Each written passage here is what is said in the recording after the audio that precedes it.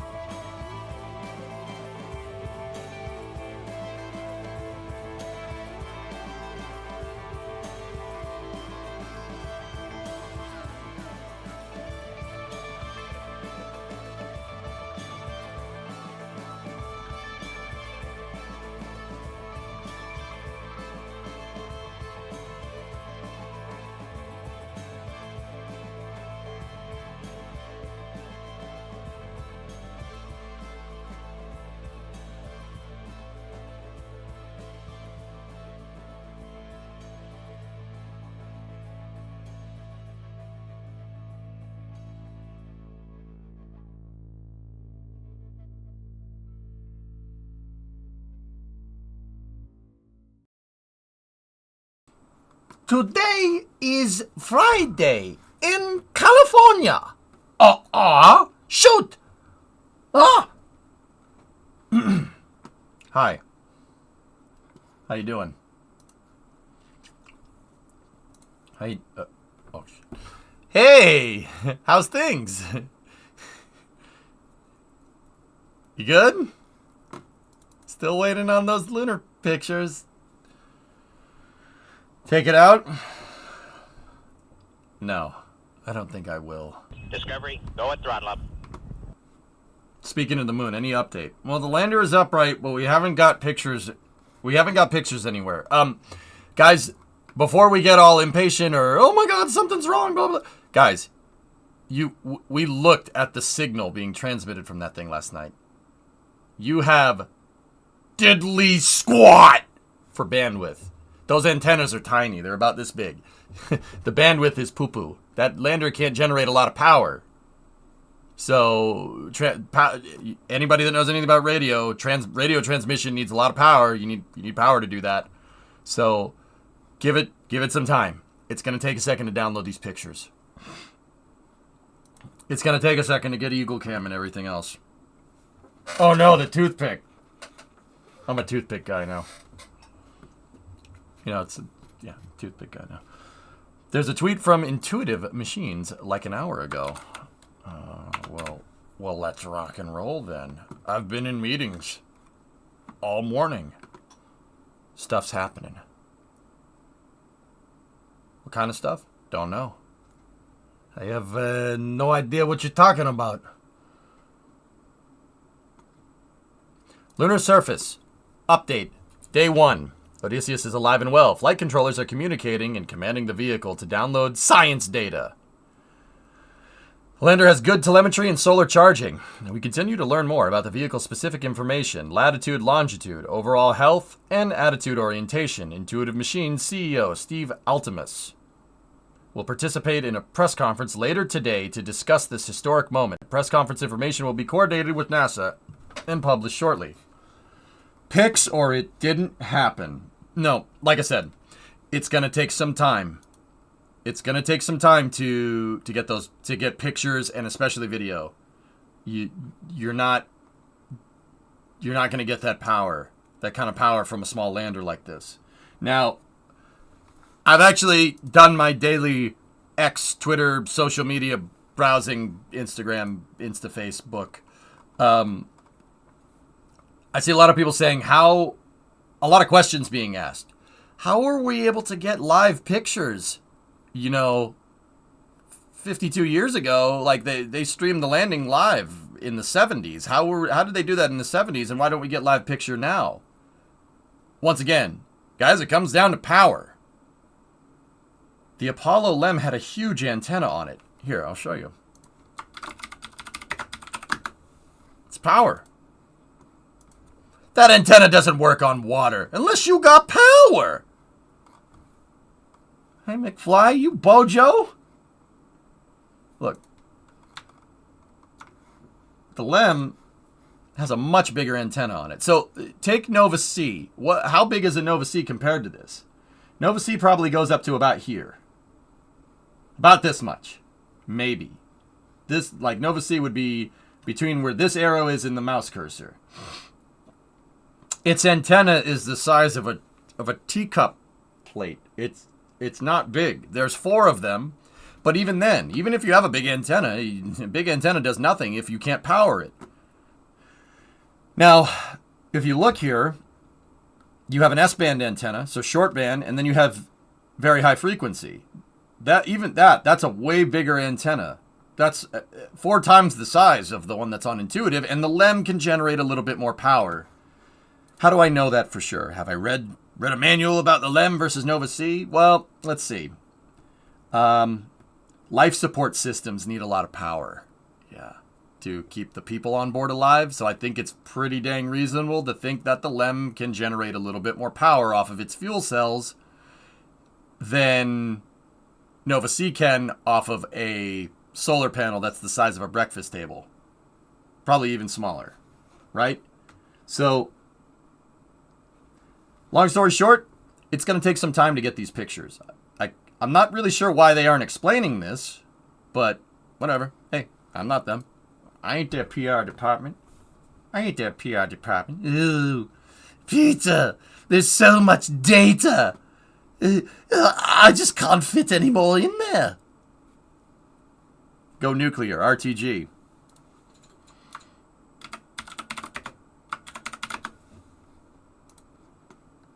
I would also like to remind everybody, Swordfish, that's actually good, and I actually agree with you, because Apollo did that.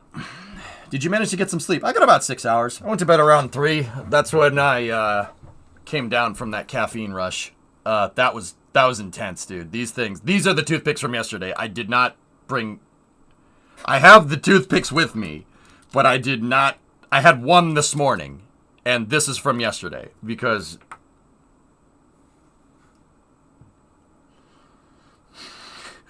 Let's just keep those in that box and only use in case of an emergency. Glory to Spaghetza. Spaghetza forever. Why have you got one of those toothpicks? Well, it was in this thing that Bree's mother gave me as a present. And how did I get it? Well, I opened this and then I took it out and I put it in my mouth. That's how I got it.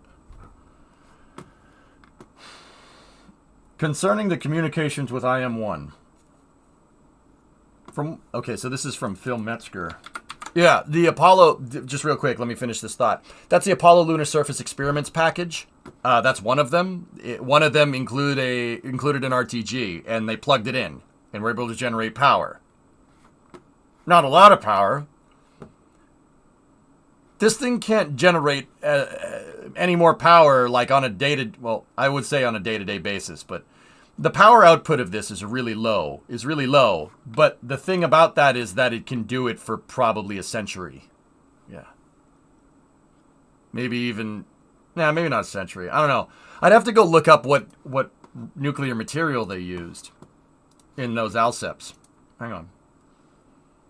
Are you an ex-smoker? You look like you're smoking that toothpick. Smoking's bad. Okay, you shouldn't smoke. Smoking's bad. No, never. You're the second one to say that, Hypersonic. I don't know what you're talking about.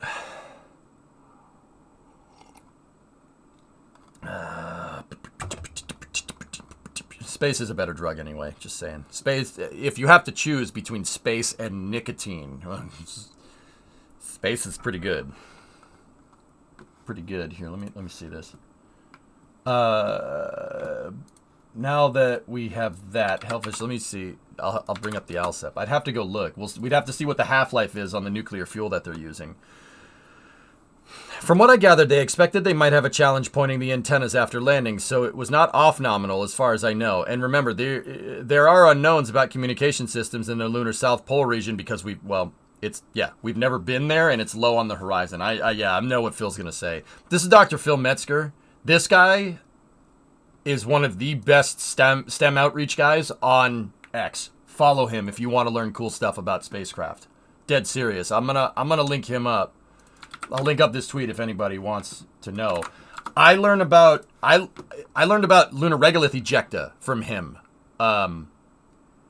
Like how the dust propagates when you do a propulsive landing on the moon. It is wild stuff. That's how I knew they weren't going to get communications right away last night, because it's going to take some time for the dust to settle, because the dust that you did kick up is because of 1/6 the gravity. It looks like it's going in slow motion, so it's going to be like, the dust is going to settle and the dove is going to,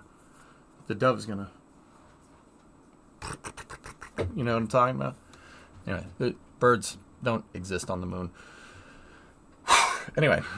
Let's see what he says here real quick before we jump into workers.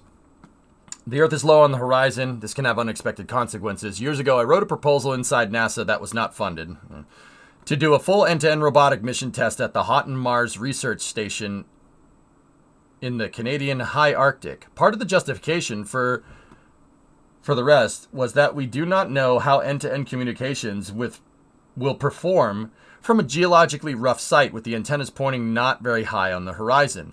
The problem is that radio signals skip off surfaces and then recombine with the signals that went in a straight line. Yep, that happens. They radiate outward and then they can bounce in on themselves if they reflect off something.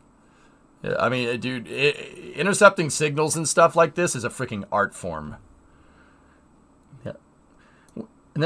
With the signals that skipped off all other nearby surfaces, these signals can then these signals can add together in and out of phase, so the overall signal fades in amplitude. Wild. That makes sense. Think about it like a rocket when it's firing in the atmosphere. The plumes converge in on each other. I wonder if it makes an oblique shock, like a radio wave oblique shock at the same time. That's probably not the right way to say that at all. So if you're a radio operator and you just cringed, yeah, that was kind of the point. But now I have your attention. Teach me how it works, please. Because the site is geologically rough with little vegetation, you could get reflections that are worse than usual. Then add this into that the soil on the moon includes a lot more glass than the surfaces on Earth, like 50% or even as much as 80% glass by weight in the soil in some locations, and it could be even worse. And also, on the moon, you have the effects of space plasma, solar wind, ultraviolet photo emission, causing electrical charges that can spark and make electromagnetic noise, and cosmic solar high-energy particles affecting your equipment. And it adds up to huge uncertainty in how the communications will perform. This is what I mean about power. You need a lot of power to get a signal that far back to Earth. The fact that little lander that's the size of a wheelbarrow, well, maybe not a wheelbarrow, a little bit bigger than that, can do it is actually pretty damn impressive. So part of the mission is to test how well they will be able to communicate back to Earth. I don't have the details, but I suspect they designed the communication system with some conservatism in mind. So if they don't get a signal right away, then it probably went through a very cautious set of steps to look for the signal to establish communications. Also, they don't know exactly the slope they landed on, and the high-gain antennas have to be pointed precisely to the receiving antenna. So they probably designed a procedure to look for the signal carefully and exhaustively. Can you imagine? I wonder how much the guy that coded the signal finding algorithms. I wonder how much that guy makes. That guy probably makes some good cash. Just saying. Nova C is like 3 to 4 wheel. Yeah, it's a little bit bigger than a wheelbarrow. I'm trying to think of another good analogy. It's like the size of a small trailer that you'd see, that you'd tow like a lawnmower on, maybe. It's 15 feet tall. A little over 4 meters and change for the metric folks. It's not small, but it's not a big piece of equipment either. It's only about 2,000 kilos, so that's 4,000 pounds. That's not a lot. That's with the fuel included. That's not a big payload for like Falcon 9, for instance. That's tiny for spaceflight payloads. It's pretty small. Yeah, 10 by 6. Yeah, exactly. The cautious procedure probably takes time, so as a former comms navigation engineer on the shuttle and the space station, I'm not surprised at all that it took some time to get the signal. It seems completely nominal and successful as far as I can tell so far. Yep.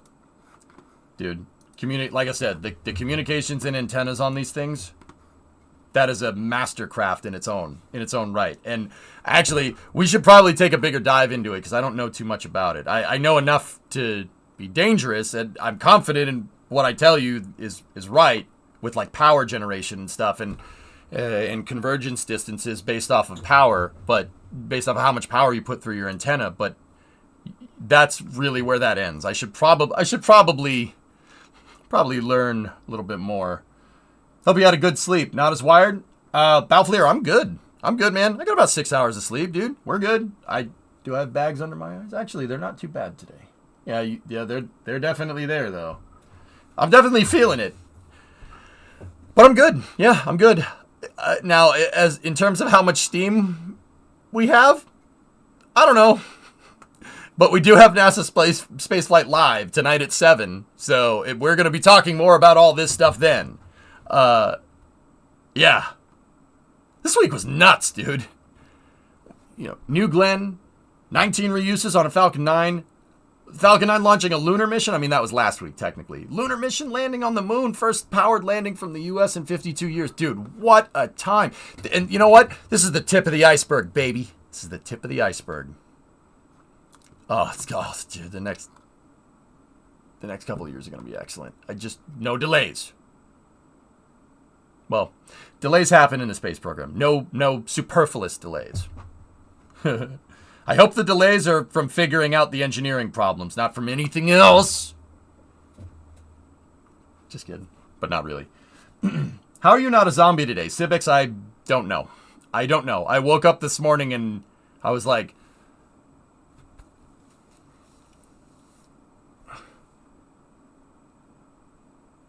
I'm fine. What happened here?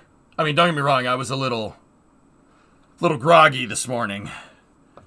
Little groggy.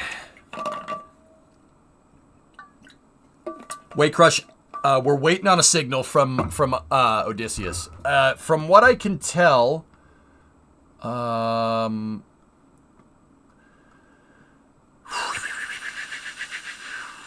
on, I'm looking through. I just saw it. It's somewhere in my feed. And guys, look at this. I'm ballsy. All right, we're in the For You category, and even in the For You category, I got nothing but crap posts about lunar landers, and then information about lunar landers, and then some about aircraft carriers because I like those too.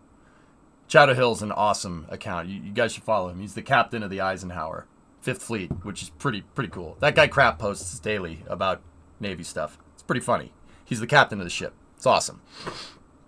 Captain Cookie! That's right. Nova C be like ... Look at it. The For You. What does this say about my preferences and algorithms here? Look at this. It's all space stuff. I don't hate it. Oh, and then dunking on that guy. That was pretty funny. Look at it. It's all space stuff. Oh, there's an OSINT thing. Footage reportedly showing a snap. I don't want to watch that. I don't hate it.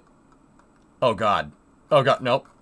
All right. We got a good ways through. All right. It takes some stones to scroll For You on stream. Okay. We got a good way into it, and then Jack ruined that with a crap post. I am pulling the ripcord. Anyway, I guess there's going to be a press conference with the CEO of Intuitive Machines. It should be happening sometime tonight. I don't know exactly when. Hello, Toothpick Addict. What are you talking about? Is this a new shirt?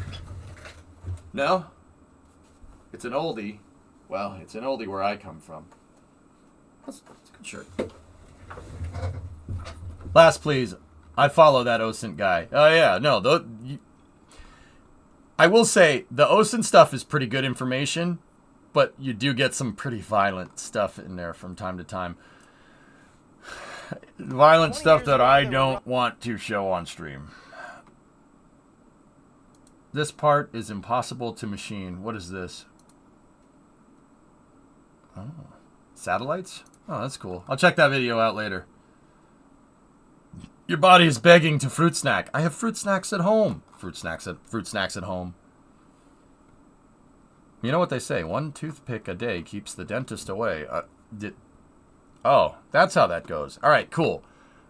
So, yeah, I'll keep you guys in the loop as far as I can tell. The last thing I wanted to do here, ad time. Oh, jeez.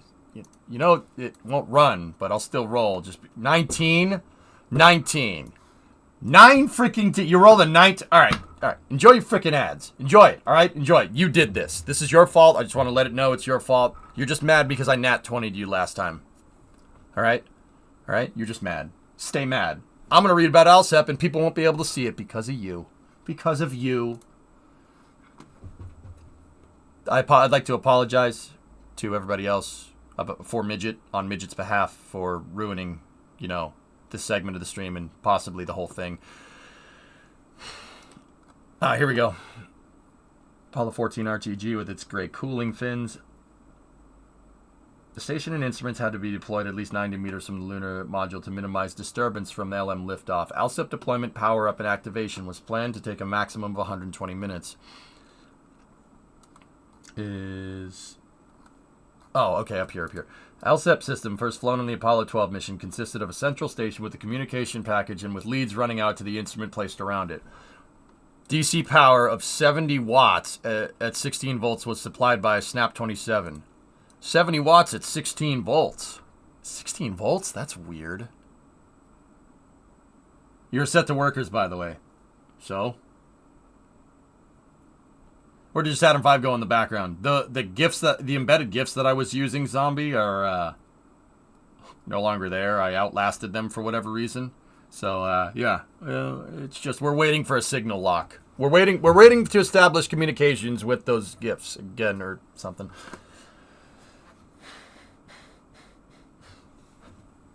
$70 watts at 16 volts. That's not a lot of power But like I said, these ALSEP experiments didn't generate a lot of power, but it can generate 70 watts at 16 volts for like 50 years.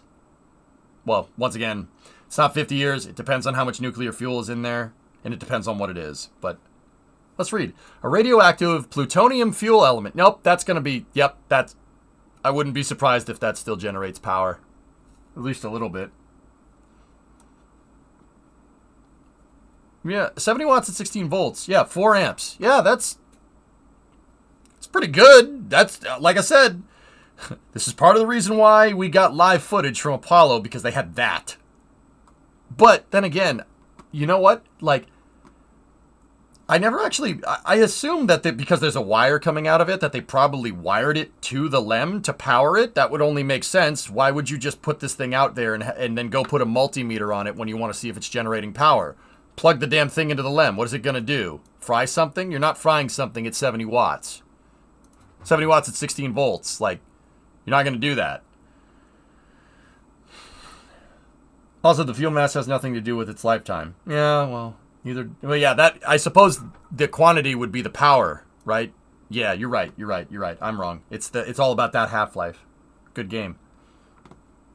Radioactive plutonium fuel element for the generator was carried to the moon in protective casts and mounted on the side of the lunar module. It was removed and inserted in the generator by the astronauts after they offloaded the generator and placed it on the ground. The power required by the whole station in experiments was less than a power of a 75-watt light bulb. I can confirm 70 watts is in fact lower than 75 watts.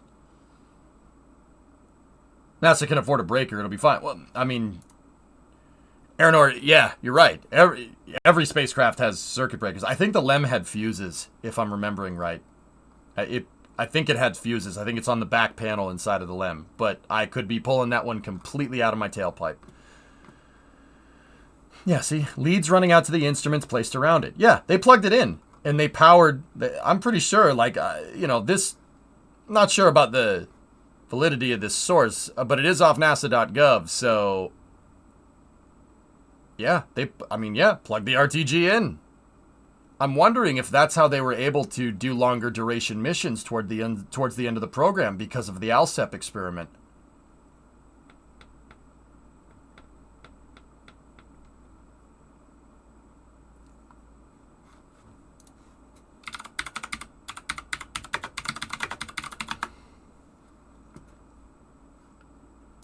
The time required for a radioactive substance to lose 50% of its radioactivity by decay is known as the half-life.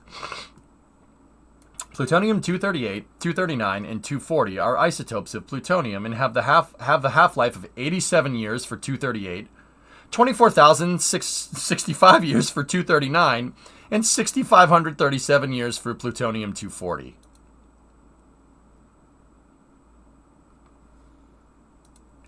They're still generating power. Yeah, those RTGs are still generating 70 watts. Actually, it's probably gone down a little bit. Not by a little bit less than a little bit more than half, less than half, right? Like, they're still generating power. Yeah. Now, if I had to guess, I'm not sure what isotope they're using. We'd have to go look.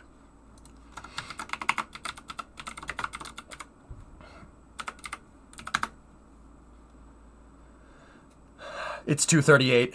That's right off NASA.gov. They're using 238. Yeah, those things are still working. Yep, they're still working. Abso-freaking-lutely still working.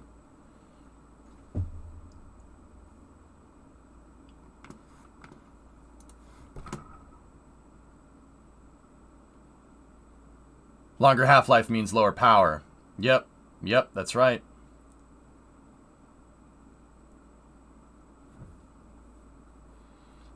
Now, since they have said that Voyager's RTGs are decaying already, well, my question is that, was Voyager using the same RTG?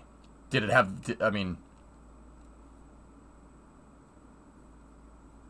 so these decay times at rest, during the decay period, of course the work life will be much shorter.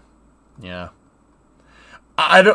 So, Vetter, would it be safe to say that these things are generating power, but I don't think they're generating 70 watts at 16 volts still? They're probably not. It's probably generating something, but probably not a lot of power. If at all. How many of those are on the moon? 14, 15, 16, and 17, Alex, if I'm remembering right. 4. Yeah. Interesting. Should go check at some point. I firmly believe that one of the Artemis missions in the future, I get it, it's going to the South Pole and getting the fuel up and running. One of them should land at an Apollo site. Just one. It doesn't.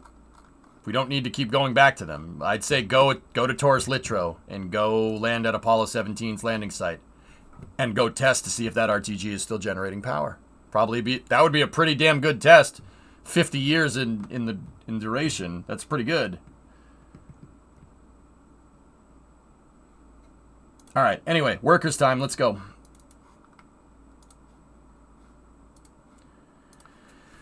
Newport News Shipbuilding recently tested CVN 79's catapult system. Cool. Yeah, they shot the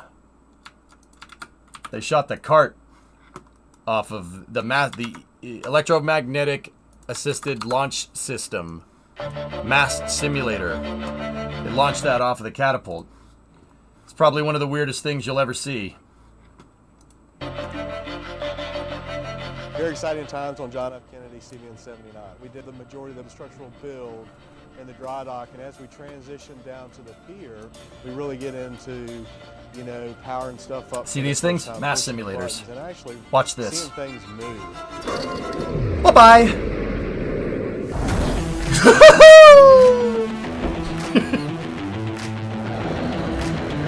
Yeehaw! Sploosh.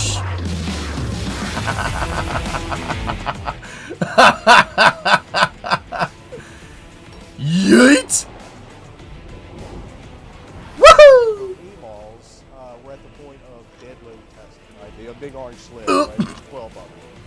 You know, Impressive. 6 different weights. Very nice. Simulating different weights of each Send it! aircraft throughout the test Hell yeah! process. This right? is awesome. Shoot multiple shots at varying speeds, at varying weights to simulate, you know, the lightest plane, right, to the fully outfitted, That thing said it was 7,800 pounds. armed up off the end of the ship. Send it! Yeah! Boom! Yeah, so it's just amazing. Hey! Whoa, wait, dude. Aw, that's sad. That's sad. Former CVN 65.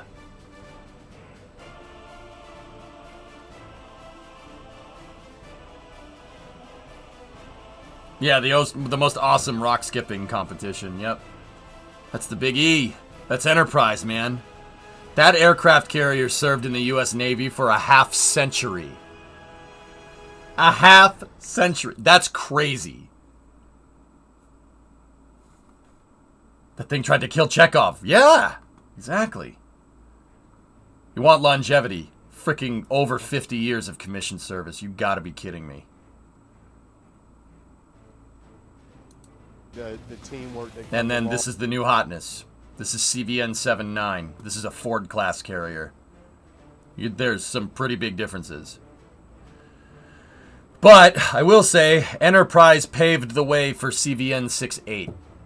It paved the way for the Nimitz class, which is what the Ford class is based off of. So this is like 2 degrees removed. So that ship is this ship's grandfather. Nimitz is coming up on 50 next. I mean, the Iowa served from 40s to the 90s. Yeah, MK, but they were decommissioned and then recommissioned and decommissioned. I'm talking constant service. How many dollars is one of these? If you have to ask, you can't afford it. With Oh, man, that's cool. Look at all the mass simulator carts they have. Like the B-52.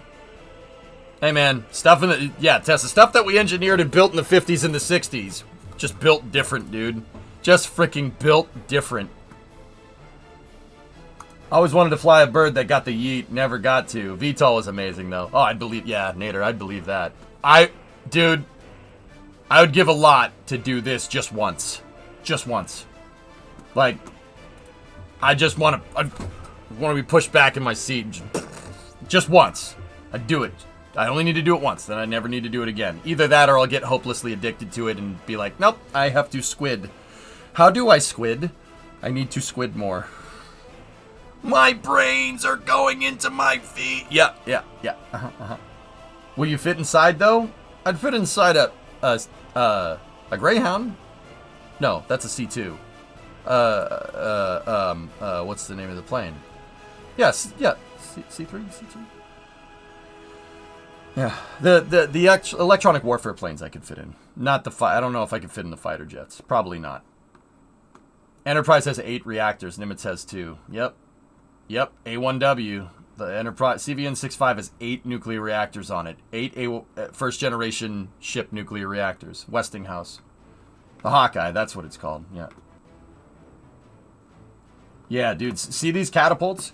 Electromagnetically assisted launch system. So the catapults on the Nimitz use tap-off steam in an accumulator from the reactor. The nuclear reactors generate heat. The heat heats up water.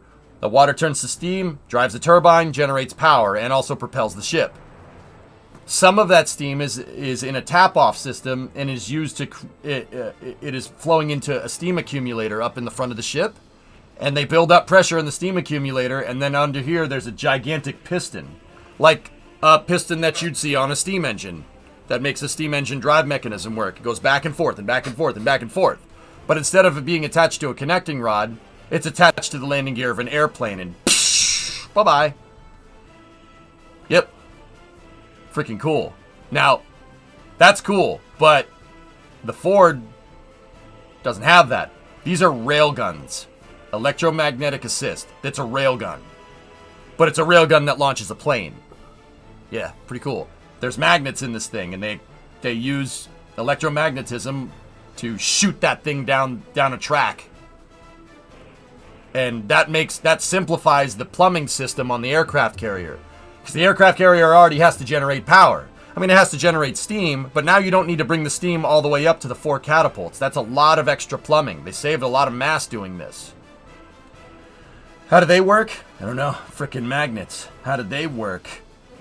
Water, fire, air, and dirt. Frickin' magnets. How do they work?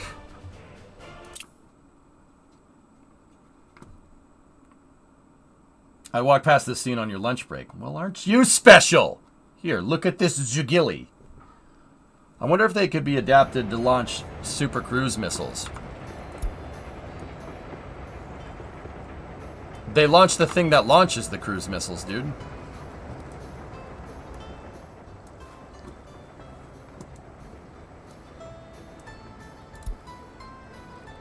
Alright. I don't even know what I was trying to do when I played this game last night. I don't really remember. I remember looking at the train and watching the train build stuff, but I was... EJ has gone bye-bye, chat. People are still pissed off about something. What else is new?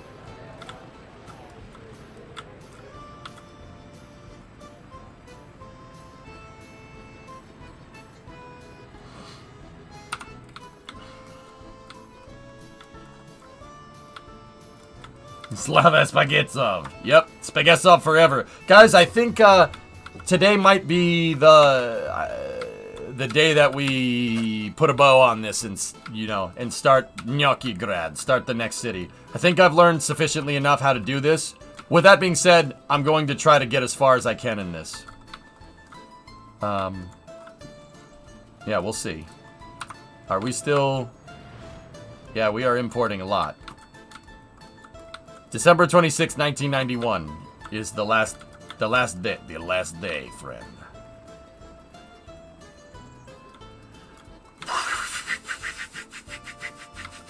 All right, so I remember that they started building the road deck out, and I made a New Zealand joke. Look at this dick. This dick is really nice. They started building out the bridge to cross into the oil fields.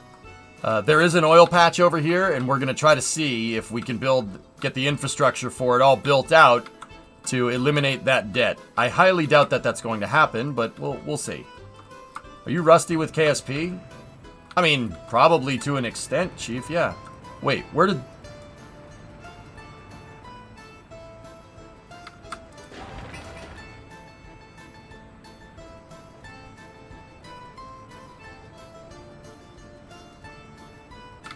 I don't remember making that. Wait, why did it... Oh, dude, I hooked up the pipes. Oh, man. Thanks, Past EJ. I don't... Oil.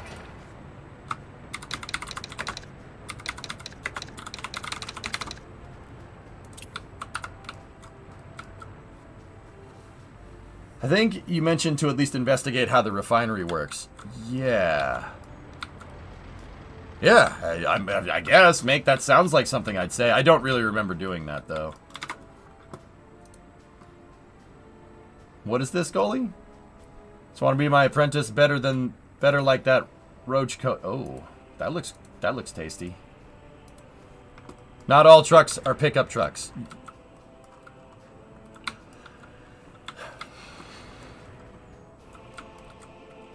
S. You drive around a sport utility vehicle.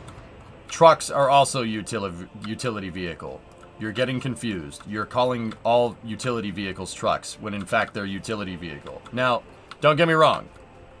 Your sport utility vehicle is exactly as the original nomenclature for sport utility vehicle implies.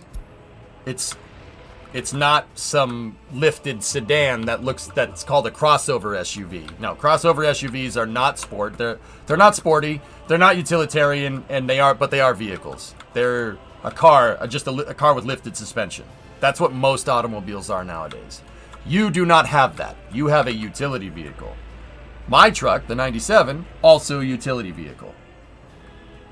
But yours is an SUV. There's a very distinct difference. We're talking about the difference between an F-150 and a Ford Explorer. Okay? It's built on a truck chassis, but it's not a truck.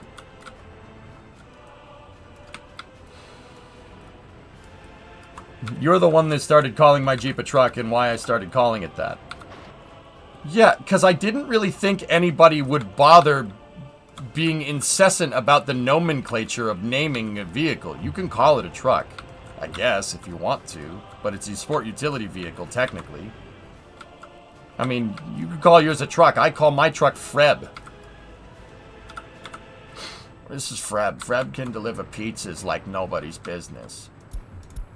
You can call it whatever you want. Didn't you say the exact same thing yesterday, the SUV thing? Pfft, I don't know. Maybe. I call mine Please Start. That's a great name. The whole reason crossovers came about is because they can go over speed bumps without noticing. That is all. I guess. Yeah, I mean, I guess if I said that in the past, yeah, you can call it a truck. But if we're actually looking into proper definition, I call it a truck, like a slang term, I guess. So much. Oh, look at that. Oh, it's Datsun. It's Datsun here. See, nobody cares. Now, S. With that being said, if you really wanted to stick it to them, like that picture that you linked. S and I were in a Discord last night having a very intense discussion about this. I'll bet you can guess which one it was. If you really want to stick it to him, we got to go find one of these bad boys. We're going to need to find one of those. We really want that. Now that's a cool truck. See, this proves SUVs are technically a real sport utility vehicle is built on a truck chassis, but it's not a truck. It's a sport utility vehicle. Trucks are also utility vehicles, but trucks and SUVs are subset of the utility vehicle phylum, order phylum class, right? Yeah, it's like the animal kingdom, but with cars. And those things are sick, by the way. Super rare, though. They're hard to find. They didn't make many MJs. They didn't, but they are cool. Look at that. That's a cool truck, dude. Is that still a unibody, though? It can't be. How would the pickup bed work? Hold on. Now, actually,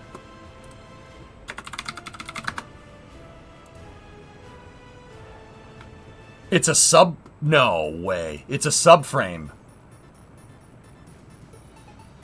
So this is called. I don't know whose thumbnail this is. This is a subframe, dude. So it's unibody in the front and chassis in the back. Why would you design this way? Dude, look at that. It's got subframe connectors right there. See that? See those flanges? And then it's so I can see what they did there. They took the frame rails from the unibody and just enclosed them and made a frame for the back of this for the pickup truck. Is that bad? I wouldn't haul heavy things with this, to be honest with you. Yeah. So, Erudite, think about it like this. You have a bridge, right? And your bridge has spans. The spans span between columns, right? So you'd have a span right here and you have columns right here. What you don't really want to do is have the spans meet in between the columns, right? Why would you want that? Because it'll do this, right?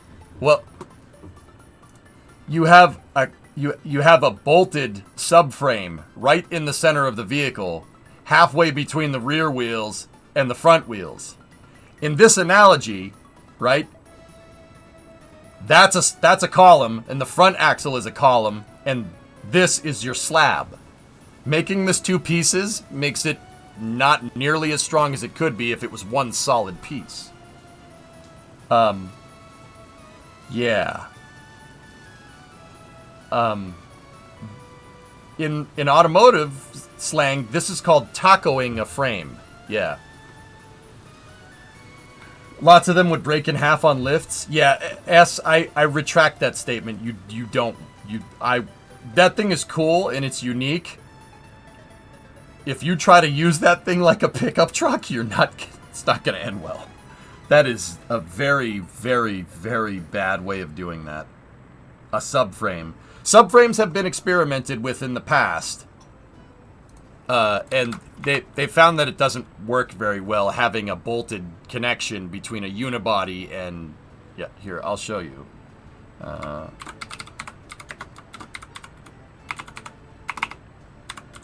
One of the first cars to use half frame, half unibody was, believe it or not, the Chevy Camaro.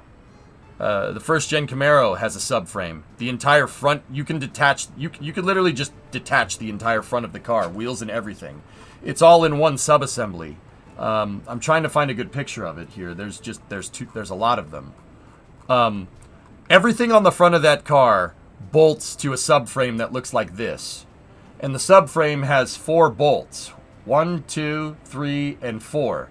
Those bolt to the bottom, to the floor of the Camaro, and these bolt to the firewall, the structural bulkhead right there. And yeah, if those rust out, then the front of the car does this, and the back of the car does that in a different direction. Yeah, it wasn't a good design. I mean, it'll work, but yeah, that's not, no. Yeah, not great. Not great. There's a reason why they stopped doing that. Because yeah, you could pancake or you taco the car. Here.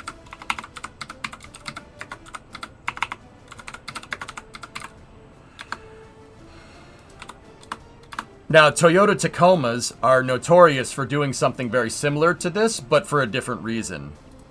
This is off of Reddit. Yeah, Tacomas are notorious for doing this.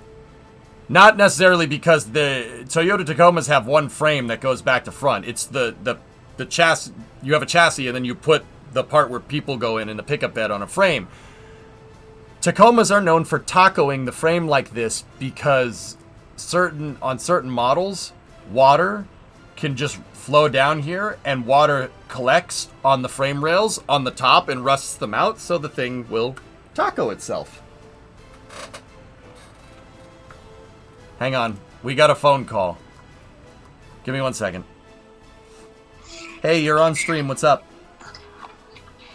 Oh, that's so nice. Should I speak in a British accent? It's my sister. Good day. Hop, hop, cheerio. You know there's British people that watch the stream, right? I am so And sorry.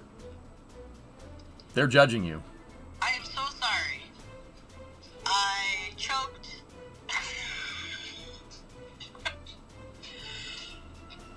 I can't be trusted in a public forum. So I make fun of them too. Oh, perfect. Did you do your Scottish accent? This is the best one. No. Look, it's the Hunt for Red October. Oh, those are Russians. Never mind. But it's Sean Connery. See? I have 30 seconds of conversation, guys, with a family member, and Hunt for Red October comes up. That's our family, if you really want to know. Well, I just wanted to say hi to my baby brother, and I love you so much. Okay. Hi. Wait, Okay. you paused me? No, I got a call. Who's calling? I'm technically working. You're slacking on the job? Well, you know, SMH my head. I wanted to give you an update on, Louise. Oh, yeah? Yeah, nice. Fuck. You swear too? This is a teaching environment. Man, you suck at this. I'm really not on the street, am I? Yes, you are. They said your Scottish accent was awful. Well, yeah, I can't do anything else, though. I can do a really good, I timed you out because you swore. Yeah, of course. Oh, then, no, I can't even do a Boston accent. Never mind.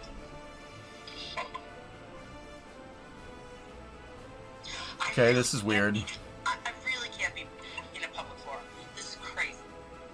I am... Are you okay? No, I think I'm having a panic attack. All right, I'll be right back, guys.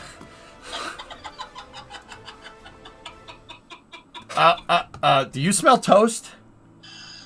Actually, I smell like gasoline because I just poured it all over myself when I went to get gas. So maybe I'm, I'll be right back, guys. Just give me 1 second.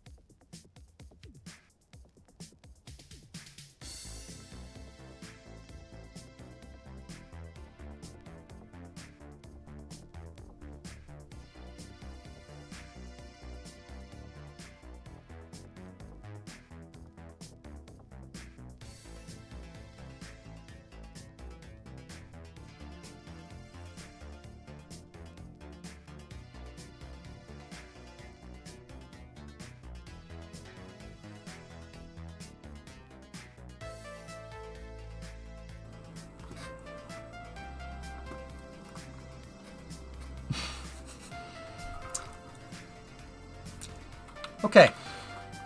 Moving on. Let's just pass this part. In fact, we'll never talk about this part again.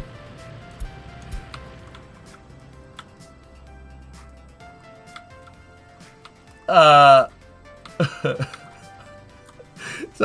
no, I don't think she was ready to be on the stream, dudes. Whoops. Yeah, I think I'm high on gas. That was panic. That was straight panic. We had to talk her down. Everything's good. We wrangled it back in.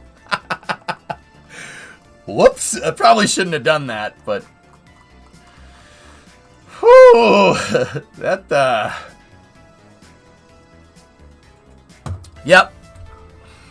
Yeah, you see the resemblance? Yeah. Okay, cool. Yeah, she's fine. Yeah, she's all good. She wanted to call to... She wanted to know about intuitive machines, about the landing, so... She gets a timeout. Yeah, no, well, yeah, a time, yeah. Now I'm going to beat you up. Oh, crap. One of the waste trucks is broken. Okay. Uses family's crazy fun in a great way. Alright, I'll take that. We are going to need a repair facility out here eventually. These trucks are too far away from my other repair facilities. Yeah,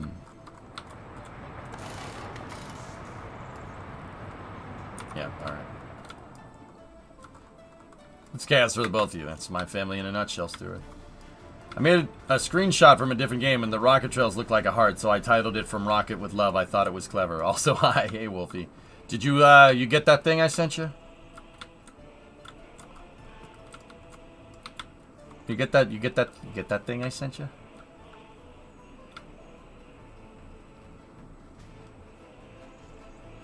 Da. Alright, cool. Sweet. Alright, so, an hour and 30 minutes after the stream start time, I'm actually going to try to attempt to play this game. And now, I was about to say, hopefully we have no interruptions, and now that I said that, the universe will conspire against me to interrupt me at every waking moment. We'll see what we got. So, I was working on the design for the steel mill over here. I do remember making this. Yeah, there's still some components to this that I have not built. I'm about to shatter your world with this new random info I found out while getting my prescription. Strawberry gummies as of last year are now green.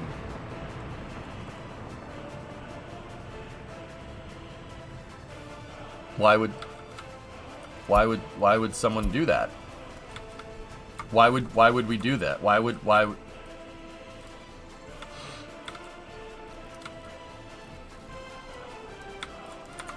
But why? This is like, what kind of gummies, man? What kind of gummies you got over there, man? I like things that are green. You gotta ask Sneaky. I don't. So, as Sneaky said that he went to the optometrist, I would assume, because new glasses. I don't think the optometrist has edibles. I'm just gonna put it out there, dude. I don't think they were that type of green, okay? Vape Nation. I like the green ones, man. The green ones are good. That's how you know they're good, man. Not with that kind of attitude. Dude, it's all natural, man. Look, it's all natural. There are no side effects about this addicting substance, man. Come on.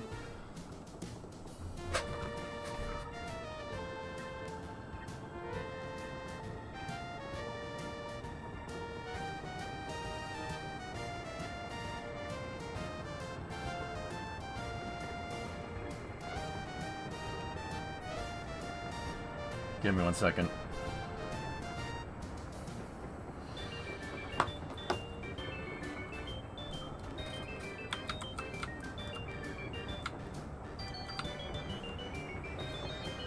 No, you went to a normal doctor, but I went to the pharmacy to get your prescription for my viral thingy in my throat. And in CVS there was a basket tower of Haribo gummies. Well, okay, I was at the pharmacist, and maybe.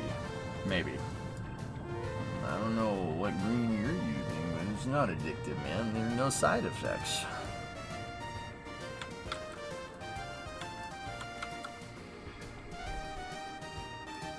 Oh, that's good, Hellfish. Yeah. All right, cool. I'm not gonna ask questions. I'm not gonna read into it. That sounds awful. But all right, let's move on. So the steel mill. Well, I figure we'll finish designing it and then we get the refinery going. I think the pipes for the refinery are good to go. This is going to put me in the poorhouse. 300 tons of steel, 62 mechanical. We can get the gravel and the asphalt ourselves. So let's go oil construction, main city construction, road construction, river construction, avenue transportation. Actually, we don't need the transportation there. You know what? Yeah, do it. Road construction. We don't need the yeah, just send it. Just send it. Just send it all. Yeah, I'm in the poorhouse, Wolvie. Yeah, I'm not, yeah. Traffic jam. Boris, where is traffic jam?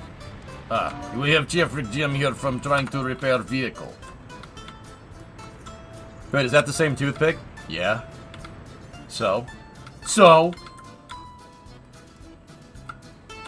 This is becoming a habit. And it became a habit not slowly. Yeah, we probably should not keep doing this. But these things do get you going. I'm kind of amazed. Put them down. No, it's all natural, S. It's all natural, okay? It's not addicting at all. It's all natural. And it's made out of wood, so it's got a low carbon footprint.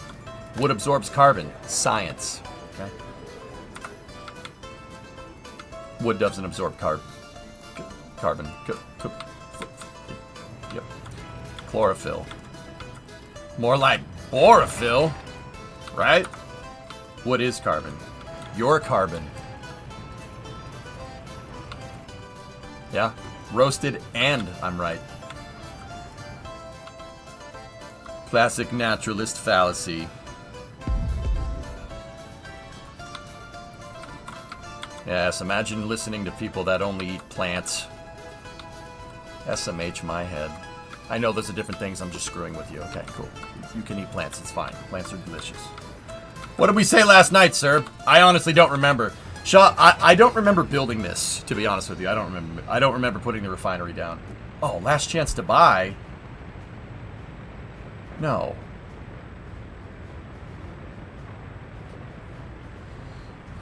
Vegetables are what my food eats. Wait, how many loans do we hit? Oh, okay. That's not bad. Hey, I actually bought down my debt. It was 5.7. Word?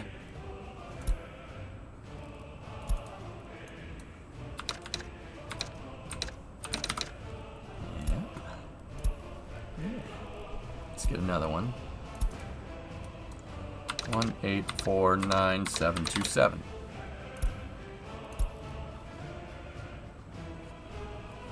How much is left on that? Dude, we bought it down a little bit. That's cool. I somehow made 300 grand. That's weird. I don't know how I did that. Is this game just accruing debt until the whole country collapses? If you play it like that, dude, sure. Now, from what I can tell, not from what I can tell, from my experience playing this game, I did not play it fast enough. I used this save to learn a lot about the game mechanics. So this city isn't necessarily set up. I didn't build it quick enough. I was playing slow on purpose, and what I did to make sure that, like, I didn't want to get to, like, 2025 in the game and have, I didn't want to get to like 2025 in the game and just be building steel. You know what I mean? So I took out a lot of debt to make up for the fact that the first 20 years in game I played extremely slow. Yeah, and Grim, it's pretty cool, right?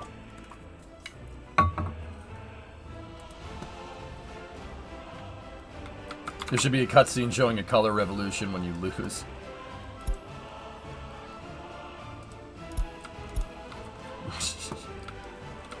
This is my second playthrough, Fergs. So yeah, I accrued a ton of debt willingly so I could make up for the fact that I played the game slow. You can export iron to finance your steel mill. We could. I think making the push for oil would probably be the good idea. This is what I just should have done. We should have just done this. Is that thing ever going to get rebuilt? Oh, well, that probably has something to do with it. Is it just me, or is the money going down really quickly? Oh, no, it's going down really fast. Use distribution office to export overhead of everything. Yeah, and that's what I'm going to do a lot more with the next save. You really want distribution. You want localized distribution of resources. You don't, like my gravel pits over here. If we're working construction all the way over there, getting that gravel all the way here and all the way back is screwing me completely on gasoline. That's the big reason why I'm not doing very well, like why we're not millionaires right now.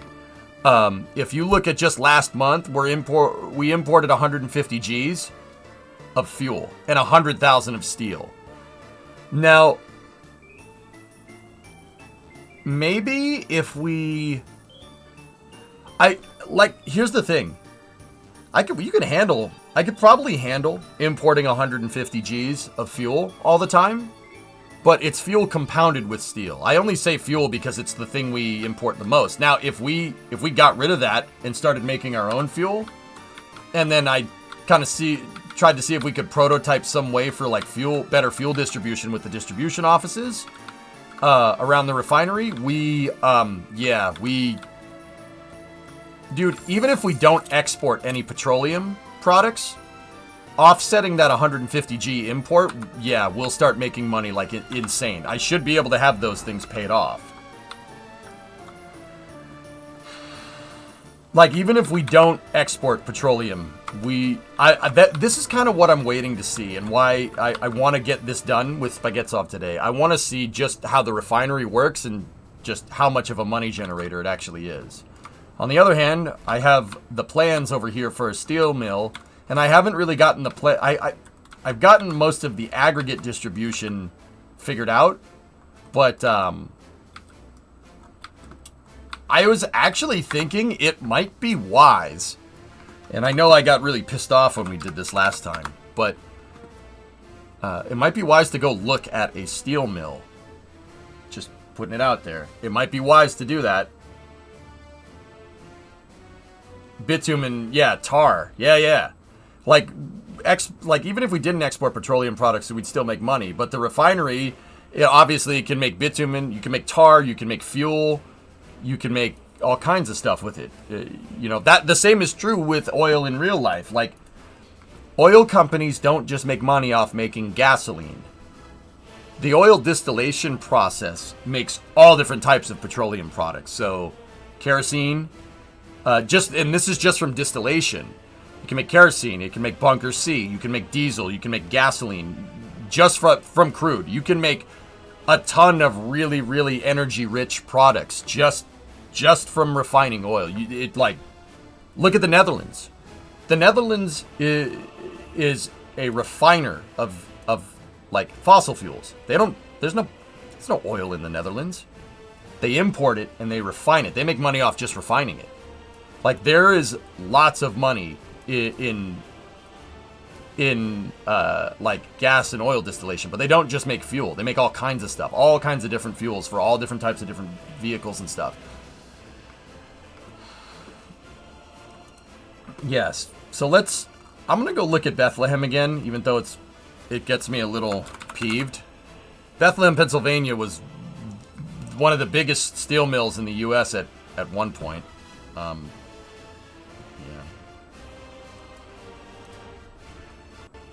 Asphalt, fuel oil, diesel oil, unleaded gasoline, kerosene, JP fuels, natural gas. Yeah, man. It's a freaking cash cow, dude. Every freaking byproduct of oil distillation makes tons of money. It's pretty good, man. Shouldn't you be looking at an old Soviet steel plant? No, Hellfish. I want to figure out how to do it right. Thank you very much. All right, let's look at Bethlehem.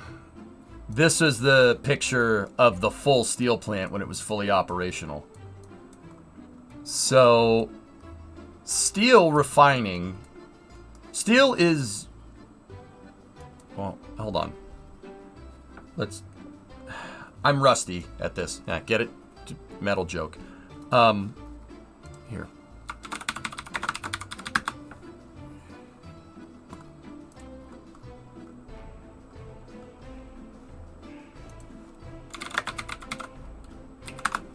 Give me 1 second.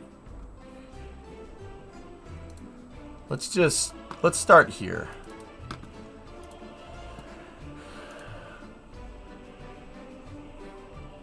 I got it. All right.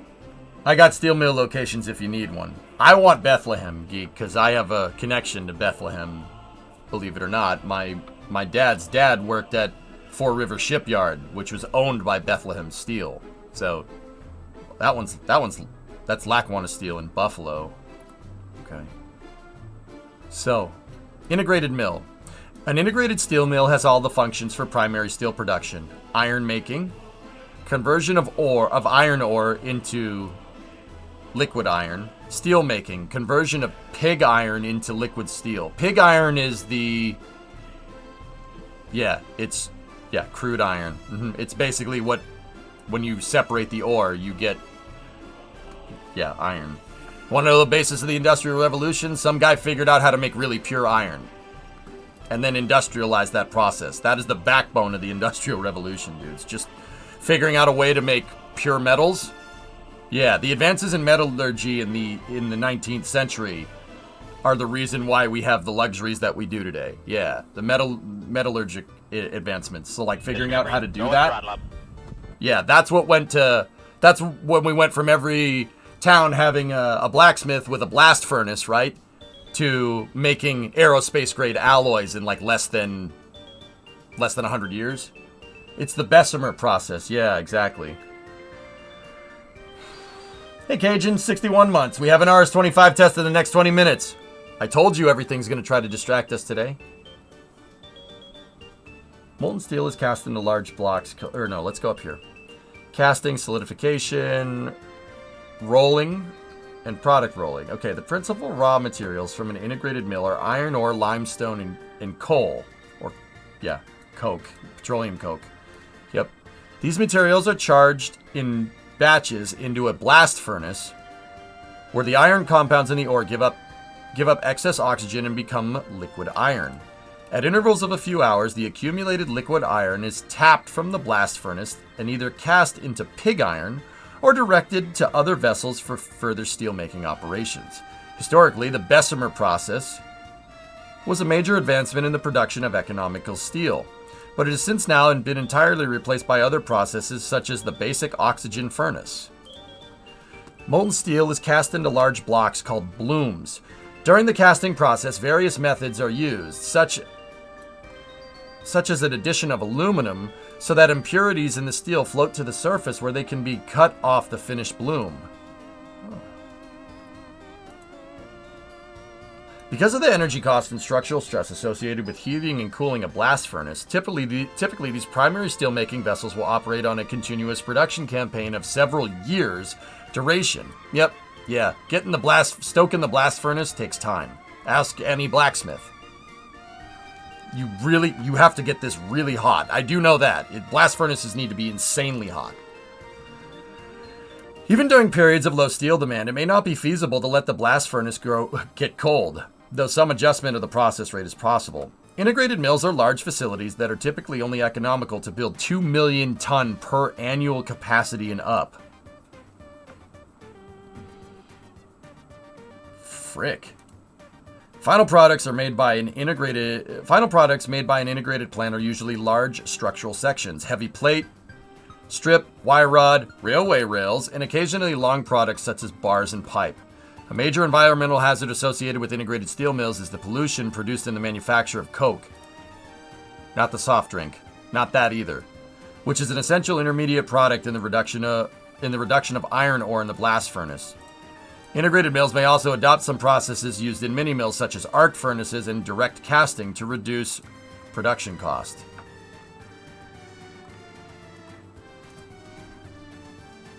Alright, well, let's take a look. Alright, there's our mill. Discovery, Let's go see and if we drop can up. start tracing some stuff.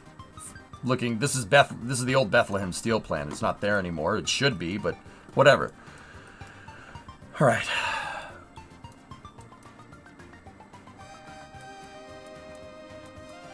Okay, let's pick out some things. What do we see? I see a power plant first and foremost. Power plant. That is, yeah, the ability to produce your own electricity. That tells me that this process saps electricity pretty bad. So in the future, we might want to figure out a way to put this near a coal mine or something with a coal power plant, or have some type of power infrastructure near the mill. Stennis is live. Okay. Thank you. Here, have a paid distraction, comrade, although now you have money and property is theft. Yes. Face the wall, please. Even in game, it has its own high voltage connection. Yep. So, that's definitely a power plant. If I had to guess from the oil drums here, that it's probably an oil power plant. Yeah. I'm pretty sure that's a good way of looking at that. Could be coal, though. A central processing area for both coal and iron ore. Yeah, it might be better to have a giant aggregate storage area, Sneaky, and have the mines delivered to it. I was gonna say, I know there's coal mining in Pennsylvania and West Virginia, but I don't see any damn coal mines around here. Do you?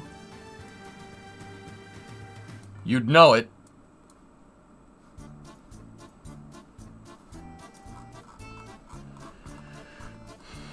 You needed a huge buffer for the steel mill. Yep, okay. Now, see, I'm not sure what's going on over here. What does that say? East branch of Saucon Creek? It's probably called Saucon or something. Where's Ligma Creek? Most trains out there are coal trains as well. Yeah. It looks like... I think this is a slag pit, dude, to be honest. There's slag pits everywhere. They just took the byproduct of this and just dumped it out back. I know that they did that. What's going on over here?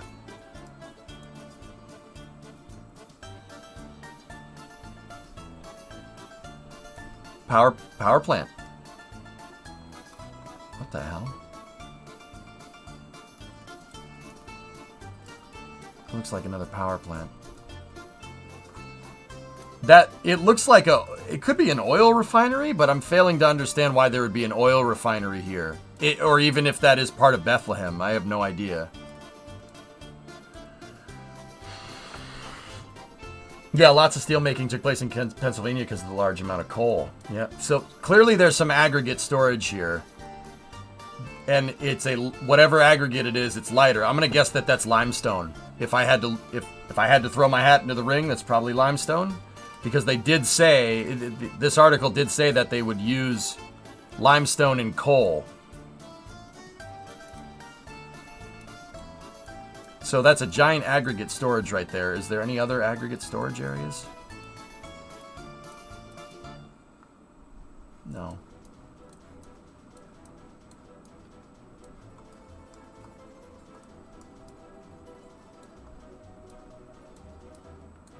Yeah, poison, exactly. Mm-hmm. Yeah, carbonated. It's carbonated steel. Is that the right way to say that? That sounds right, but it doesn't sound right at the same time. I'm not sure. So I'm gonna guess this is where they did the rolling, and this is where they stockpiled it. So it looks like we need a big stockpile of components, and those need very easy access to the railroad. It's carbonated iron equals steel. Yeah, okay, cool. Carbon steel. Yeah. It's not a soft drink, EJ. So here, those are Bessemers. Those things right there, pretty damn sure. Yeah, I think those are Bessemer reactors. I'm pretty sure. And we seem to have at least 4. 1, 2, 3, and 4.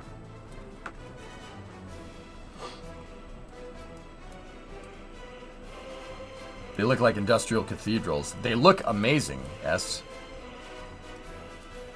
Yeah, you're for real, they do. Dude, look at it, man. What a monster. That's so cool, dude. I can't believe somebody figured this out. I can make metal stronger by removing all the crap inside of it. Like, who was sitting in their basement one day cooking going, I should do that. That's a good idea. Like, somebody thought of it, dude. It's freaking sick, man. The Church of Steel. Palace of Metallurgic Competency. Town is filled with stuff like that. Yeah. So, we have aggregate storage here. And that's definitely, like, once again, it's light aggregate. So that's got to be limestone. It could be cement, but why would it be cement? That doesn't make any sense. Okay, so big things here. Rail access is key. I bet you if we went and looked at a Soviet steel mill right now, it would be the same idea. Railroad access, absolute, that's a given. You need a place for a large stockpile. Power plant on site is probably a good idea. Please trust me on this and go to 120.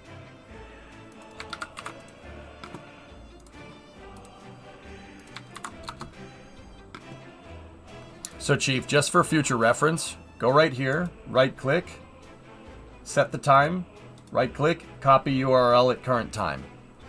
See what I'm talking about? Potline. Oh, no. Oh, no.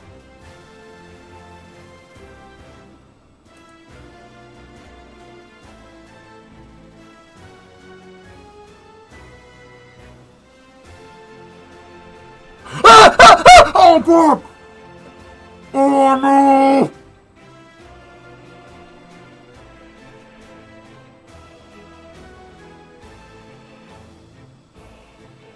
I did not play that up. That was a genuine reaction. Run! Run! Just run! You're screwed. Run!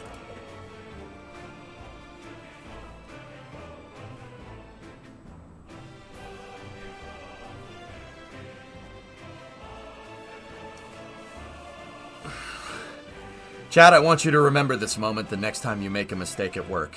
It can always be worse. It can always be worse. Oh, yeah, I will never financially recover from this. This is the floor is lava, but it's real. Dude, never mind touching this. You get near this, you will get burns from convection.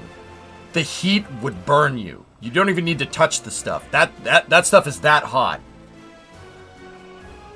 Oh, Chief, why would you show me that? Oh my goodness.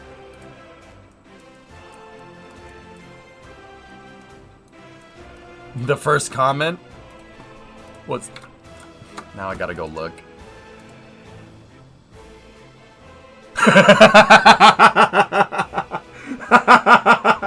Actually, to be honest though, if this is aluminum, I don't know enough about fabrication of metal or making metal. I don't know if that's aluminum. It kind of looks like it. If it's aluminum, it's not as hot. It's not going to be as hot as steel. But also, I don't want to go near it either. You can see people to the left.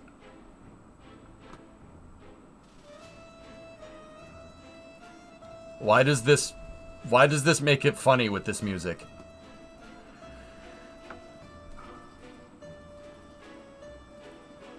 Bro, this is so cringe to watch.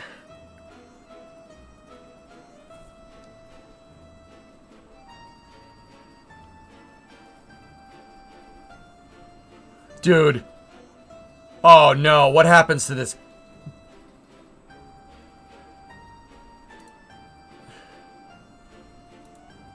Okay.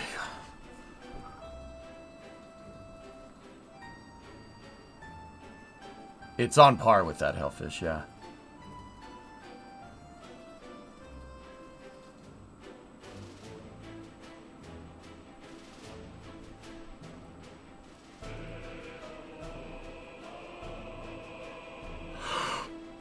Dude, not paying attention. Da-da-da-da-do-do-do. Shake hands with danger.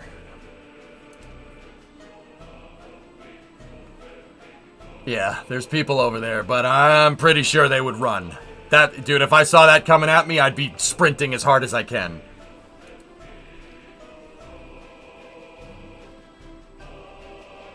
Bro. Bro. Oh. Oh.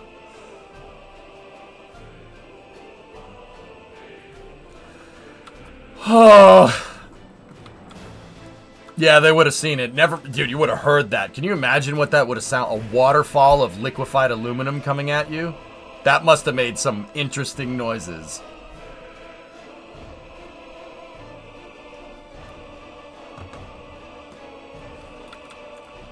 I can't believe it, dude. That was something, Chief. That was something, buddy.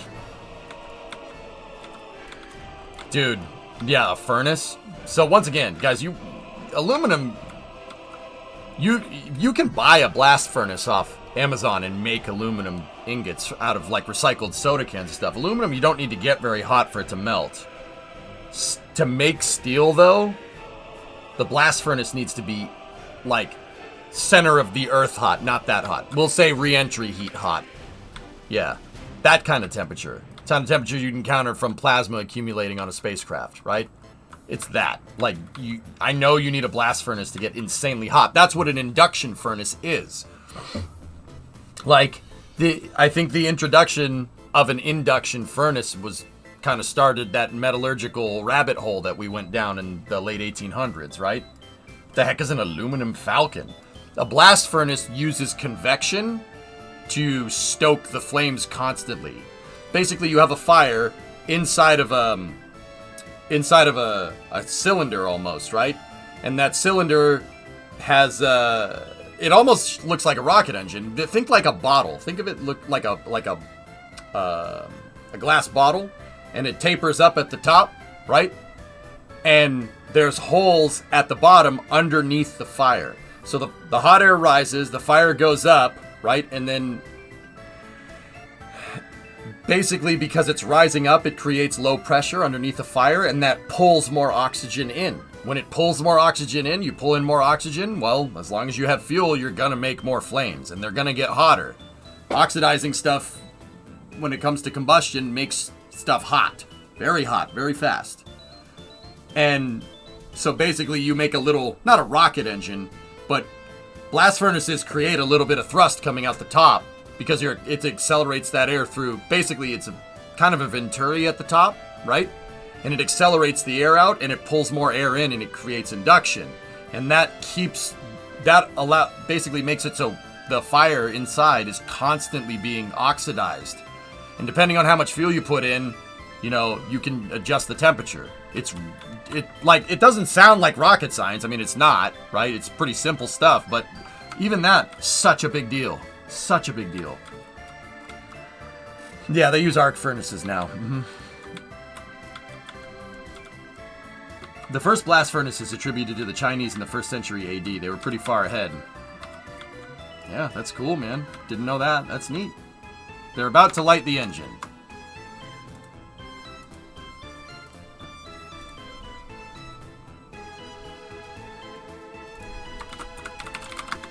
Steamus.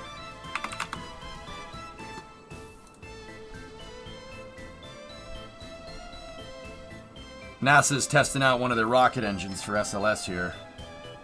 Yeah, guy, that's the stuff that I like really looking into, we're building a steel mill in the game, but I think it would be prudent, and we'd probably be able to come up with a better design for the steel mill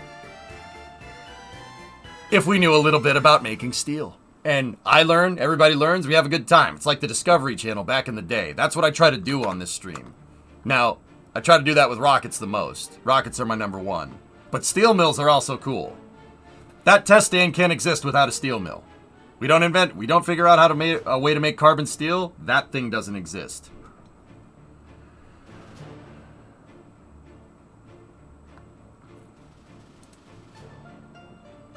Here.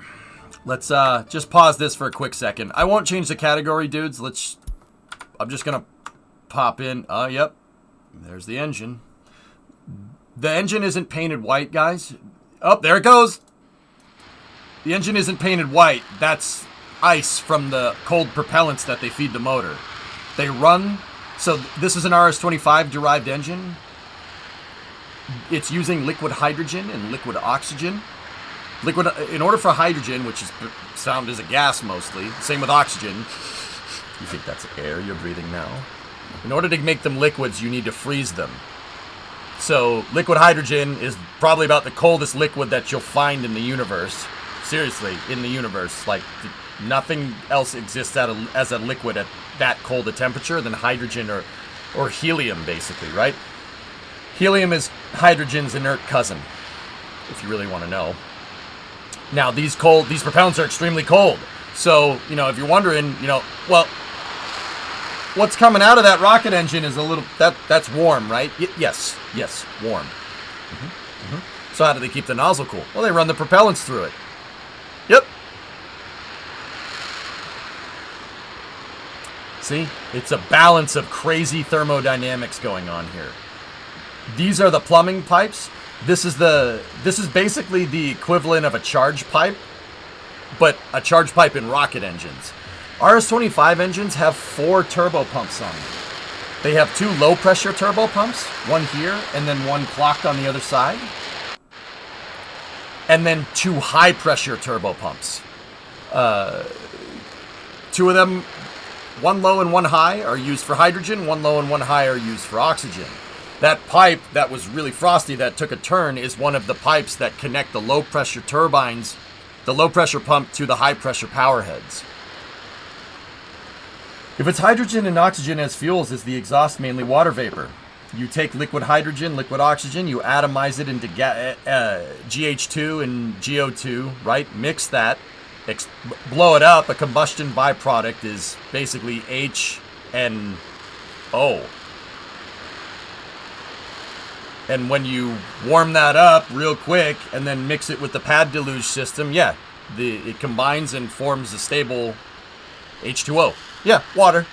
Yeah, that's water. That's water vapor coming out the back. Think like a steam engine. Yeah, similar. You guys ever see that MythBusters? Nader, you ever see the MythBusters where the MythBusters blow up that water heater because they're generating steam pressure inside of a pressure vessel, and then the thing goes and it shoots off like a rocket? That thing does that, but constantly. It's literally the same thing. Crazy, right? Water vapor. It's just steam coming out the back, but it's steam at extremely high temperature and pretty high pressure. That's why it's so clear, because it's water vapor. That's why the flames, you can see right through them. It's just water. I mean, it's extremely heated up, really pissed off, energetic water, but more or less, yeah. So, 195 seconds into the flight here. Once again, you see the motor is frosted up because the liquid hydrogen is being pumped through it. If it looks like it's got ridges that go up and down there, those are the cooling channels.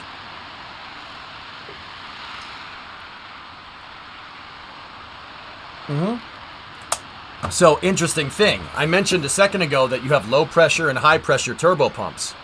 What this thing does, what the shuttle engine, these X-shuttle engines and SLS engines do, this is a fuel-rich stage combustion. So, remember how I said liquid hydrogen, liquid oxygen, find a way to combine those. Well, they figured out a way to do that in the 60s. But the shuttle engine does you one better. Anybody here that likes cars, for instance, knows that, or knows a little bit about how an internal combustion engine works, knows you have liquid fuel and gaseous oxidizer. So, when you get what's called atomization in physics, right? You are taking fuel and oxidizer, and in order to atomize them, you need to lower the pressure. You need to lower the pressure, long story short, so they spread out. When your fuel and oxidizer spread out at low pressure, that's basically, I'll just say physics allows them. They're basically kind of looking to grab onto something. So if you spray your fuel into your oxidizer, right, they'll latch on. And if you blow that up, well, extremely explosive. This is why, like with gasoline, Liquid gasoline by itself doesn't light on fire. Serious. Don't try this. Look on YouTube and find some poor sap do it on there. Don't do this. It's the fumes coming off the gasoline. That's what's super flammable. Think about it. Super flammable. The gasoline itself isn't flammable. Fuel is not flammable by itself. You need an oxidizer and you need a source of heat. Gasoline fumes have combined with the oxidizer in our atmosphere because the liquid's evaporating and it turns to gas and it combines with the oxidizer. Then it explodes. That's what explodes, right? So they needed to make a super efficient engine for the shuttle in the 70s. You know, they figured out how to, NASA and propulsion scientists at Aerojet figured out that you can take liquid hydrogen and liquid oxygen, you can combine the liquids together, but it's not the most, because you can't spread the liquids out fast enough, you're kind of limited in terms of, how efficient you can be. If you don't spread them out enough, not all your liquid fuel is going to combine with all your liquid oxidizer. The shuttle program introduced a concept called stage combustion. Stage combustion is where you take, remember how I said car, liquid fuel, gaseous oxidizer. Same idea. That engine, what a shuttle engine does, is take the liquid hydrogen, and because they run the liquid hydrogen through the nozzle, it exchanges the heat and heats up the hydrogen in liquid form. Remember how I said hydrogen only exists as a liquid when it's really, really cold. And it only exists as a liquid in a small window of Kelvin. Like it's like 5 to 10 Kelvin or something. Not like really freaking cold. You go past that, hydrogen turns back to gas. So you don't need to introduce a lot of heat into hydrogen, but you have basically from like 5 Kelvin to 300 Kelvin where hydrogen can basically just absorb heat as a gas, right? And then it'll auto-combust. I don't know what its auto-combustion point is, but whatever. Long story short, you have a wide window where hydrogen can absorb a ton of heat before it explodes by itself. So figuring that out, what the shuttle engine does, it runs the hydrogen through the nozzle. And the nozzle pulls the heat off of that's being conducted by the metal from the hot gases. The hot gases are flowing against the inner metal of the nozzle. That metal absorbs the heat, right? Is that a windshield wiper? Anyway, it is. Okay. That metal absorbs the heat, and the hydrogen on the backside of it pulls the heat right out. That turns the hydrogen into gas for you. That gaseous hydrogen then goes into one of the power heads, those high pressure turbo pumps. Right? And then from there, they add a little bit of oxidizer to this gaseous liquid kind of almost hydrogen, right? They add a little bit of oxidizer to it and basically take whatever hydrogen that might be still in the plumbing as liquid at that point in the high pressure power head, the high pressure hydrogen pump, and they spray a little bit of oxidizer in there, and that blows up any liquid hydrogen in there, and all you get is gaseous hydrogen going into the main combustion chamber. So basically what the shuttle engine does is it takes the liquid hydrogen, stages it by turning it into gas, and then combines it with liquid oxygen. You spread out the hydrogen, spray oxygen into that, you get a very efficient explosion. And that's the type of efficiency that they needed for the space shuttle. You need an ultra efficient engine because if you think about it, on SLS and on the shuttle, those engines light when the thing lifts right before it lifts off, and they're on all the way into space, right? The solid rocket boosters are doing a lot of the work, but the engines are on for the entirety of the ascent. Look at the timer on our duration here, 543 seconds.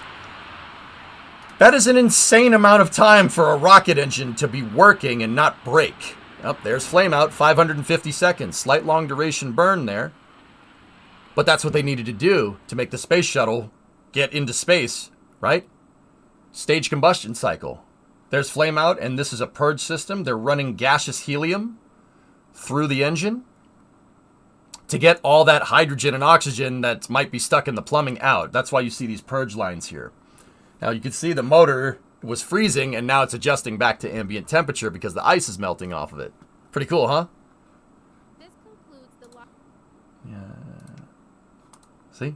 And the funny thing is that rocket engines can burp when you shut them off. They burp like this because you do get some residual combustion. Because, like, say you have a garden hose, right, and that garden hose is attached to a sprinkler, right?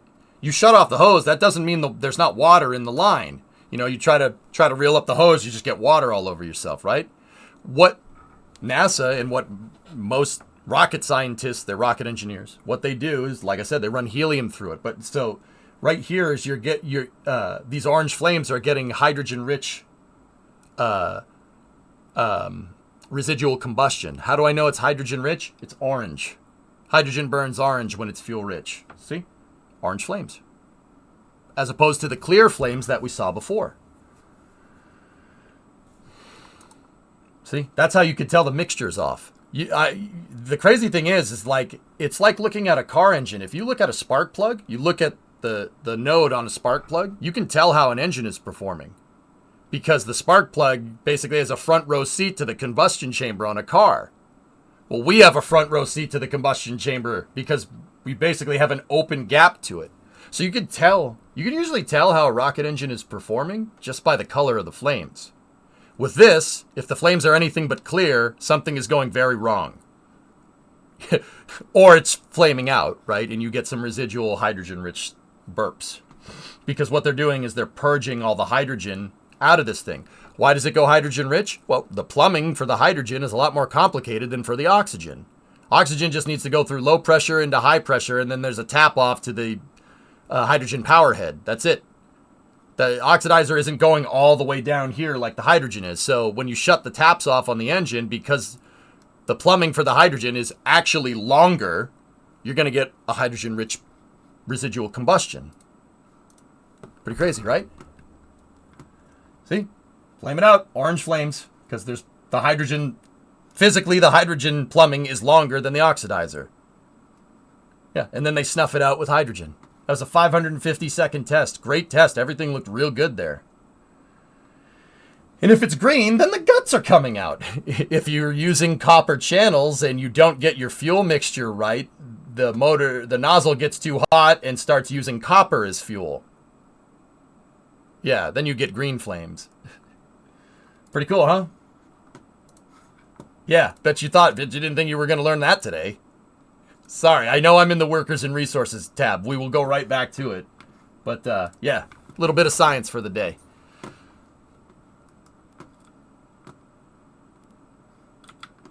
Nice, Grab Shark. That's awesome. Which rocket does that engine support? NASA's Space Launch System, or SLS. That engine, if I'm understanding that right, that I don't know particularly what that particular engine for, but this is part of a test campaign to make the engines for NASA's moon exploration rocket, SLS, better. That one probably is a test mule engine. I don't think that's going to be one that flies. But it might, who knows. What they usually do is they build the test mule engine first and then fire that, and whatever they learn from these tests, right, they will apply that to the next engines in the production line. Either that or it's a qual test. It's a qualification test. I don't think you're going to qualify it on a 550-second duration burn, but you might. 550 seconds that engine might be there because they're testing like throttle optimization during ascent. They're using it to test something without having to put a multi-billion-dollar rocket on the pad and test it. That's what those test stands are for.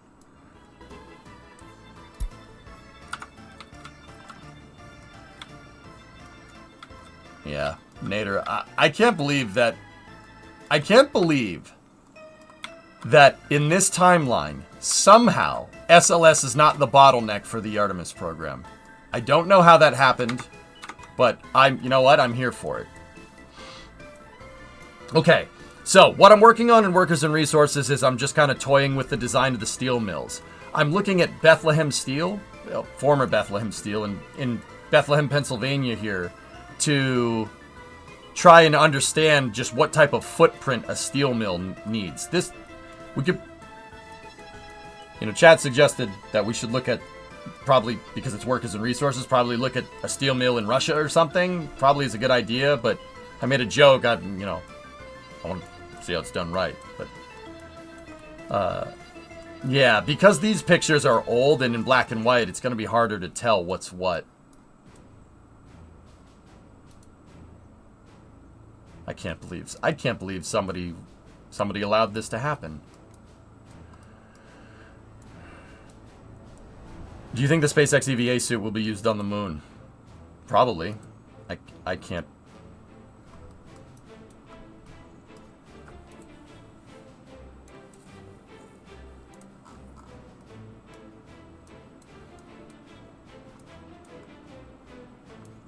I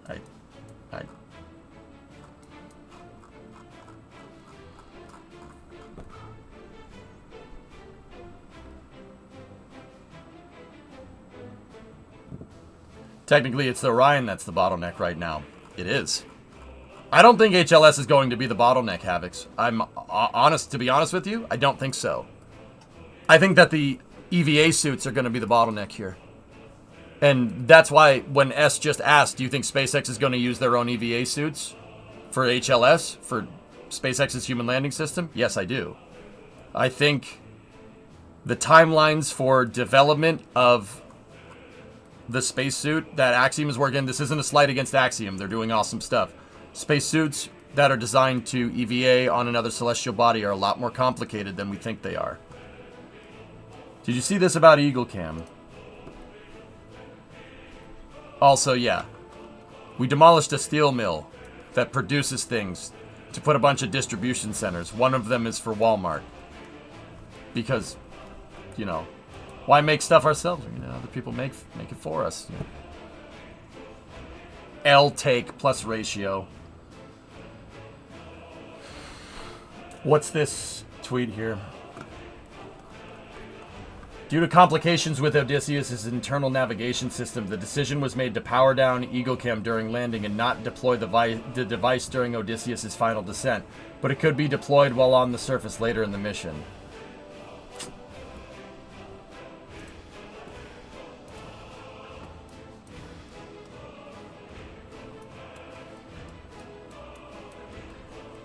I talked to a NASA guy who was super pessimistic about Starship ever going to the moon or Mars. It seems to be a widely held belief at NASA. Dude, here's the thing. Alright? Look. Here's the thing. Spaceflight is not some easy thing to do. You know that. Everybody knows that. It's not some easy thing to do. You know? It's something that takes time. It's a process, like making steel. It takes time. You got to build up an industrial base. This is not something that can be just crapped out overnight. I think these people at NASA know that. But, you know what, dude? You could call this Dunning-Kruger. I'd like to think that I know what I'm talking about when it comes to space flight and building out an industrial base for a space program, because I read about it way too much and I comment about it and we witness what's going on at Starbase, right? There's no doubt that what SpaceX is trying to do with HLS is difficult. They're probably making a lunar lander in the absolute hardest way possible. Bar none. Like, I can't think of a more complicated way to land something on the lunar surface. However, SpaceX has something that I don't see. Do you hear people at SpaceX talking like that? Seriously, do you hear people at SpaceX speaking like that? Nope. I don't. Do you? No.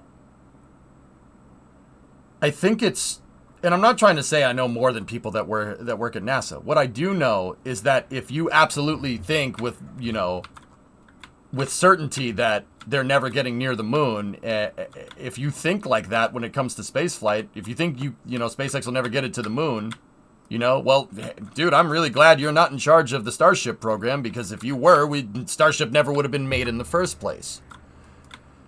You shouldn't be cavalier about risk when it comes to space flight. That's how people get killed. However, if you sit there and concern troll everything, right?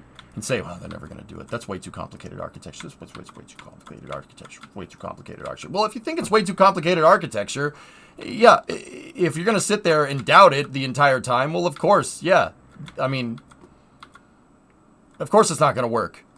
I see this mentality a lot, you know, like I see this a lot with people that work at NASA. I don't really say anything about it because, you know, whatever. I don't know more than NASA.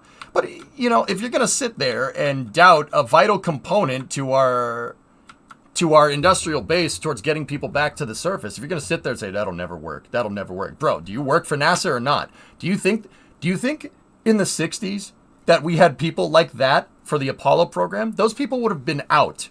Fine. You don't think we can do it? Get out and put somebody in there that can. That's what SpaceX does. And you don't hear them saying, oh, our mission architecture is way too complicated. No, it's way too complicated. You don't hear that kind of crap. If you sit there and doubt your own capabilities, right? If you sit there and doubt a critical component towards getting people back to the moon in your lunar program, what does that say about you? Like,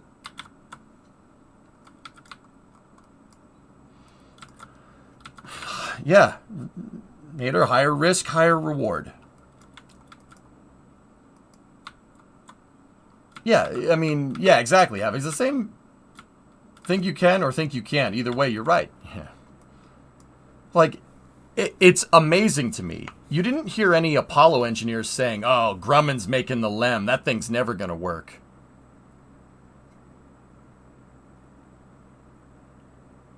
Why would you doubt a component of your own space program? I get it. Starship is a little out there. It's way overbuilt for what the Artemis program is trying to accomplish. But it is still your lander. Just saying. Smarter Every Day's anti-Artemis HLS video was such bullcrap it kills you. See, Havocs, I don't think it was. I disagree respectfully. Hear me out. Destin never said that Starship was bad. What he did say is that Starship is complicated. It's a little bit of a roundabout way of saying it, right? I don't blame the guy for not having the words not come out right when you're in front of the not the National Space Council, but basically the people that come up with the architecture. You know, you could be a little flustered. You might not find the right words when you're publicly speaking in front of an audience like that, right? What Destin is getting at, right? And I don't speak for him. I'm pretty dang sure. What he's getting at isn't that Starship is too complicated. It's not a slight against Starship. What it is a slight against behavior like that. Like that. This entire thing that we're talking about. It's a slight against that. That's what he's talking about. Look, you chose Starship. Starship is your lunar lander for at least the first two lunar landings. Artemis 3 and Artemis 4. That's your lander. And that lander has a complicated architecture. You guys chose that. It's complicated architecture.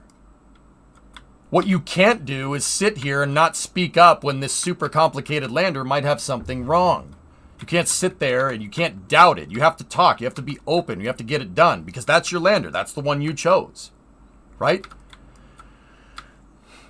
What Destin's thing was about is about more communication to make sure that, you know, the whole goal of the Artemis program is that we're going back to stay.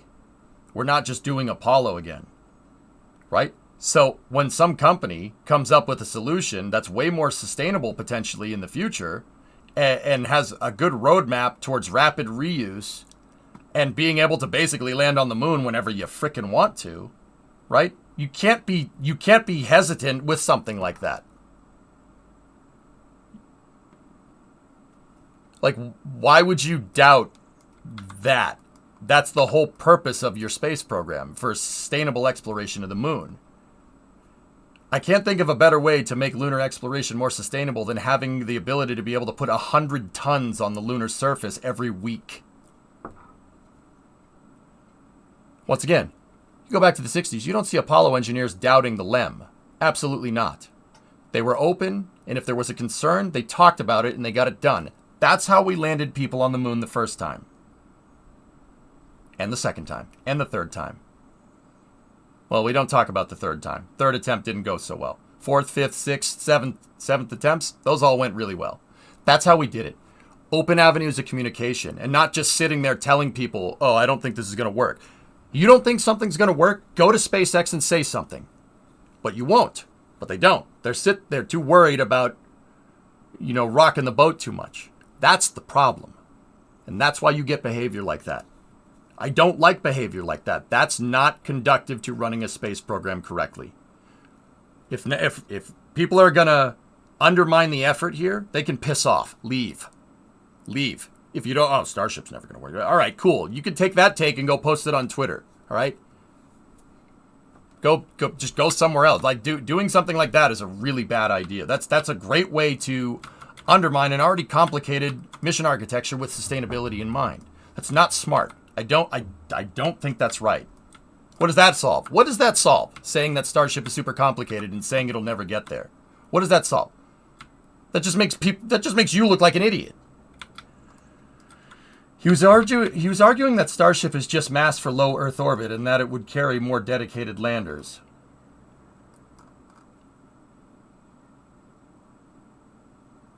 Was this conversation before or after SpaceX said the exact opposite of that? Just out of curiosity. But Starship needs 10 refuels and it's never been done. Yeah, of course, Linus. Do you think that SpaceX doesn't understand that? Like, this is what I'm talking about. Do you think they don't understand that?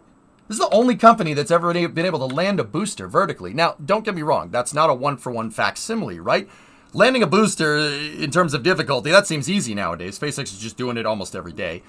Towards still, like, on-orbit refueling, that's not like a one-to-one comparison, right? It's not. But also,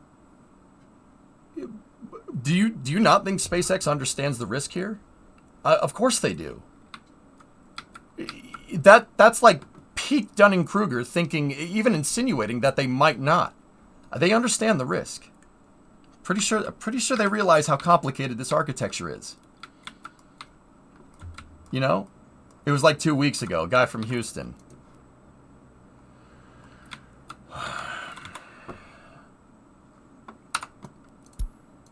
You see that stuff, S? That's the reason why that whole thing right there. You want to know why we haven't gone back to the moon in 52 years? That's the reason right there. I can point and say, actually, I can point my finger at that behavior and say pretty damn confidently, that's the problem. That mentality right there is why we haven't been back to the moon. Oh, it's too complicated. We can't do it. It's too complicated. No. This mission architecture will never work. That type of mentality undermined the shuttle's ability for 30 years to be able to do anything but just go up, build a space station, and come back down. It's subverting. You're in it. Saying stuff like that is subverting what NASA is trying to do. It's really annoying. That, in my mind, is just as bad. That would be like somebody working for the Science Mission Directorate saying climate change doesn't exist. Like, yeah. Why would you say that? What? It's too hard because some material's off-gas and we can't figure out what to use. Plus, lunar regolith is dirty.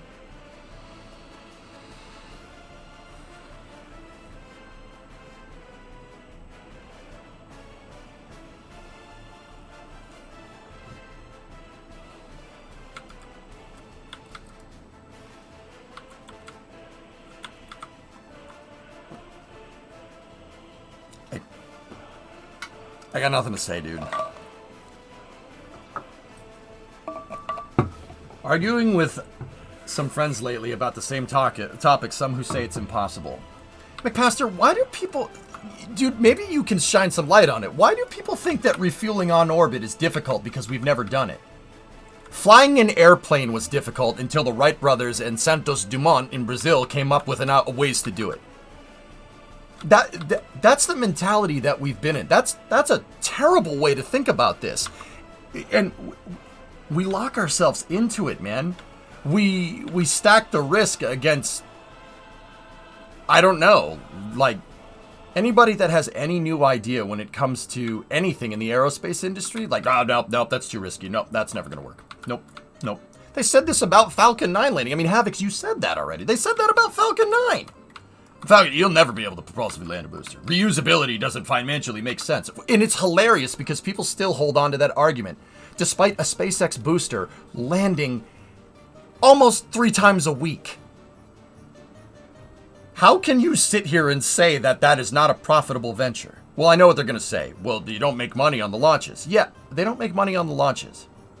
They make money on the things that the rocket launches. It's not about maintaining profitability on the rocket. The rocket operates as a loss leader. Starlink is the avenue of profit, you dope.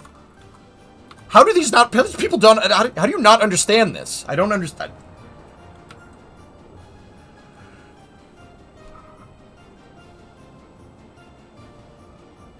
If you operate a trucking company and you spend $300,000 on a semi-truck and a trailer, and the payloads that you move around every time, so say that truck makes one trip from point A to point B, and that one trip makes you 10 grand, okay? These people are making the argument that because the truck costs 300 grand, that you're never going to make money off of it, even though you make 10 grand a pop. Okay, great. You do it 300 times. Now what? But that's going to take time. As long as you have stuff to launch into space, it's going to take time. But SpaceX used the booster 19 freaking times. How can these people say this? That's ridiculous. What's wrong with you? I asked him for a source on it's never going to the moon, and he just flashed his NASA badge at you and laughed.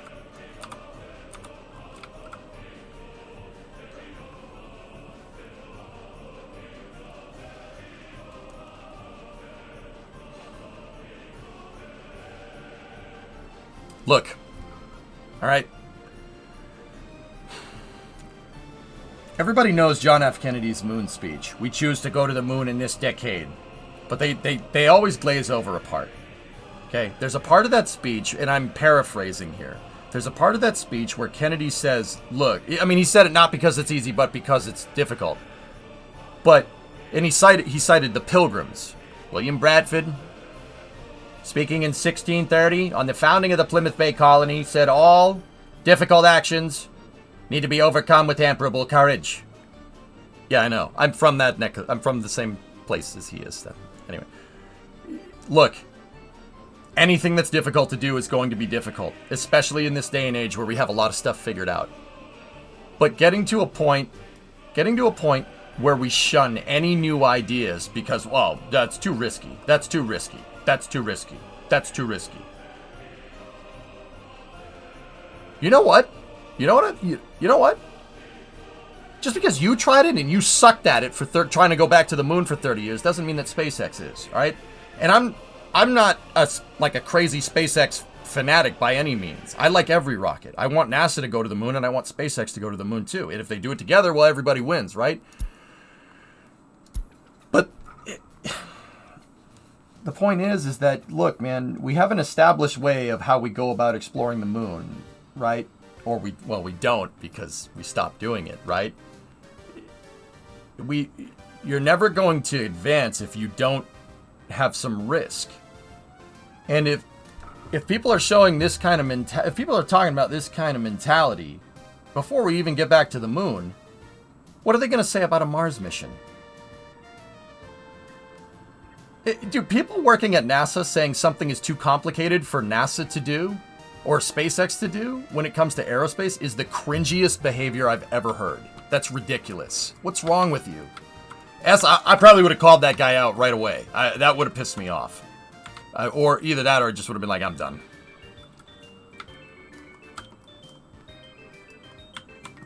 Well, maybe if we learn to live on the moon for a little while, Small, we could probably figure that out. I understand that we should be going to Mars. We should have been doing that by now. But it's going to take time to build up our industrial base to prepare us for a mission like that. Practicing on the moon was a good idea. But, you know, the whole goal of the Artemis program is sustainability. Sustainable isn't going back to a sustainable lunar exploration program isn't one mission a year. That's ridiculous. 4 times a year at the very least. Right? We're not going to get to Mars if we don't go out and explore. We don't go out and learn how to do this stuff on the moon.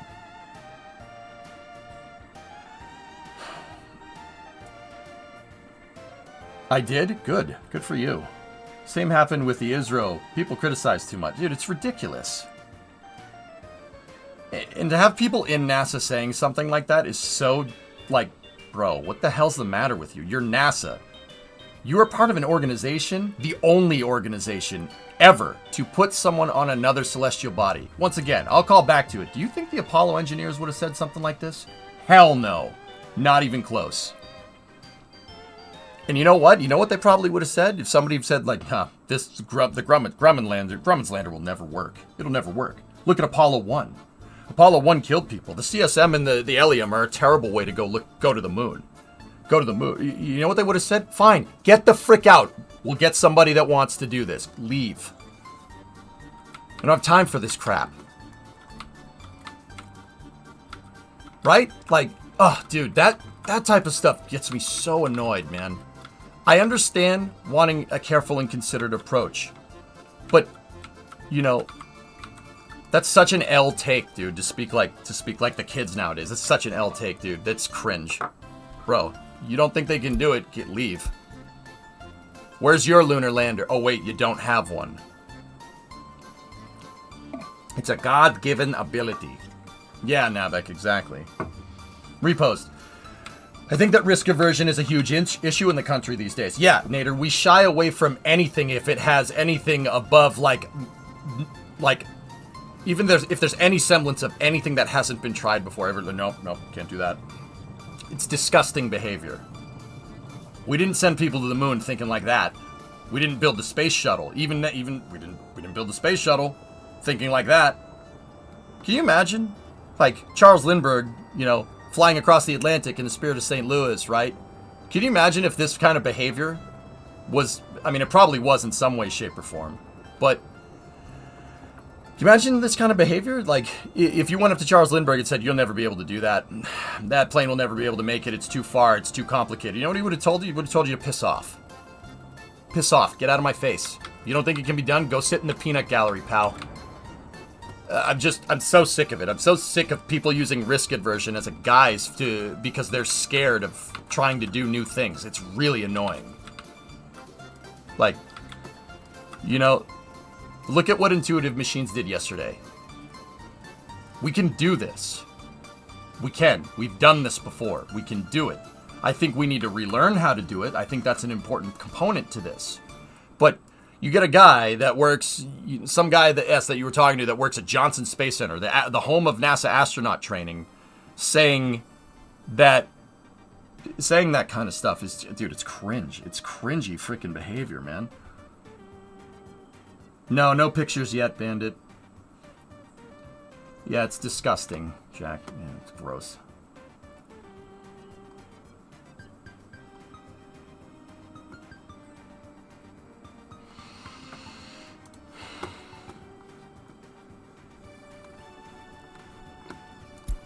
So yeah, I mean, I don't know, man. Yeah, no, you can. It's very clear that I'm very passionate about this. If you didn't know, this is something that's very near and dear to my heart. But, yeah, and if you're coming in from workers at Resource tab, yeah, sorry about the tangent. We'll get back to building out the steel mill here. Oh, look, I'm almost bankrupt again. That's good. Well, survey, that's the thing. Yeah, technically a janitor has a NASA badge, right? Yeah, so, but here's the thing, dude. I know what S just told me is not, look, if one guy says it, like, all right, I've noticed a pattern. I noticed that, like, once again, we can't be cavalier and send it about spaceflight, right? You can't be. That's how Challenger happens. And I think that's where these people are, that's where that kind of argument comes from, right? But using past failures as a way to justify any risk as too complicated, right? Especially if you invoke, like, Challenger or Columbia. Well, guess what? People don't realize that, you know, if people at NASA are citing mission complication with getting Starship to the moon, you're citing the engineering, right? And they use past spaceflight disasters as a way to say, like, look, this is too complicated. Now, don't get me wrong, they're right, but here's the thing: Challenger Columbia happened because of bad managerial and programmatic inefficiencies in the entire program. It wasn't the people that engineered the thing that caused these problems. It was people in management with that kind of mentality. The I know everything mentality. No, that's never going to work. Or no, it's fine. Just launch the O-rings in the cold. It'll be fine. That whole thing right there. That is ass behavior. Like I'm just going to say, like, that's disgusting. I'm sorry. I don't mean to be like get on my high horse. It's I'll time myself out, I swore. Excuse me.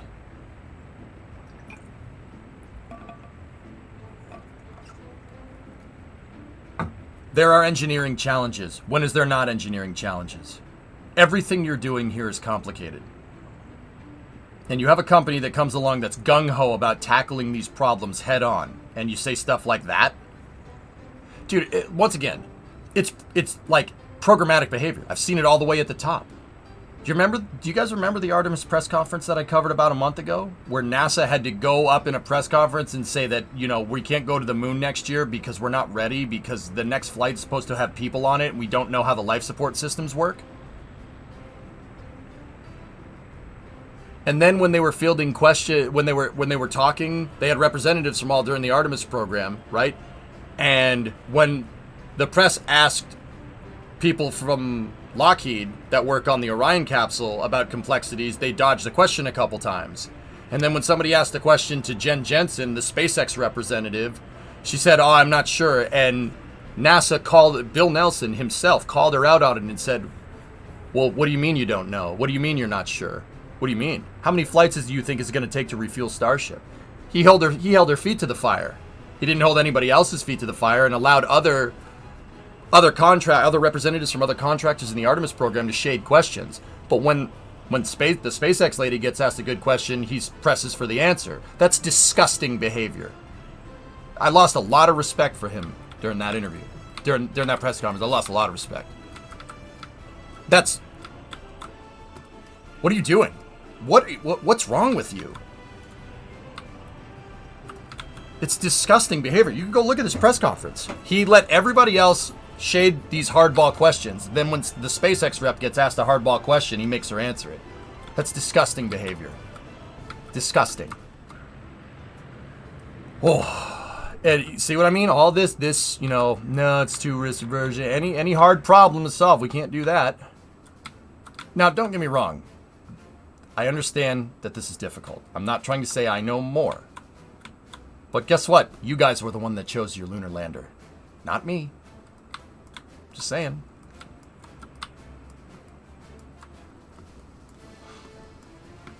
Yeah, Lunprod, well, yeah. People still think it's the shuttle era, man. It's ridiculous.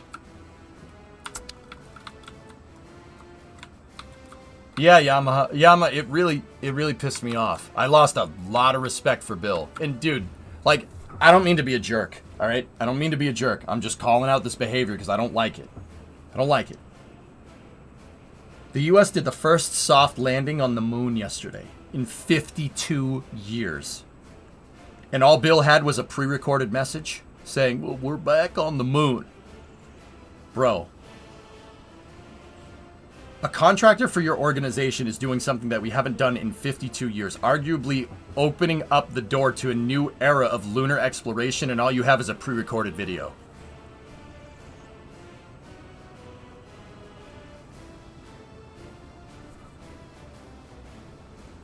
Are you serious right now? Do you care about this at all, or I'm just wondering?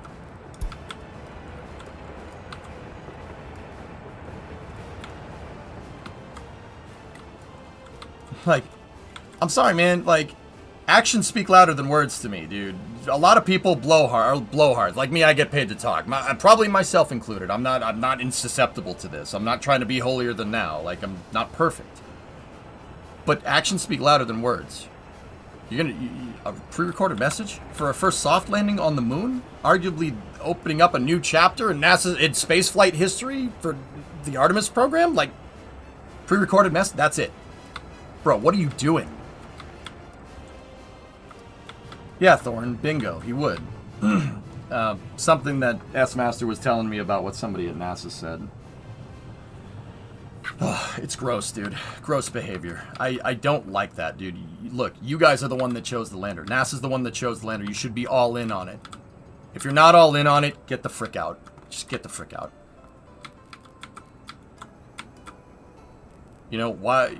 even at SpaceX, dude, you sit there and say, this will never work. This will never work. That will get you fired at SpaceX really quick. Yeah, Kyron. Yeah. Great. Anyway, back to this. So, we need stockpiles. We have a decent amount of aggregate storage, but I think even with this prototype design that I implemented here, we're probably going to need a coal terminal. We need a place to drop off a lot of coal. This steel mill is going to eat up coal from what I can tell. If you look, consumption at maximum production is 375 tons of coal, 200 tons of iron, because you got to make the petroleum coke. And it takes 33 megawatt hours of power at maximum production.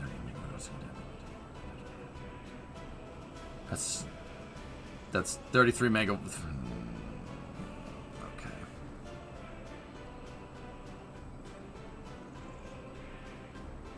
Probably had a pre-recorded video for if it failed too. You know what solves that problem? You can kill two birds with one stone, Rage, if you're just there and have like a speech. A freaking recording, dude. Like I said, actually, that speaks volumes to me, dudes. Maybe I'm looking into it too much. What are you doing? What are you doing? Like,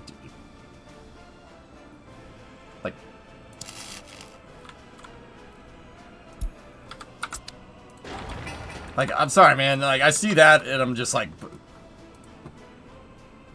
Alright. Do you, like, care about this, or... And, I mean, don't get me wrong. I'm not saying, no, just because he had a pre-recorded video that he doesn't, but... Dude, you're the NASA administrator. You should be there. Why would you not be there? It's not like you don't have a private jet on tap where you get where you could go anywhere in the United States like that. You know, even if you're doing stuff in DC, Intuitive Machines is a hop, skip, and a jump away on a plane. Telling me you can't spare like 6 to 8 hours? Fly out there, hang out, watch them land on the moon, fly back? We can't do that? Dude, if it was me, I'd be there. I'd be there, abso-freaking-lutely. I'd be there in mission control, right with them. Why would you not do that?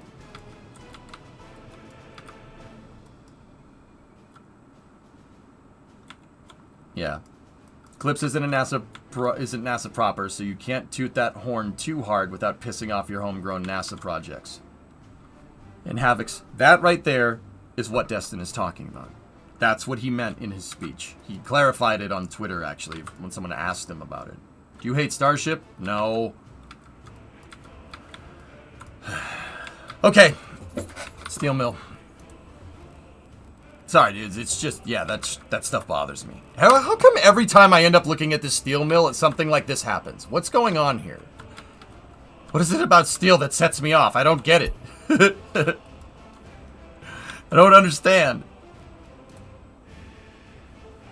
I can't figure out steel either. Yeah, right? It's weird, man. Alright.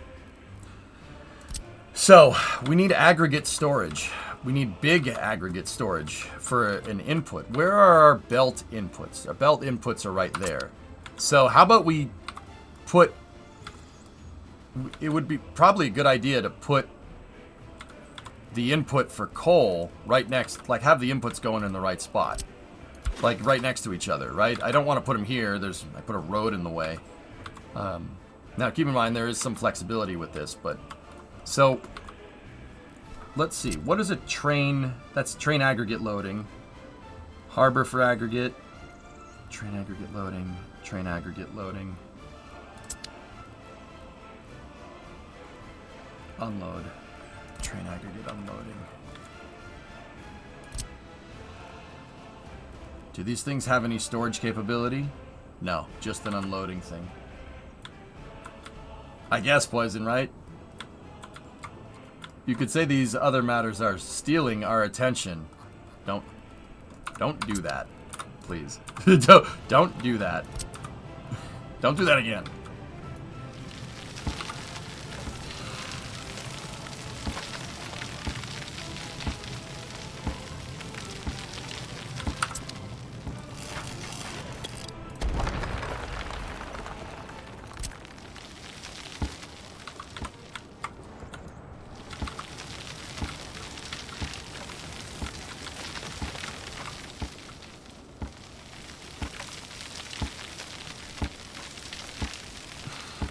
Frick that guy, S.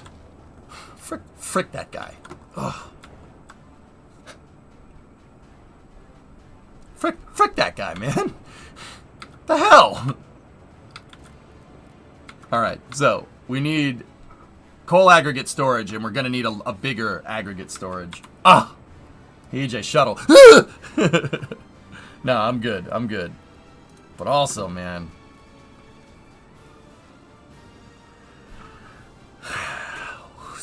Oh, look. I'm bankrupt. That's good. Time to refinance. Yep. Yep.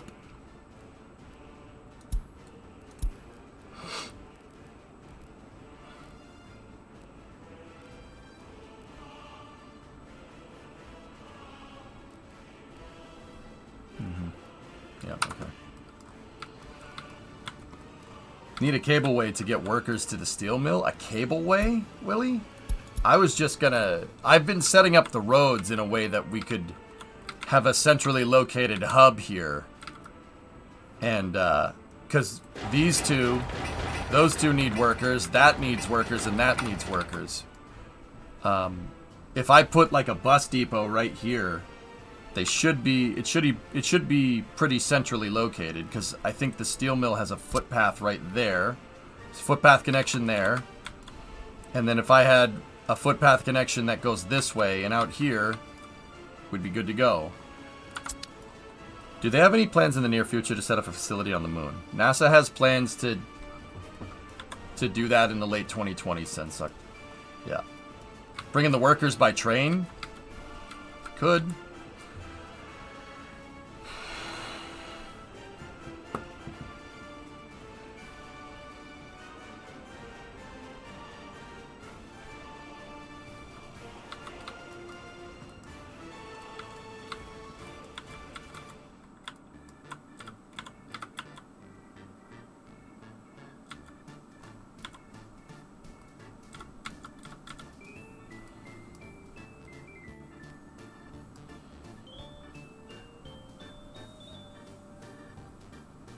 What if we had... Guys, something that I actually want to try in Yakigrad is utilizing the other forms of transportation. We got buses pretty figured out, but obviously we're going to, there's not just buses in this game. There's trams, there's passenger trains, so we have light rail and we have regular rail.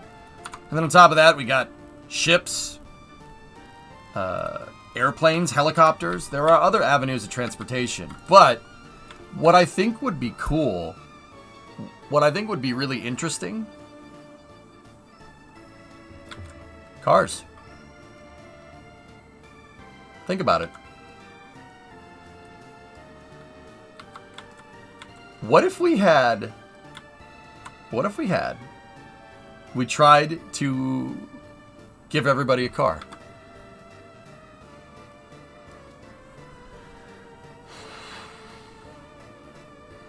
Have you considered two-way circus cannons? Good idea.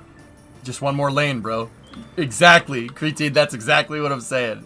Just one more lane. Now, let's think about this. What kind of industrial base would we need here?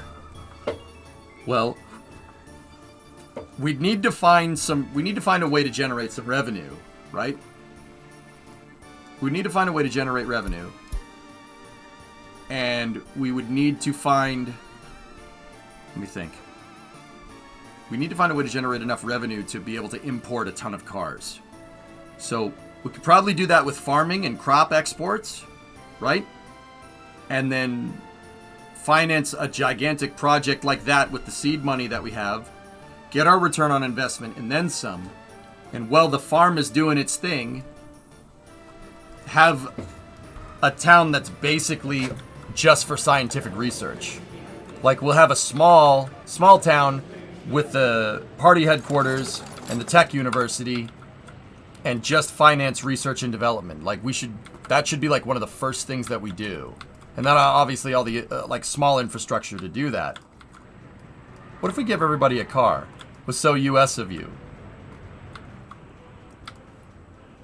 I'm just trying to mess with this game. I want to poke and prod with this. I want to see how crazy you can get. That would be a ridiculous thing to do, especially on high realism mode, right? So, let's think about this. We researched the tech tree for steel, right? We research that tech tree for steel, and we make ourselves nice and sustainable with the farm, right? With a farm design, making crops and livestock so we have meat and food, and then we export. We could either export the rest of the food or just export straight grain for a quick buck. We recoup our return on investment on the farm, start making profit in the first 5 years, right? Or I'd have to do the math on how long it's going to take, right? And then while the farm is being made, have a small town with these buildings in. Those buildings dump the research. First thing we do is like metallurgy, steel production, right? Any blue stuff is the technical university, any red stuff is the party headquarters. What do we get from party headquarters here?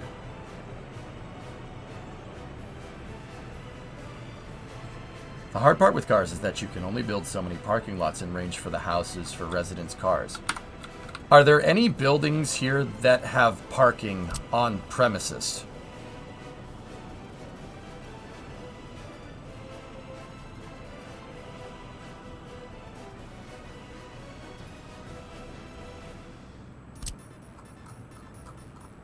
No, there isn't. Okay. Now, let me take a look here. What kind of parking lots do we have? Where are those parking lots? They gotta be in roads and vehicles, right? Cars are terrible aside from low worker, but high importance work far away. Yeah, Sig. Mm-hmm.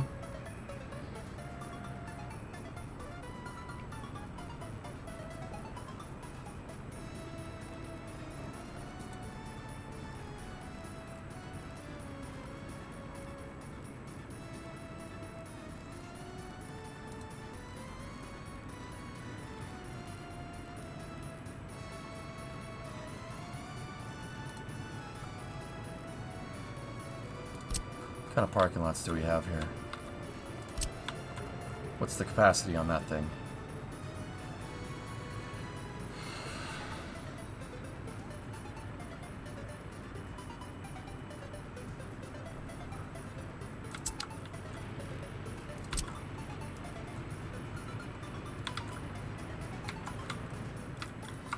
Let's just go over, like, far away for a second.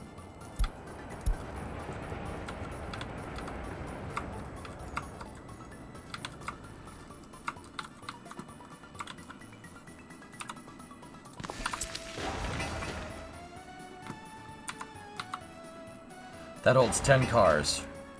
So if we build a flat with it, right? That flat is 10 workers.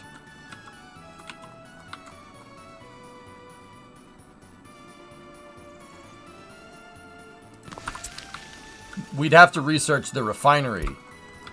I think it might be better to do the refinery first so we can build up the petro ruble.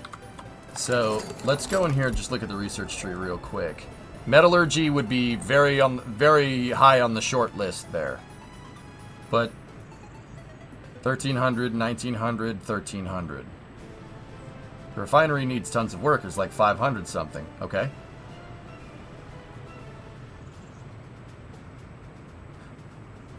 "32 cars is maximum. It's engine limit." Yeah, that's what we should do first.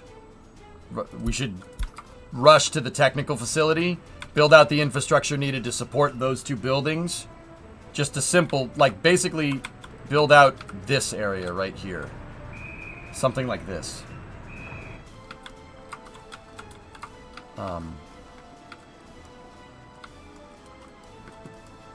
Look at how many peeps can be moved on a cableway. Why are you so into the cable cars, man?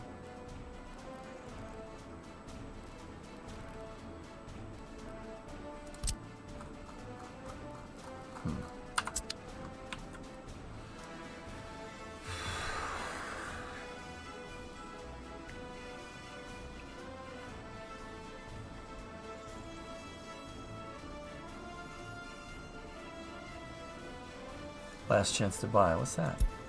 L200.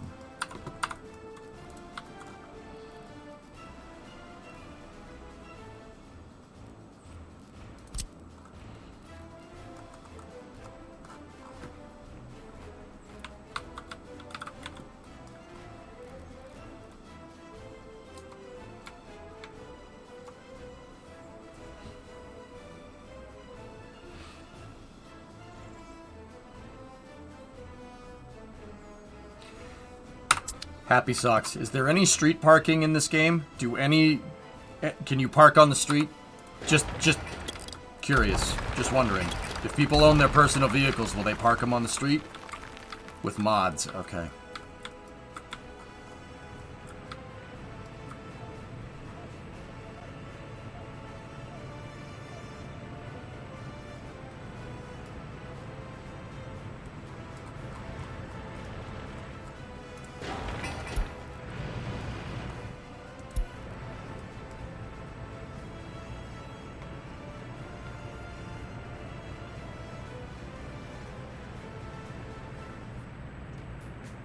Yeah.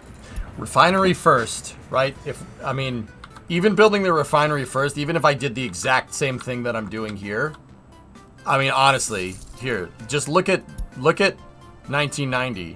1990 in imports, almost 1 million, easily, of fuel and steel. Those are the two big ones. Yeah, Neb, I'm doing all right. The biggest problem with personal cars is if Pops want to go somewhere, they reserve parking for the whole trip duration. You needed a lot of extra parking at destinations. Okay. Yeah, okay, so it's how the logic deals with it. I got it.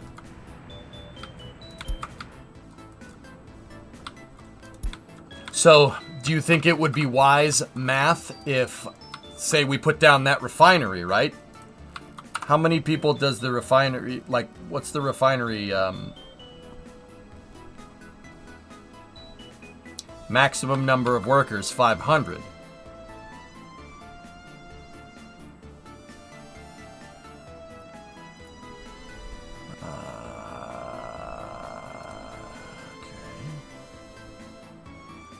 Discovery, go at throttle up. Whoa. The maximum parking lot is... That one holds 30.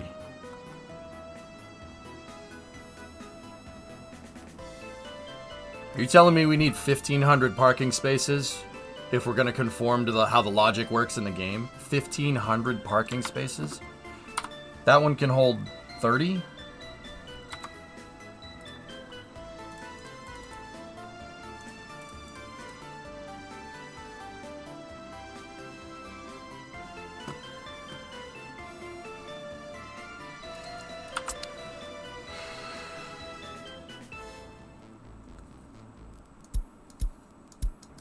Well, Sig, in places where we don't treat cars like a problem, you just build a bigger parking lot. Remember, we have space, you don't.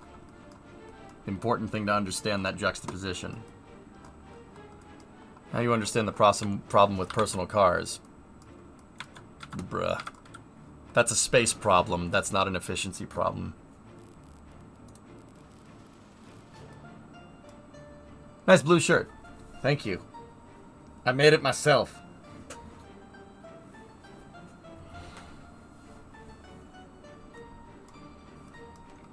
Nah, King. Nah, I won't. I won't lose. I know how I got a good understanding of how the game works. I'm not going to lose. This is the type of mentality you need if you want to get difficult problems figured out. You can't sit there and doubt yourself. If you doubt yourself, you're absolutely not going to do it. You have to have every shred of optimism you can muster. I'll also imagine 50 times your fuel cost for the same worker throughput. So what? What if we export steel and we export fuel? Tell me the refinery can't get us enough to do both of those things? I doubt that.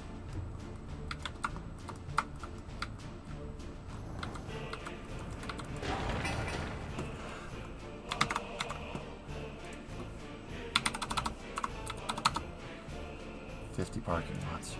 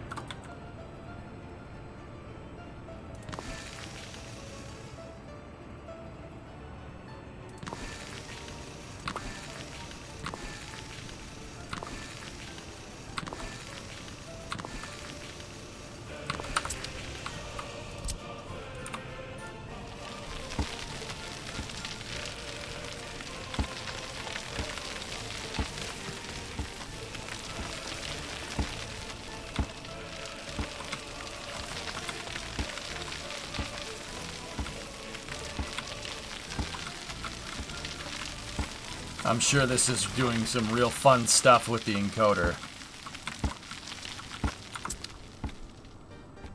8.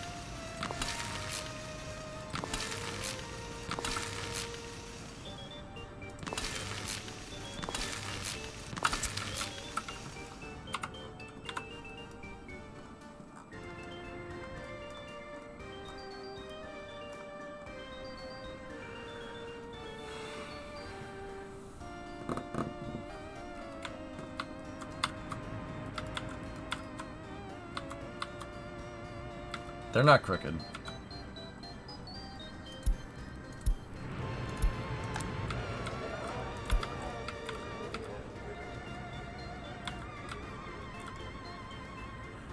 Did they launch a rover with the lunar landing yesterday? There's no rovers with it, dogs. There was a couple of deployable payloads that don't go very far. But yeah.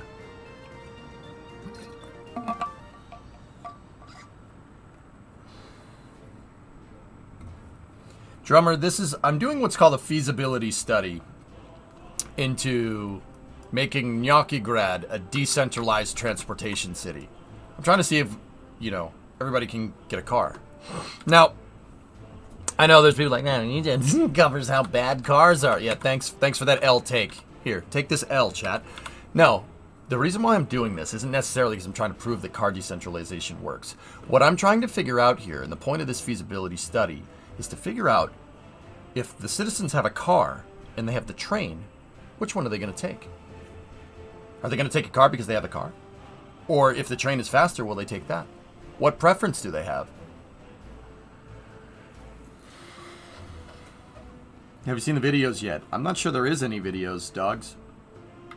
They will always take a car first. Sounds very patriotic of them. Spoilers, it doesn't work. They get all clogged up in the parking lot entrances.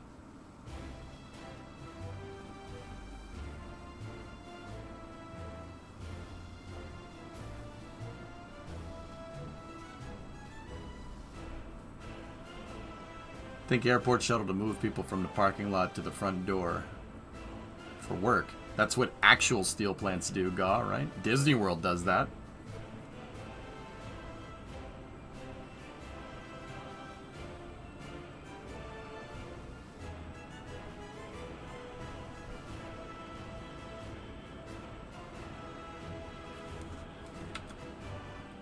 I'm just trying to get an idea of what this type of footprint looks like.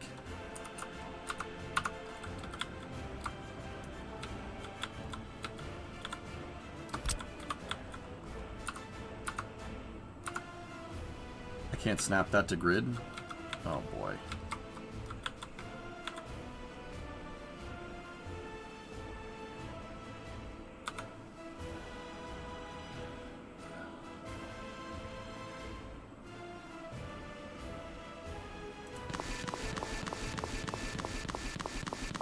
Uh-oh.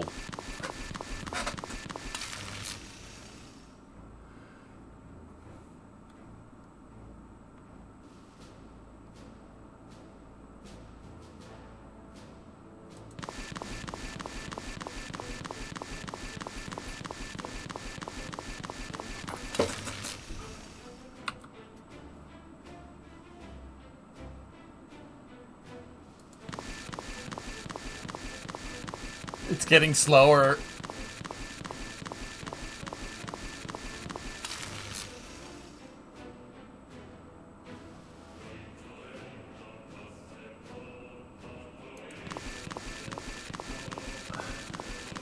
It's getting slower. It does not like this.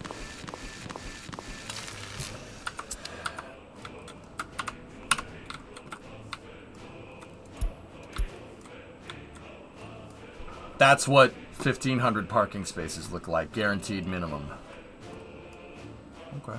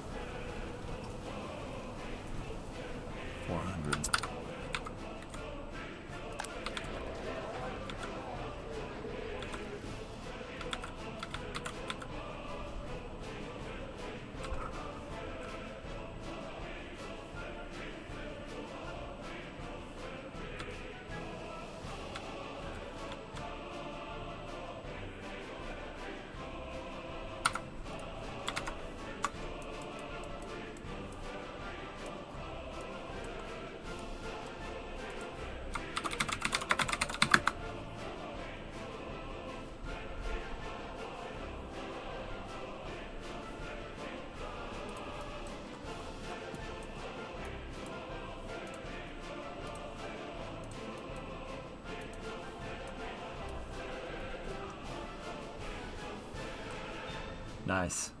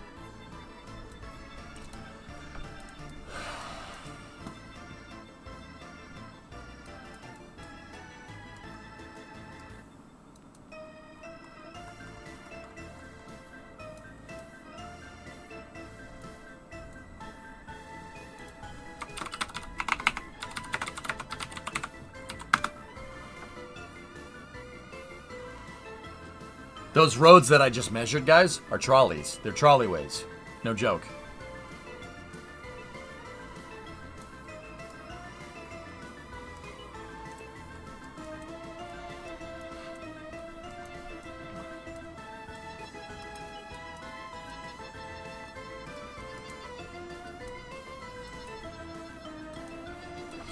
Ooh.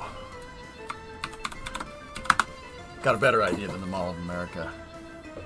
Sorry, Salty. Didn't mean to drop in and then leave. I'm trying to think of places with parking lots that have high throughput. Airports do, and DFW is about as big as they come. What do these parking lots look like? Circles with throughput in between. Parking garage over there. Same thing again. Same thing again.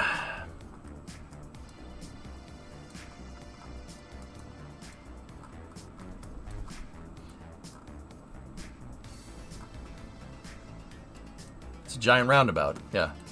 I've heard this before. Gee, I wonder where. Maybe it was that first place that I checked. There's additional parking down here. Additional parking with a shuttle. Absolutely, there's a shuttle drop off and pick up right there. That also could be rent a car.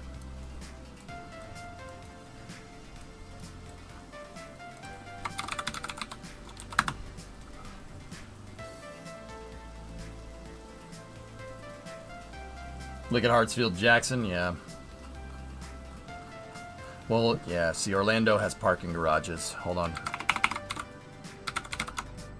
I'm just getting ideas. I'm just messing with some things.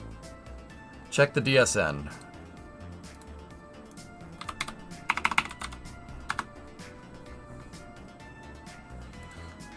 Madrid 54. We got a gopher. Ooh, 63 is communicating with Psyche. Cool. James Webb.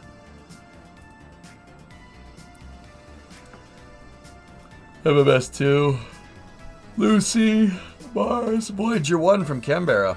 Cool. But LND 1 is the Intuitive Machines. That's an experiment on the Intuitive Machines lander, which is pretty rad.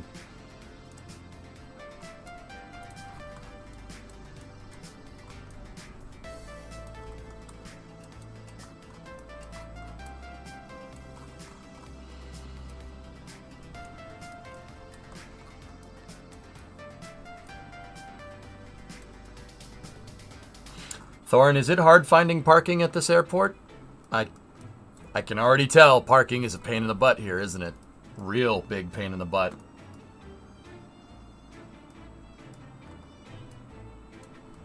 How does Ford deal with parking? Eve, that's also a good idea. Look, I can tell you that this place is it's not fun. You're not going to find a parking spot here. See how that parking lot is full? It's at capacity. So what did they do? They built a shuttle, crossed the highway, and then a terminal over here to a much bigger parking lot. And parking structures. Not a coincidence. I looked at Disney World tuning. That was the first thing I could think of. Something with high throughput. But this might, Eve, that's a good idea. You might have, this would probably be the right place to look. Let's look at the Rouge. Anybody from Metro Detroit here? Everybody knows what the Rouge is. The Rouge is vertically integrated. Vertical integration is pretty much what we're trying to do here because of the centralization that's inherent to this game. How do they do it at the Rouge? Interspersed parking lots. So what if you don't know what this is? This is a car factory in Detroit. This is Ford's River Rouge complex. It's named after the Rouge River that goes right next to it. Now, I don't know if you guys notice, they make everything here. Raw materials go in one side, cars come out, well, trucks nowadays come out the other side. The Rouge complex goes down the Rouge River and even goes over here to Zug Island. At Zug Island, guess what? Steel mill. Steel mill. The Bessemers at Zug Island have been on for 100 years. Ford never shut them off. They're still making steel for automobiles there. Yeah, true story. Power plant. Rouge is my happy place. They make everything here. They make the steel. They make all the components for the car. Rubber. Well, at one point rubber was made here. But all of these are all different sub-assemblies for all the bits of the car. Final assembly is the building with the grass on the top. That's not an accident. They put grass and trees on top of the factory to help insulate. Dirt is a great insulator, and it helps absorb water. Yeah, on the roof. It's a big roof. So, look, you can see the conveyor belts. Goes into here, goes into this building, turns, comes out this building, goes through here, has a sub-assembly installation there, and then goes into final assembly here. That is a car conveyor belt. Now, don't get me wrong. I don't think we can get that hardcore. We probably can't. But Rouge is completely vertically integrated. Everything is here. Raw materials come in one side. Trains come out. Not trains. There's a lot of trains. I was looking at that freight yard over there. Cars come out the other. And then they get put on a train. Yeah, this is as close as I've seen to playing Satisfactory in real life. There is actually another example. That's Giga Texas, but I digest. See? Everything is here. This is called vertical integration.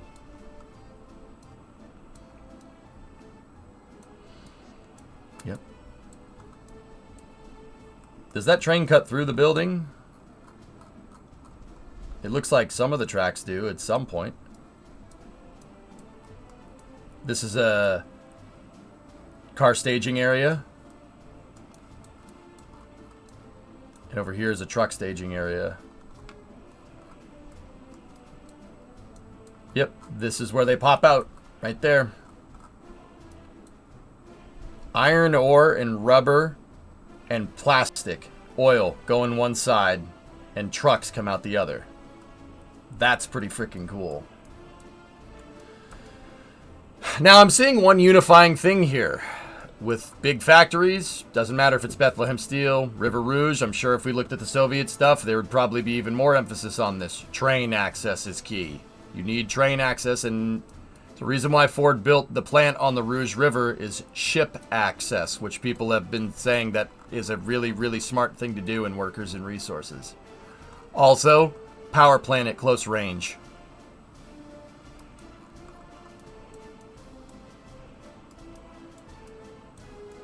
Yeah. Okay. I think in order to truly master this game, you have to start thinking about scale.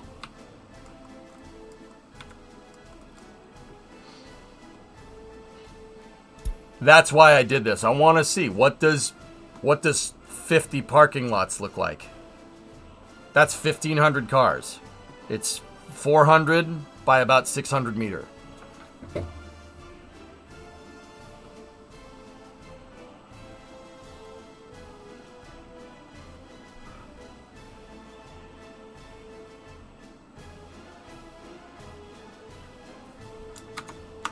Near the final assembly building, it looks like there was a curve that cut a corner.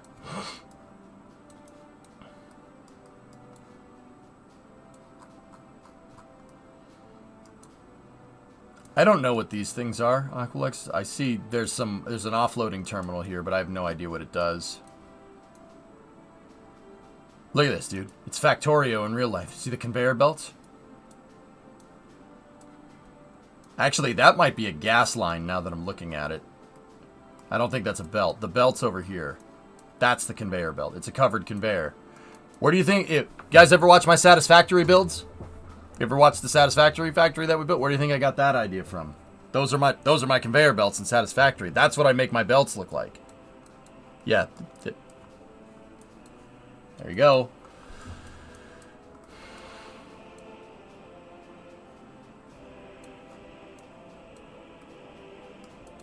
Oh, yeah. Dude, they radiused out part of the building. I go like, see that? Is that what you were talking about? Because they definitely cut a hole in that building so the train could get through. Or built the building partially over the tracks. they radiused the side of the building. That's cool, man. That looks like... Oh, look. Cliffs. Steel. Steel production. No, up. No, let's see. Let's look around. We need coal, iron ore, and limestone.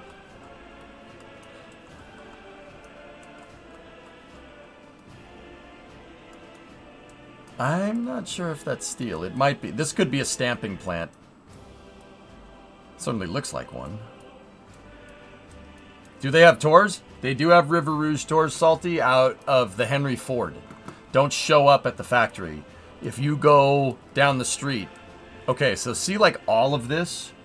This is all Ford. Ford's world headquarters is right there. It's in Dearborn, Michigan. It's my happy place. I like Fords. I don't know if you guys could tell. I don't know what gave it away. All of this big parcel of land right here is where Ford, that's where all the engineers work. That's where they designed things. You think Elon was the first guy to come up with the idea of putting your engineers right next to your factory floor? Henry Ford was doing that 80 years prior. Smart. In fact, the vertical integration that we see and the ability to get stuff done, SpaceX gets stuff done. So does Tesla. all vertically integrated. I mean, Henry Ford, Elon just pulled a page out of Henry Ford's book and just did it with the electric car instead of just a car. It's true. Henry Ford, when he figured out that he wouldn't be able to have enough resources from suppliers for mass production, said, fine, frick you, I'll build it myself. You can't give me enough steel, I'll make my own damn steel mill. You can't give me enough rubber for tires? Fine, I'll figure out a way to make synthetic rubber and I'll make it myself. If you guys are familiar with Firestone Tire, there you go.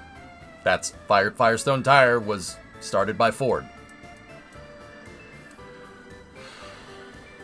EJ likes Detroit so much he went there to look for cars and came home with a wife. Yep. The Henry Ford is over here, Salty. It's an awesome museum and they do the tours out of there. That's also where Ford's R&D and test facilities are. And Greenfield Village. You want me to really tie this in if you're a longtime viewer of the stream?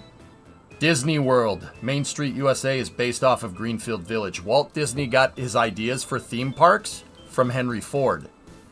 What Greenfield Village is a replica of a turn-of-the-century village in Michigan from when Henry Ford was growing up, right on the cusp of industrialization. So it's an entire area that's supposed to look like Dearborn circa 1901. Here's the cool thing about this place. All the buildings are historic buildings. But what do I mean by historic buildings?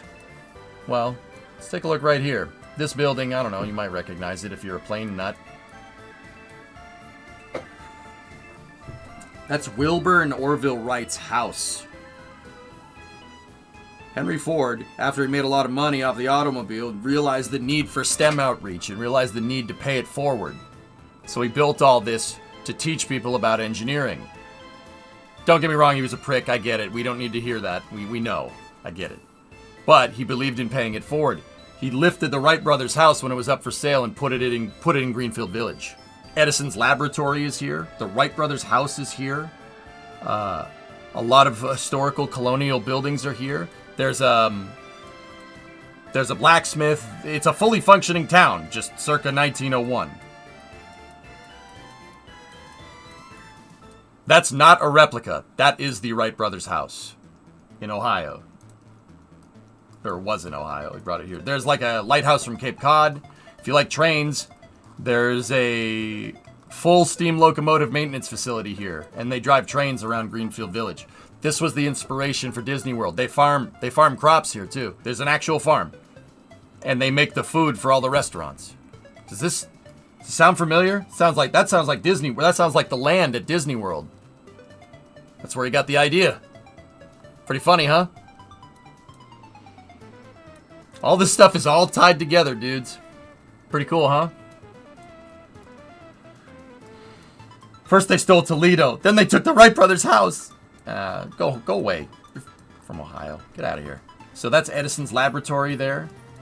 There's all kinds of historical buildings from the turn of the century. I think Mark Twain's house is in here too. There's a bunch of crazy stuff.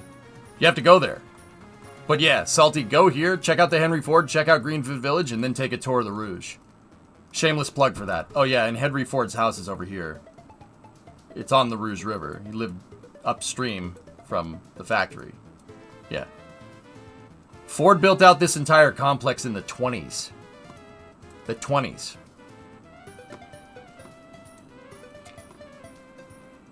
That's pretty good for 100 years ago. Pretty damn good, right?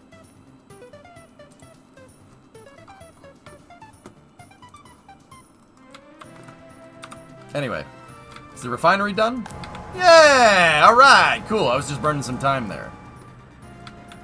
So, for Gnocchi Grad, what I want to do is really, really, really experiment with scale in this game. From what I can tell from just prototyping out and mapping out these designs, I'll tell you this right now, that is not enough space for that. There's not enough space for that. Not enough space for all the accoutrements that you're going to need for a steel mill. Over here, that's definitely not enough space for that refinery, I'll tell you that right now.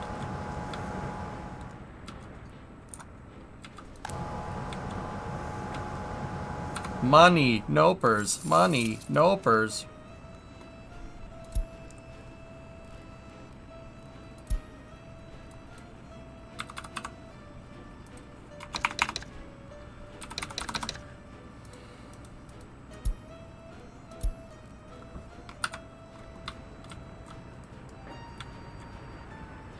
Just warning you, your pathing in workers and resources is very basic. I see it. It's like Cities 1. Duh. Yeah, something that I'm very familiar with. The traffic AI works like Cities 1. If we had Cities 2 algorithmic traffic in this, this game would reign supreme.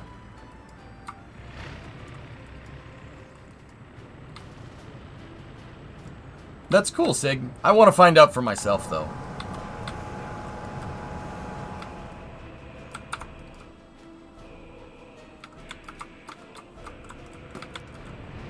Any buses?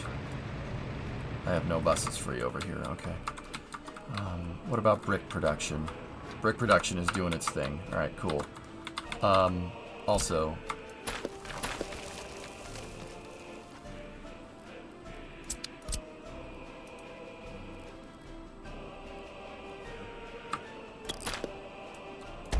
How do I get rid of all this?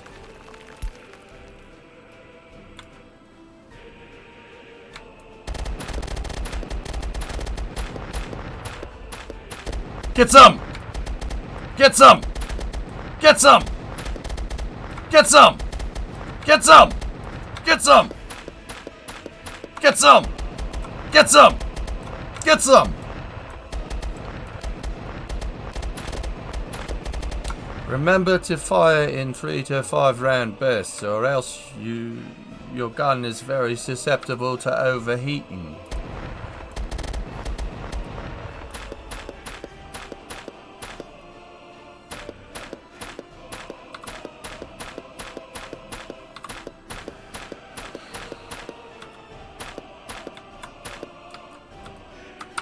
Now over here behind the roadies on the stage we have 2 gun emplacements with 2 M2 Browning 50 caliber machine guns. Now be sure to make sure you fire in 3 to 5 round bursts, or else they are susceptible to overheating. Any questions? Yeah, I have one. When did you turn into a nut bar? Zero money.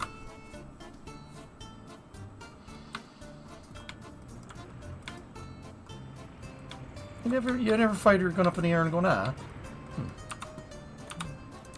Man, that was quick.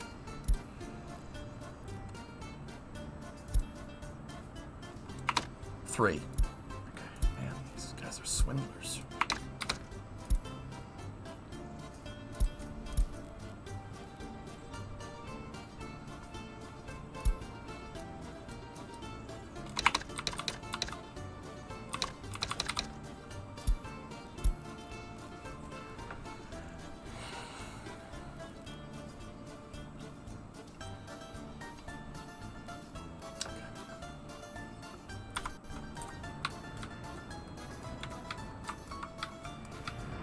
Alright.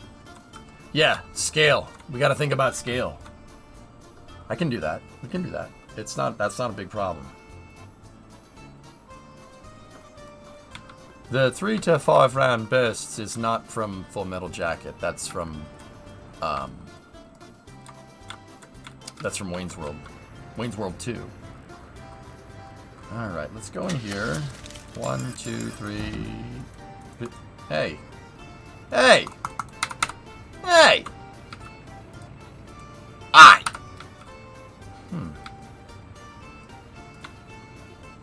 Now another comment further up.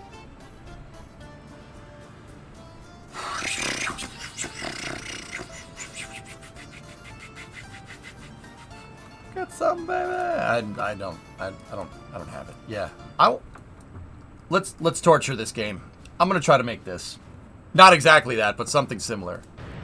I want to try to scale farming in industry here. Not this. See this? This little wimp boy farm. Now we no more frequent fly up miles from my boy. Oh yeah, playa. New save, very soon, very soon. I'm gonna tweak the refinery. I want to figure out how that works.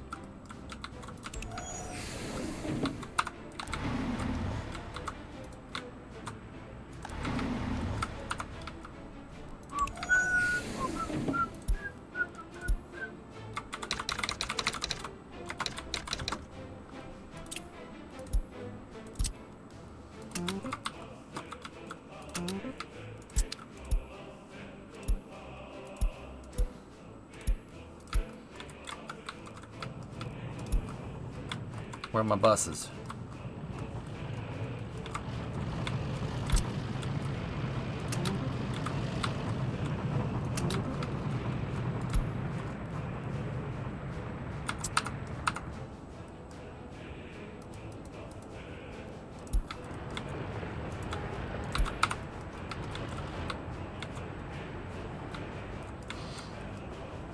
What Boone said, Karis.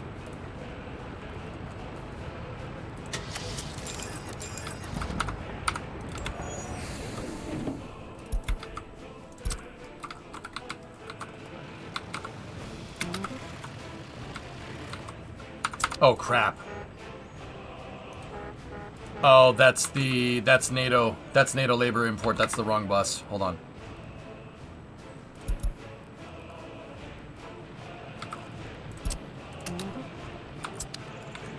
I selected the wrong bus.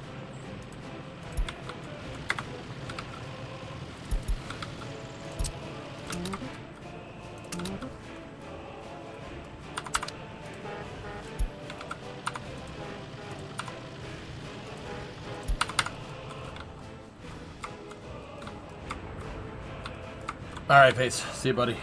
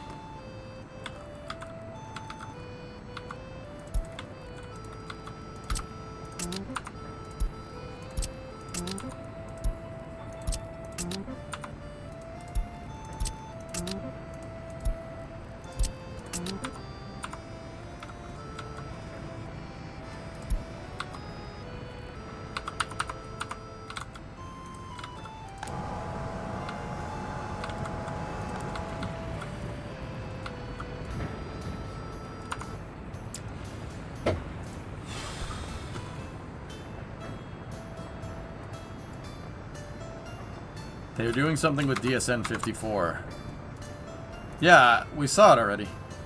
They were talking to Lunar Node 1, which is super cool.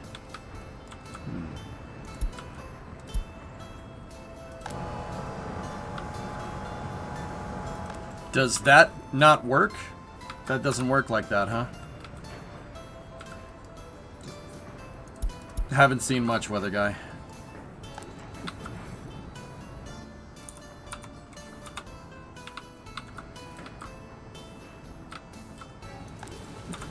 Or does that pipe come from just the loading terminal? Interesting.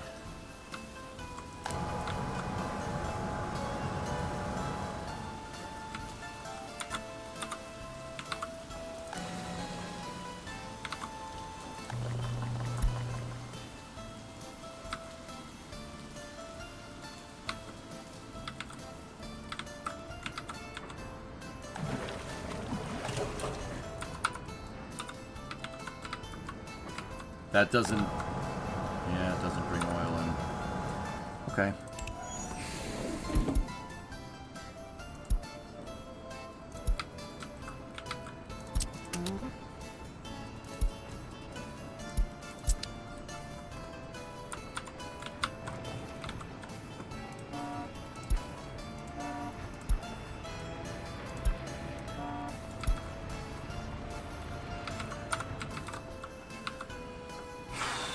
You planning on driving up to Burlington or Plattsburgh on April 8th? I can't guarantee that I'm going to be here. No. Is this game fun? It looks like work. It's complicated. That's what makes it fun, Wiley. It's a big logistics management game. Because you're a Soviet republic, you are managing every single facet of the game. Everything. right down to the road design, road construction, where the resources come from, the vehicles that drive the economic engine, or the buildings that you made, how they get produced, the drainage, the plumbing, electricity, everything. Not only that, you get that in other city games, but not only are you doing that, you are,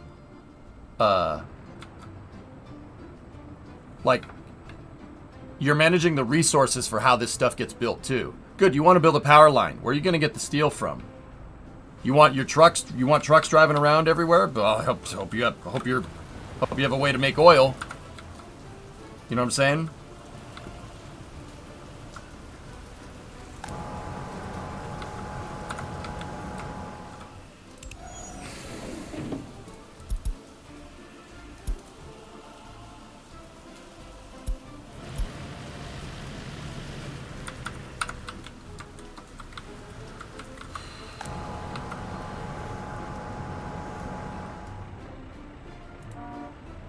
Let's see what happens here.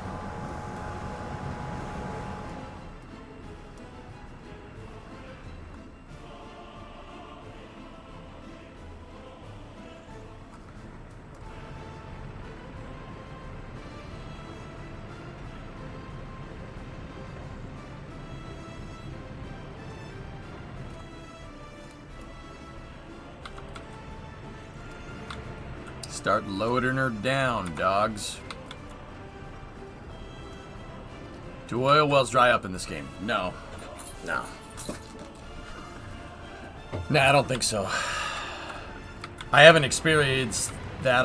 But I've played 30 years in game. Oil wells are still producing at the same quality of source that they were before. That and oil wells in reality take decades to dry up.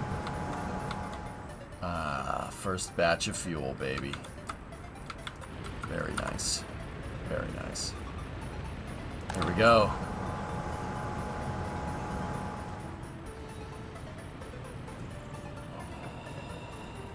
Make that fuel, make that fuel, make that fuel, make the fire, that's what I desire. Ugh. That was, okay. That wasn't as funny as I thought it would be. You get the idea. Shut up.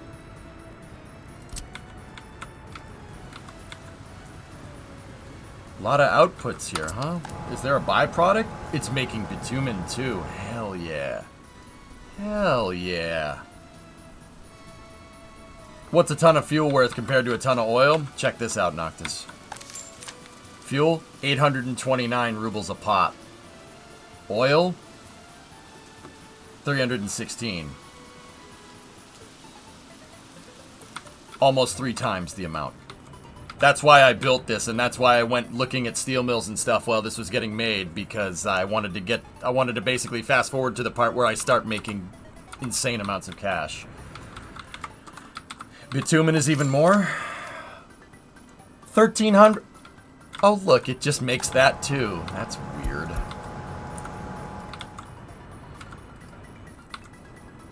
Stop production. Stop production. No. Missing coal. What's going on?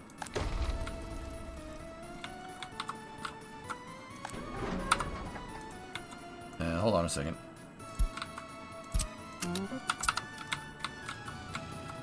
Okay.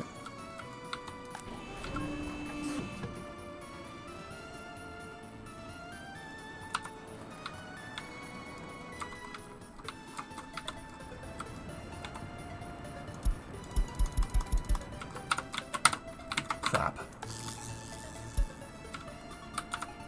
There's no electricity problem. Be quiet. That building always had an electricity problem. Alright, yeah. We gotta fix this real quick, and then I'll set up the lines for export.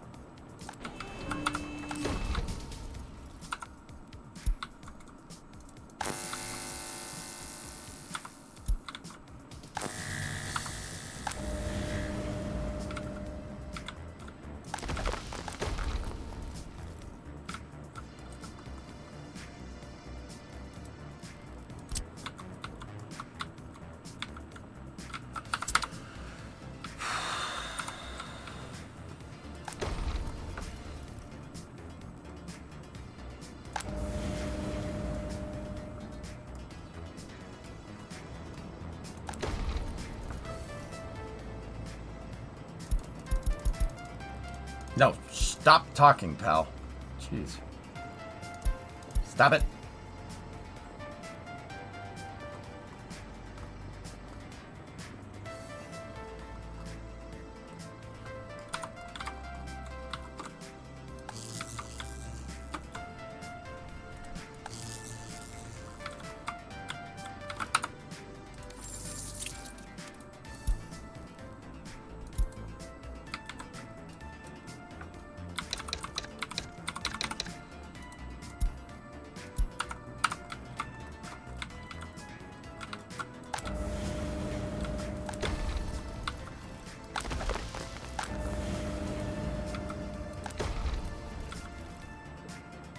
Give me 1 second. I had some problems with coal production here. I had to get that thing up and running again. I saw they have discovered an oil field in Alaska with enough oil to supply the U.S. for 400 years. We would not need any imports. That would be pretty cool, man. Where is this oil going? It's going to the brick factory?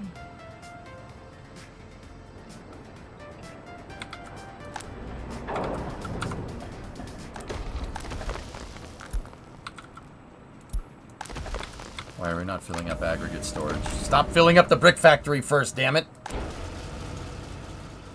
Can we set the priority output out on this thing?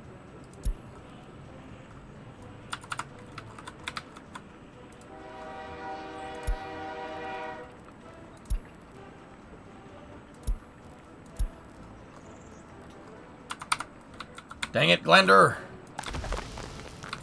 There it goes.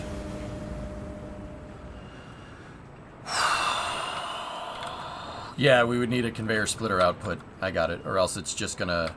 It looks like it's gonna fill up that one first. But yeah, that's fine. It'll keep it saturated.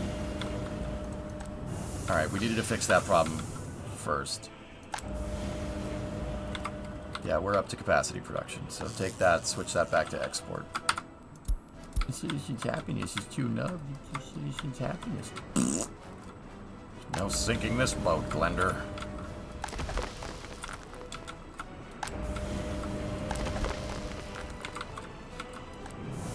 Yep. Okay, cool. So we have 75 tons of fuel there. It's 56 Gs, give or take.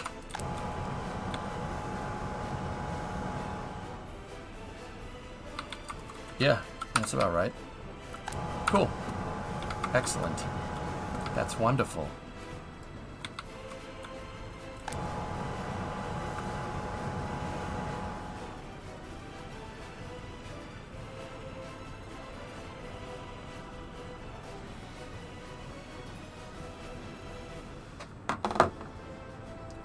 Now I'm wondering if there's a...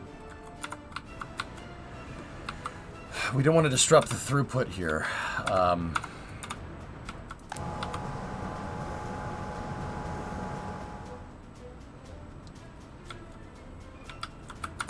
Yeah, the bitumen over here. Yeah, let's see if our... Where's our bitumen? Bitumen import. Yeah, screw that. Delete that. Delete that stop. Add a stop here. Olive oil refinery. Load bitumen. There we go. External pipeline. I'd want stockpiles out of the refinery here. Okay.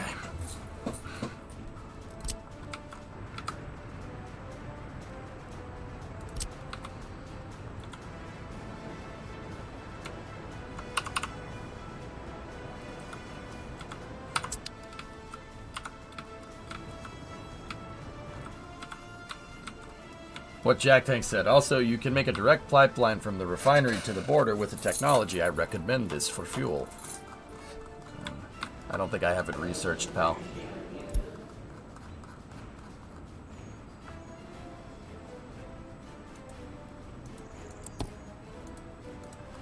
We would need to go down the metallurgy tree. Are we doing any research with this?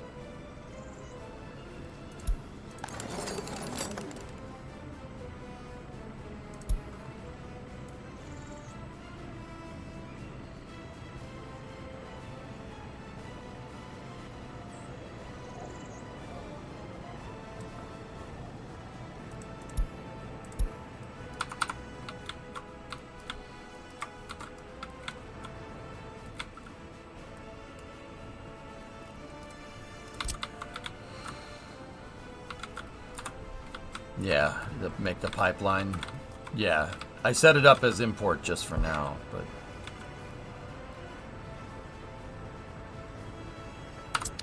We'll just work with the trucks for now, because we already have them.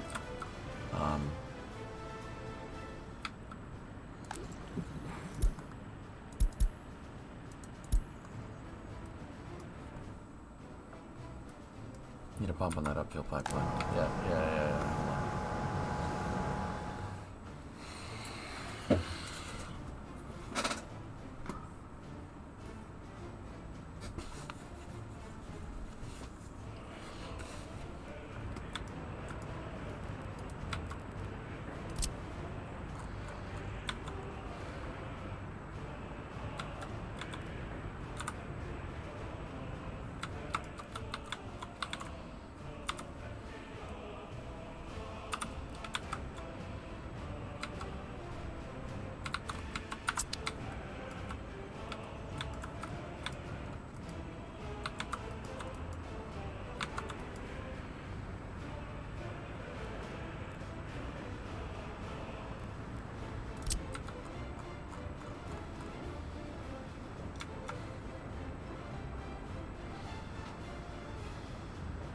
I'm thinking.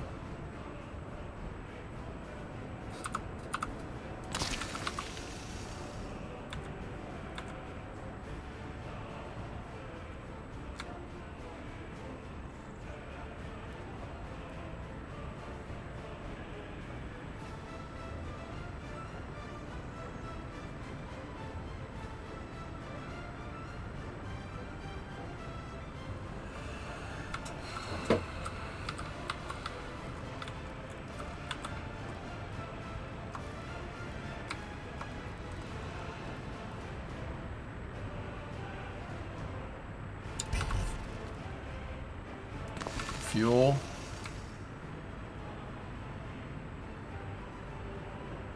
And that one would be bitumen. Okay, cool. Go here like this. Take this.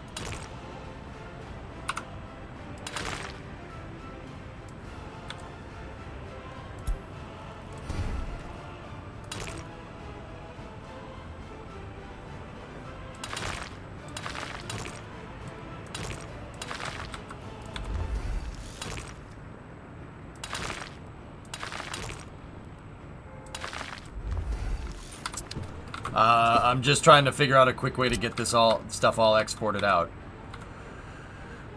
We have two outputs here, and we're gonna need two pipes going this way, right?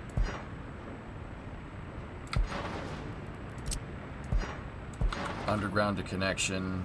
That pipe can just be underground, like that.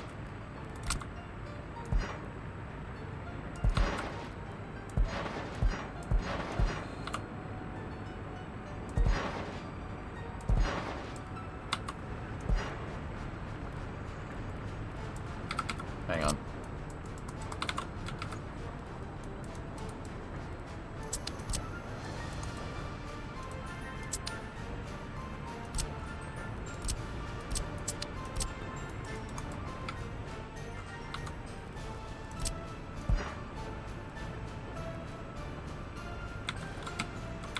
Zero money. Yeah, I got it. Don't worry about it. I'll fix it in a second.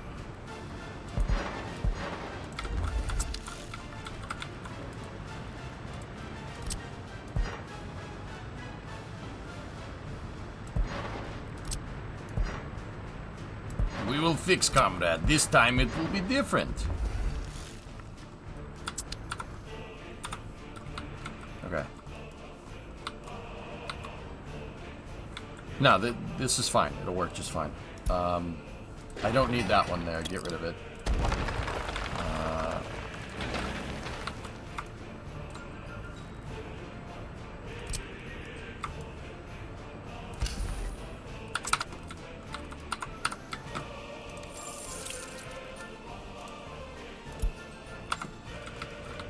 This time will be different.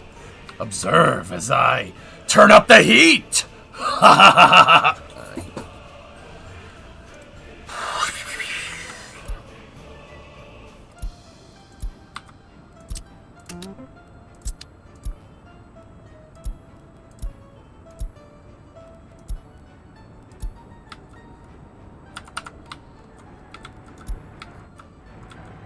And I wrote it. And it's the truth. And it must be right. It says to do it, Steve, and I wrote it. So it must be. Okay. Well.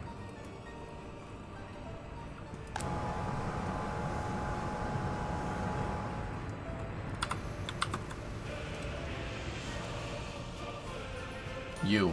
I'm gonna need you for a second. This truck. Go home. Delete the route. You. Oh no. We need a new line.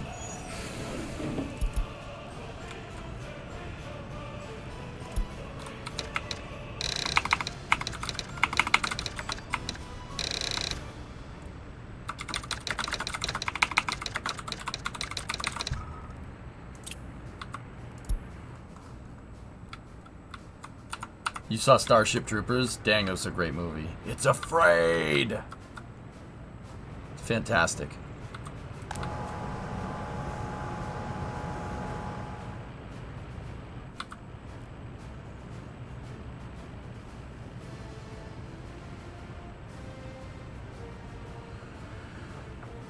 Okay.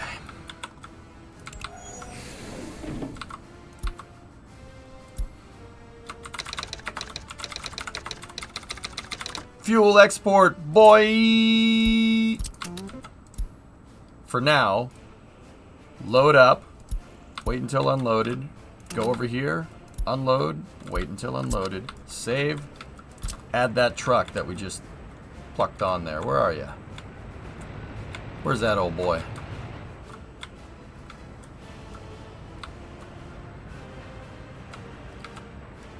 Did I not just tell that truck to go there? Where you going? Where'd he go? There you go.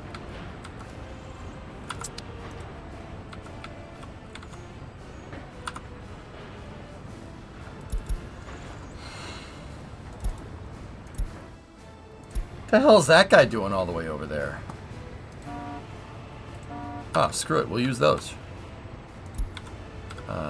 Fuel export, boy. Give me fuel. Give me fire. Give me that which I desire. Oh.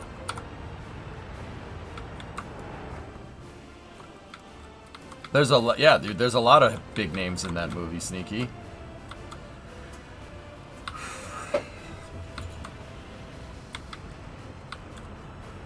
Eagle Cam didn't deploy. I know, it sucks. I'm wondering where that truck that I told to go to the depot went. Did I tell him to do that, or I don't know, where are you going? Heading to depot. Oh, there he is. Okay, cool, cool, man. Yeah, here's what we're gonna do. We're gonna take that truck, we're gonna put it on Fuel Expo, because you gotta have enough fuel units, man. If you don't have enough fuel units, you must construct additional pylons. Yeah, this is the precise reason why I wanted to set up the terminals here, which are already getting worked on. Good, good, good, good. Let's burn.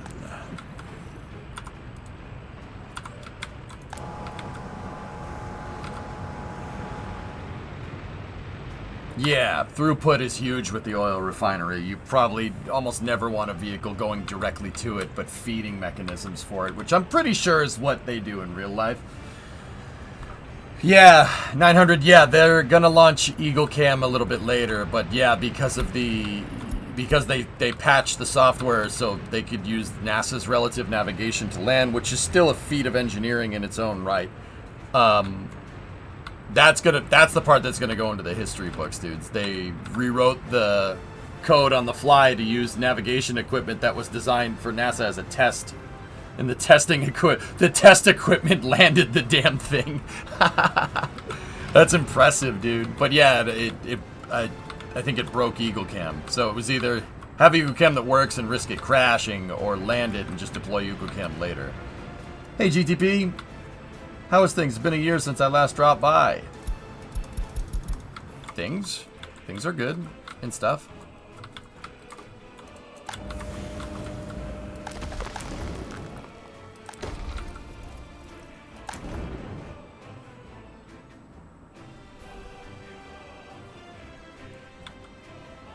Did you manage to get rid of your financial woes? I am on the cusp of doing that. Machine replacement is in...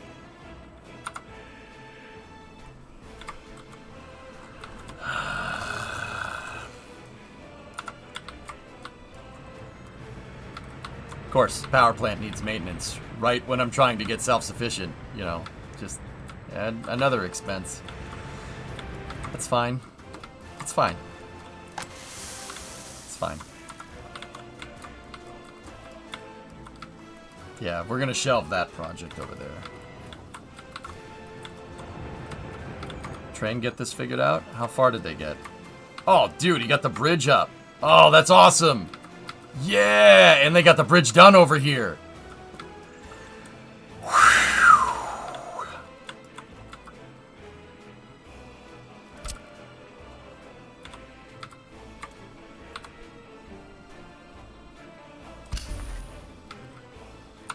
Let's go.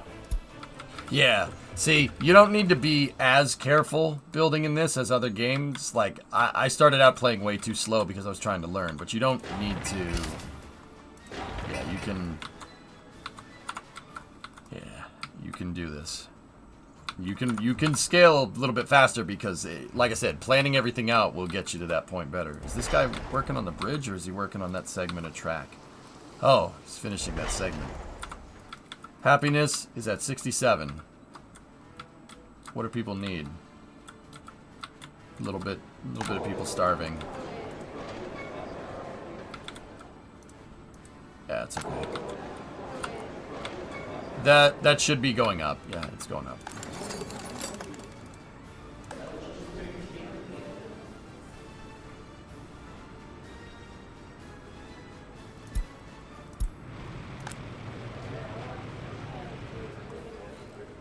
These dang food eaters. Yep. All the construction vehicles being on this road. Where is the Coca-Cola knockoff? I don't know, friend. Oh, dude, look at the Caterpillar. I forgot we bought that thing. Oh, man, bumming the treads don't work.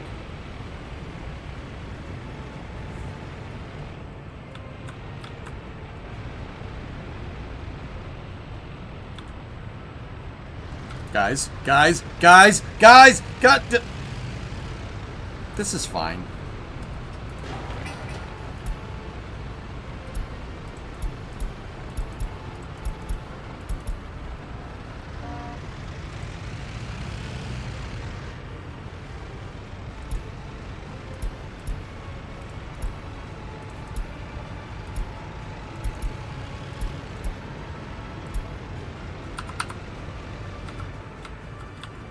Yeah, I just noticed that, Sneaky. No four-way stops. Huh? Where are these guys going?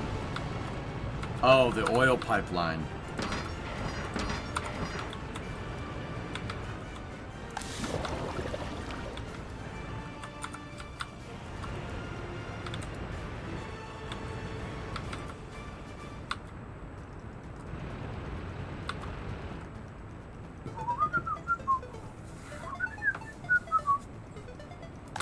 What kind of power consumption does this thing have? At about 10% efficiency, you're drawing 0.076 megawatts. Oh. Oh, we went up to 0.1 megawatts. That's not a lot. Bread and games, Dunpeel.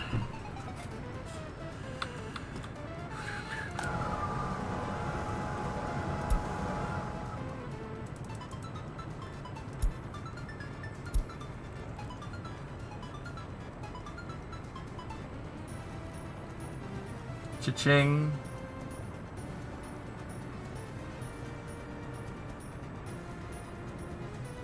That number is going up awfully fast. Thank God they don't have mud rudder spin tires physics in this. That would make this game infinitely... Dude, Rhino, can you imagine? That would be insane, man.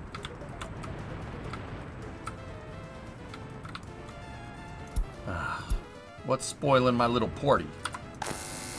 Yeah, that's fine. The fire truck's right over there. He'll make it. Secret police. Building is without power supply. I'm sorry? We're importing. How is that possible?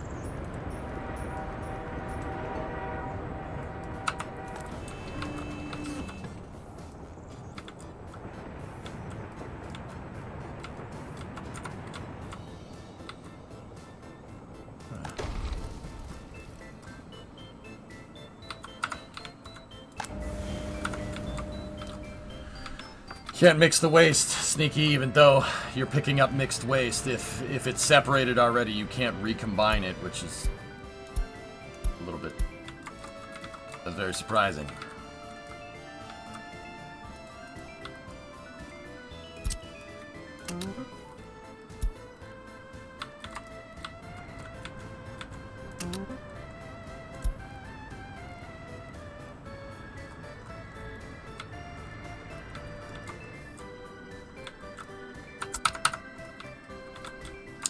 So my coal refinery, the coal ore processing plant, is being repaired right now, and that can't give my power plant coal, which is not very coal of it. Yeah. So I'm importing power for the time being, which tells me that it would probably be better to build these in double redundancy in case this problem happens.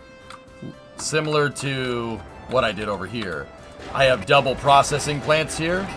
They're built so if one goes, we can still produce. That would probably be a good idea. Two-fault redundancy in your vital infrastructure systems. That would probably be a good decision. Yeah, Sneaky. Yeah, that's a good idea.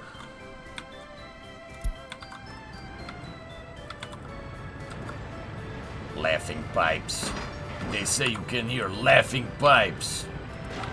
Some people call them demons. I call them wimps. Watch how Uncle Barbin works.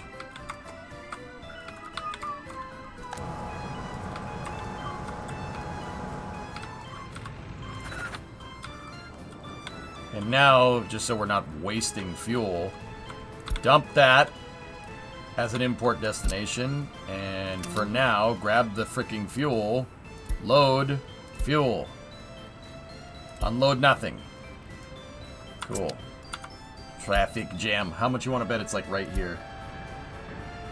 Well, I was pointing at it.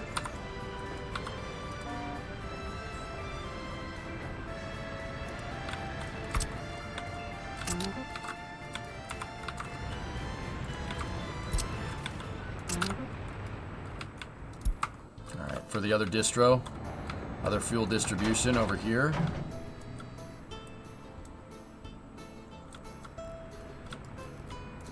Uncheck fuel from Avriu.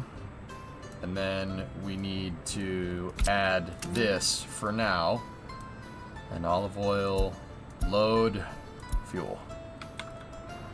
Redundancy in stockpile. Yes. Yes.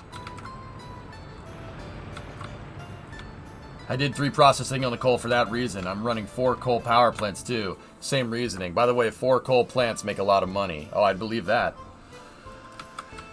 Yeah, dude, scale. Scale is the way to make cash in this game when you're on absolute, like, maximum realism.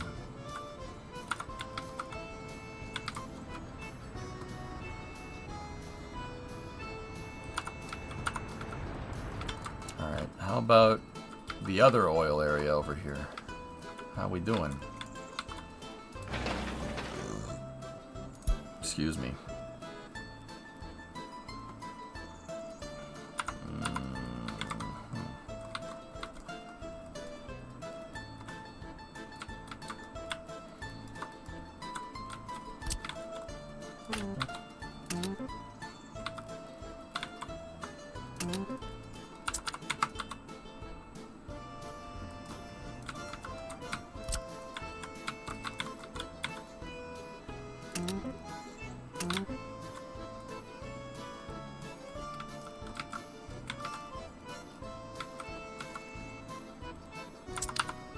In Spaghetzov, you don't do redundancy. Redundancy do you?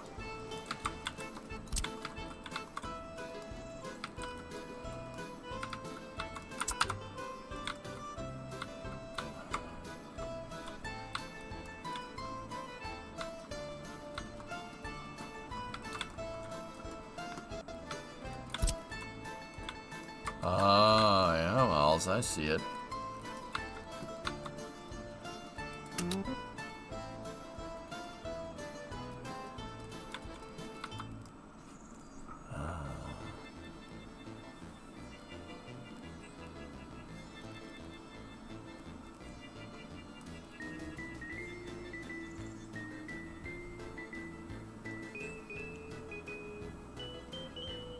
We have all those selected in group 1. I get it. I see how it works. We got to build that stretch of road first.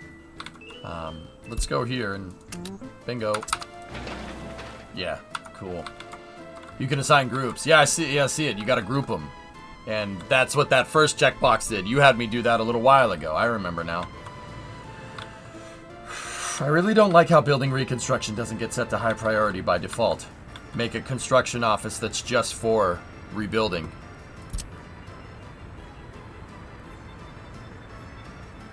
You can assign that type of priority here. See? Reconstruction.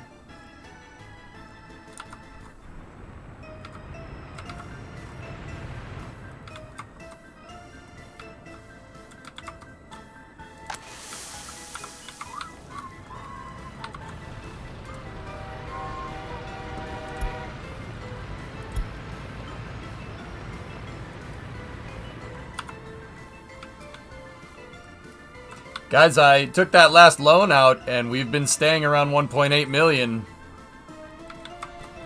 Man, I should have just made that damn refinery when I said I was going to, like 4 days ago.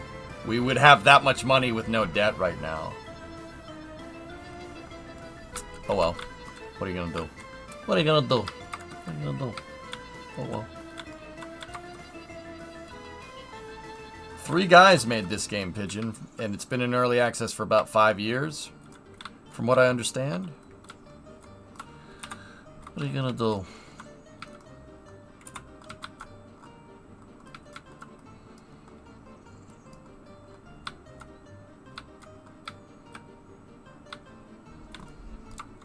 Build another refinery? Do you have excess oil? What? Build another one? Yeah.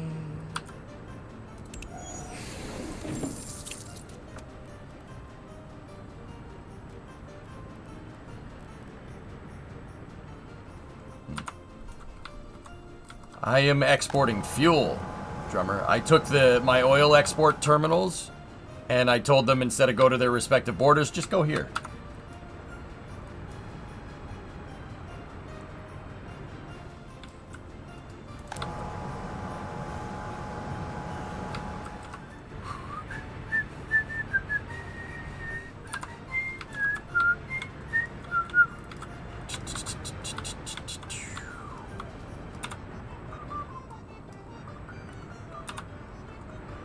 Stopped production. What do you want?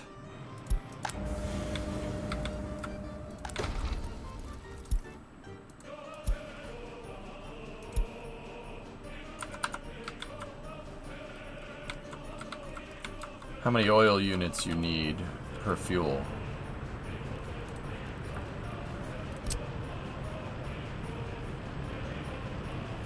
$250 tons of crude at maximum production produce 125 tons of fuel, 75 tons of bitumen. So 250 tons of crude produce 200 tons of resources. But those resources, bitumen is like 4 times the price of crude on the market, and fuel is 3 times the price. Actually, bitumen is more. Hold on. Fuel is $7.85 a pop. Oil is $2.96. So that's round up. That's about $300. That's about $800. So fuel is like 2.7 times the unit cost. Bitumen or tar is $1,300. That's 4 times the amount.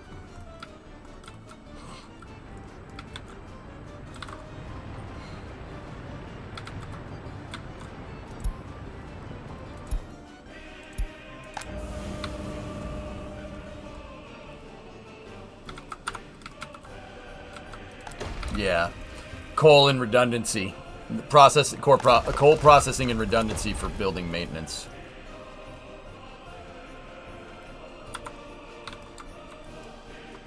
Is all the fuel at your gas stations now produced domestically? Yes. And on top of that, we're exporting. This terminal will give me higher throughput for fuel export and bitumen export. Yeah, it'll give me higher throughput. Ah! Glory to Oils Getzov. The olive oil refinery is refining me happy good. Nice. Nice, nice, nice. Nice, nice, nice, nice, nice. Nice. Nice. Nice.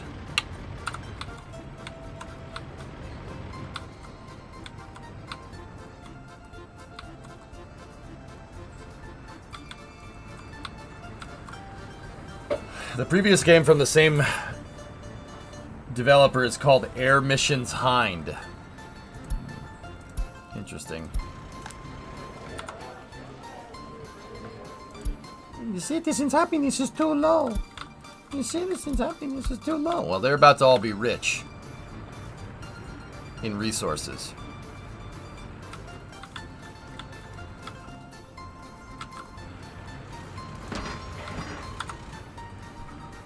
How are things? How long have you been playing Workers today? A couple hours, Endo. A couple of rants about things here and there, you know. I set up the refinery today.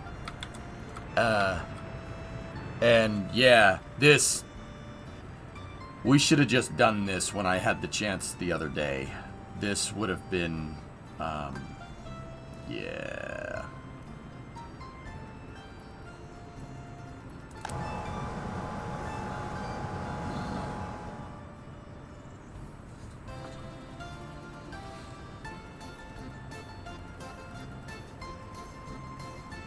Rethinking the whole starting from scratch thing? No, well, I wanted to use Spaghetzov today to do this stuff, to see what's up. Like,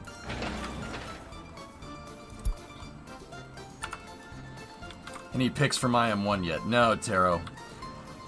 The antennas are low. The communication systems that are on IM1 are very low bandwidth. It's going to take some time to download those pictures, unless you want to look at potato quality 56K BMP Minecraft images of the moon. Pretty sure they're waiting on the good stuff, dude. Money is not going down anymore. Yep. Your school was downwind of an asphalt factory. They smell good. They smell good. They think it is upright anesthesis. We heard that from them last night. No BMP, interlaced JPEG. Oh, God. Don't do that again. Don't.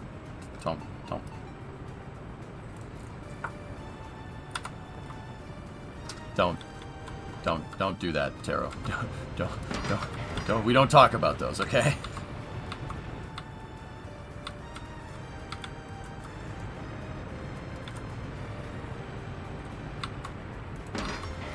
This pipe's almost finished for our export.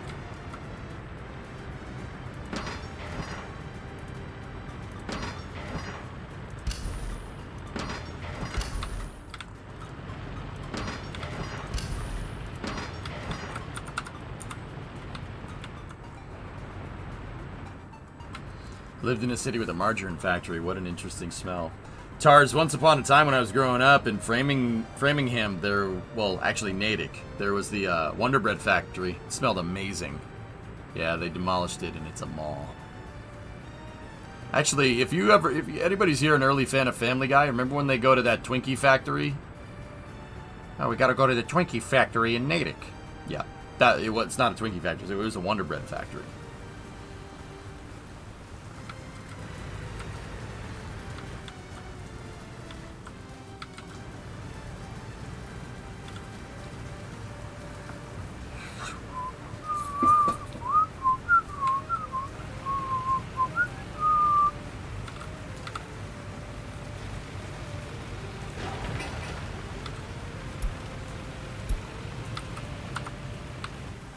Smelled amazing, dude. Damn it, Randy. There's a story about friendship and music by B. About a bear and a bunny. The bear meets the bunny and becomes his new family. Something like that. Oh, nice, Hammer. There you go. Are you trucking oil into the refinery? Temporary solution, Willie, but yes. I just need to see this thing doing its thing. Dude, the throughput even with trucks is pretty damn good. But I thought that the load and unloading terminals would be able to, that oil would be able to pass through them, but yeah, it doesn't. So, what's on NSF tonight? Space news? NSF Live. Yep, informal space news content, 415. You got it, man. We're talking about everything that happened this week. There's all kinds of stuff.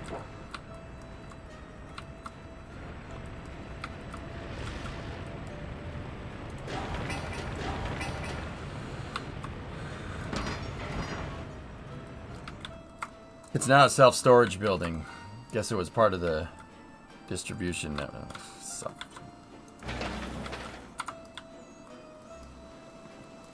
It's not okay. It's not okay.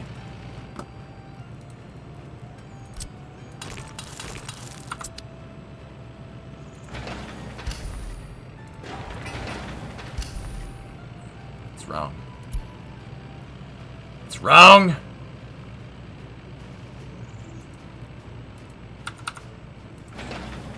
What are they whining about now? I swear, if did I see that happiness? I'm unhappy.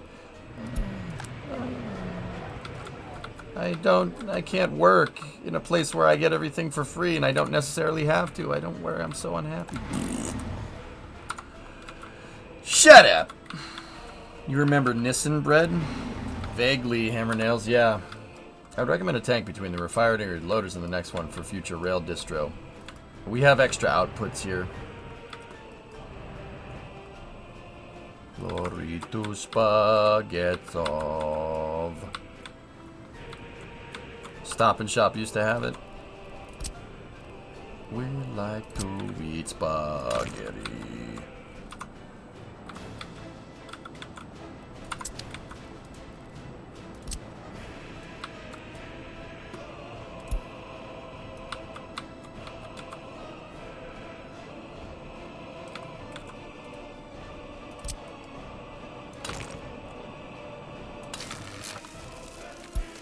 Please make.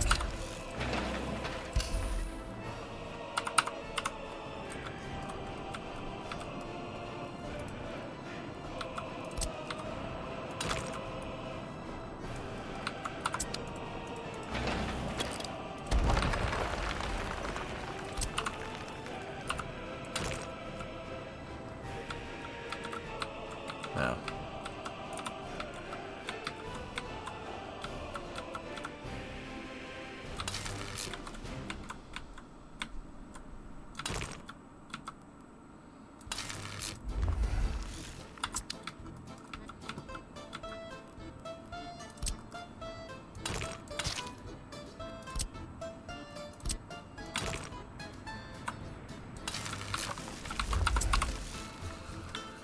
How's it going? It's going good, Jared. How are you?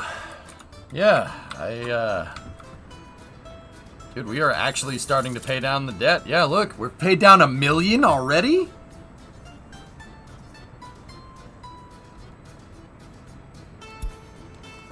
Wow. NASA press conference in 27 minutes.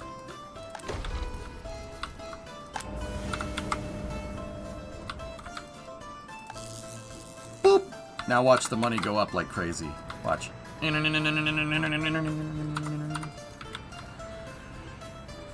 Yeah, so we got a press conference about intuitive machines here in about a half hour. Yeah, we'll cover that, dudes. Doing good. Just got done streaming some Dirt to Daytona. Nice. Also play some KSP because you had the day off. Nice, man. Nice.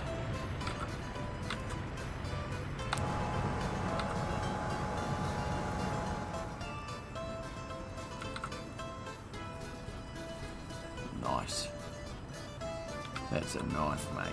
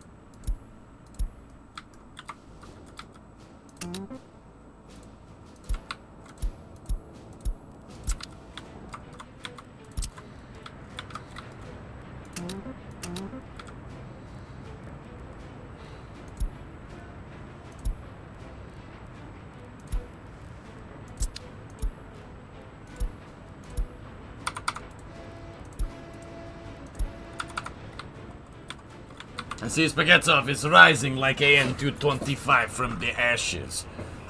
Yeah. I'll have the debt paid off by December 91, guys. Yeah, that's gonna happen. That's gonna be easy. Have you made an opinion on the caffeinated toothpicks yet?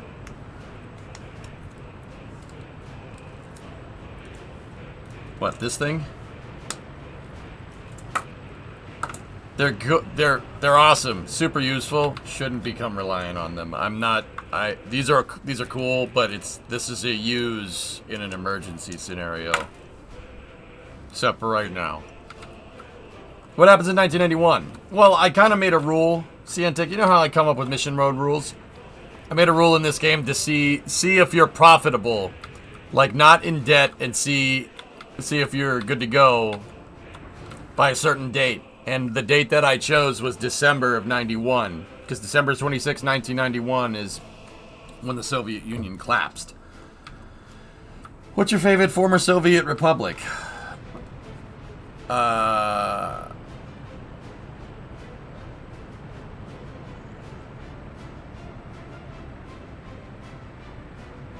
East Germany.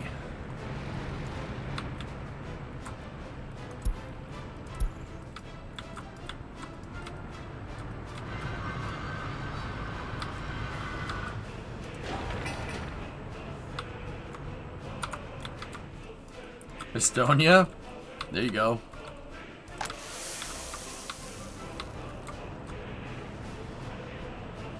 Yeah, we have 500,000 ruble export a month. A month. Yeah, okay, cool. Czechoslovakia. That's 2. He's not wrong.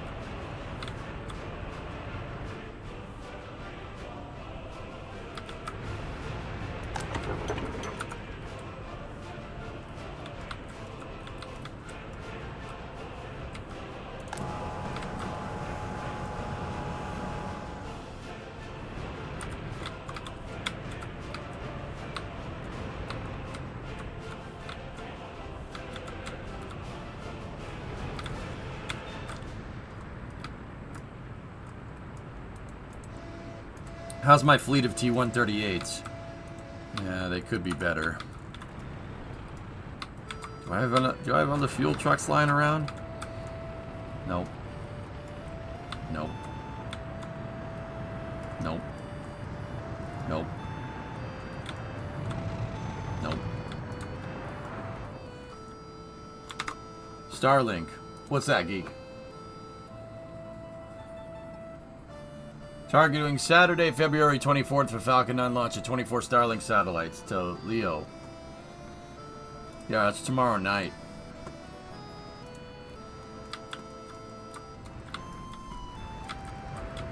Truck loaders were up the throughput. That's why I made them, yeah. Pipes.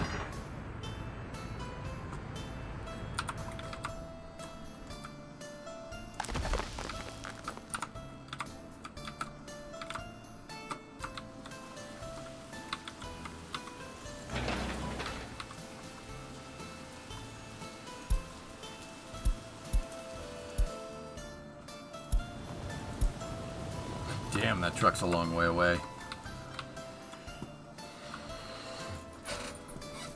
Yes. Yeah. Absolutely. Did I? Oh. That's kind of cringe.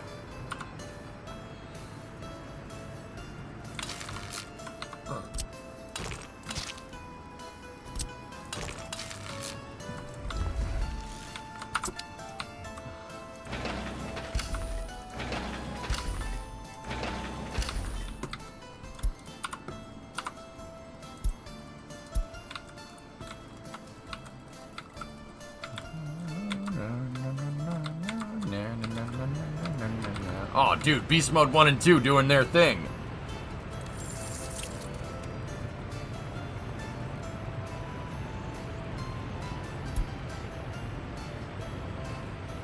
Look at that thing. Cool.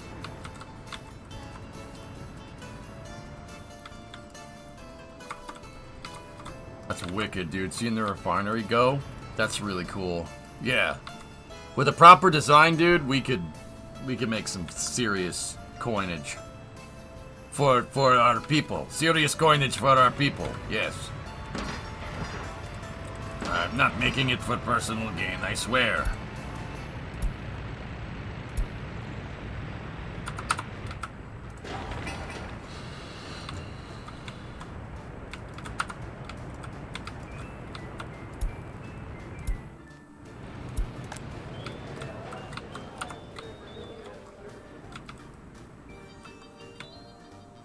I've been hearing it in my sleep too, all systems. Yeah. I'm not sick of it though. I just, yeah, I hear it a lot. But yeah, the background music doesn't bother me in this game. No, not at all.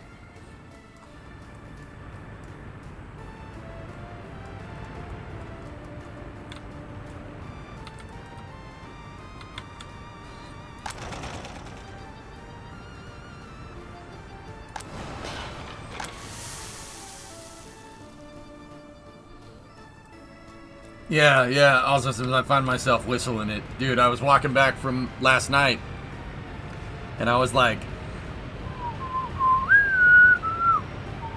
ugh.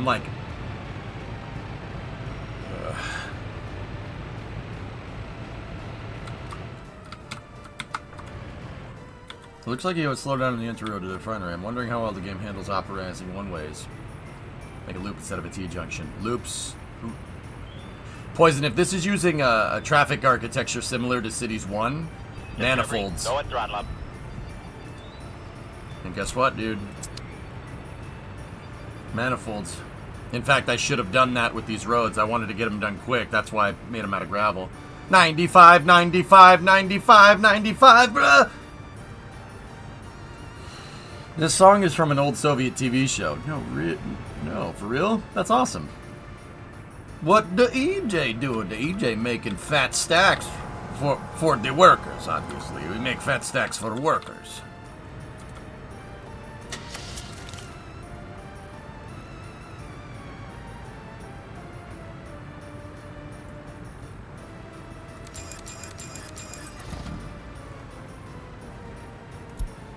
"9-5 boy, me Bob!"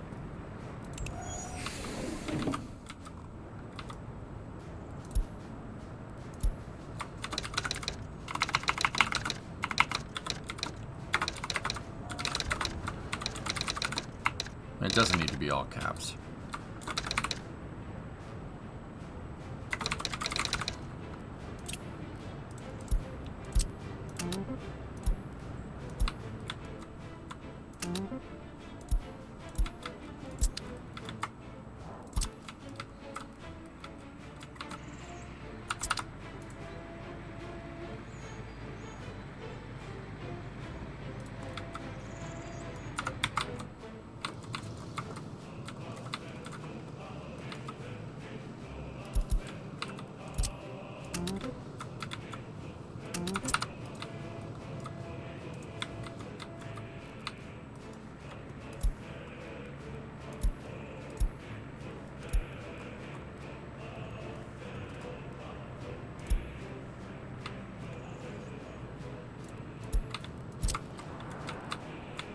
Hang on one second. Let me assign this here.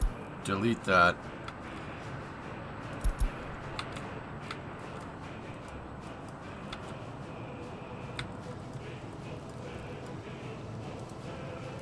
That's the one. Okay.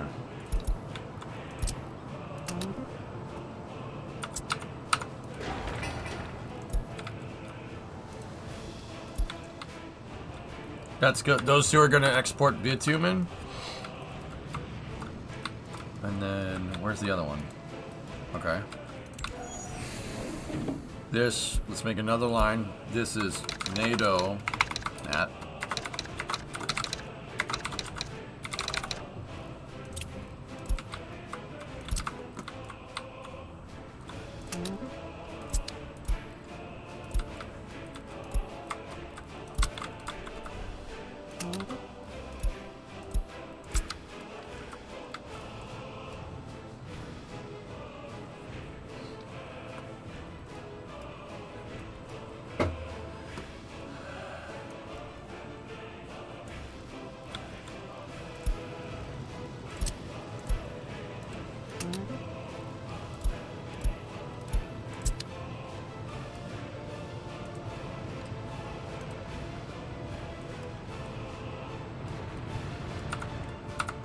There is one more truck. Oh, there he is. Okay.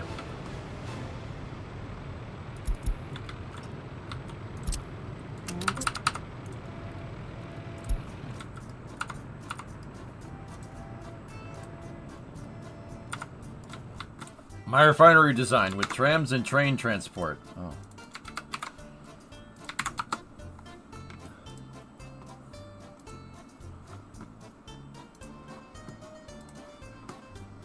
Buh. Buh.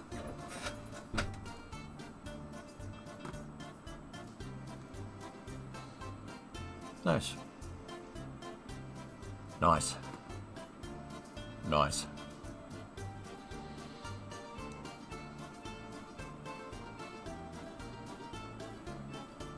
Yeah, poison. Yeah. How does this music not get old for you? Because I'm not focusing on it.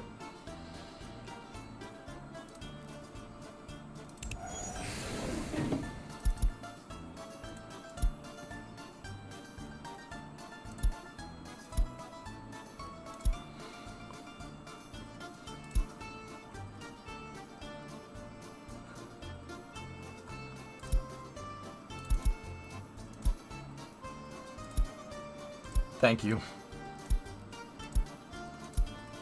Thanks, Stig. Appreciate it, man. Yeah, that's good. Thanks, buddy.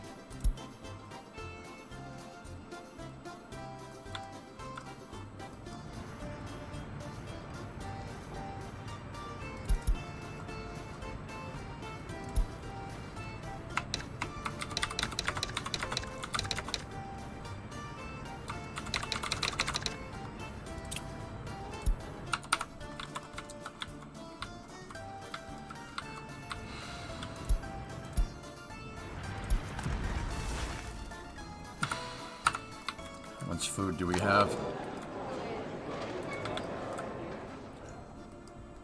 Discovery, go at throttle up.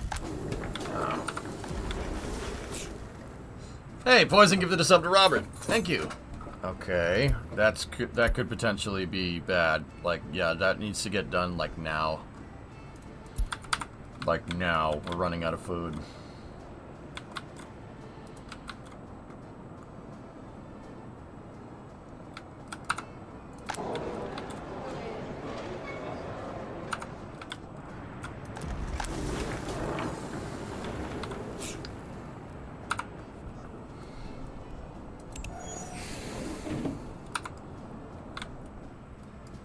I was working on clothes, but I stopped to work on these other big projects. My clothing production line is ready to go. But I need to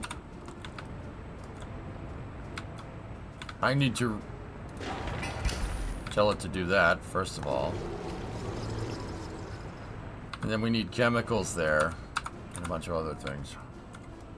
Yeah, I've never completed it, but...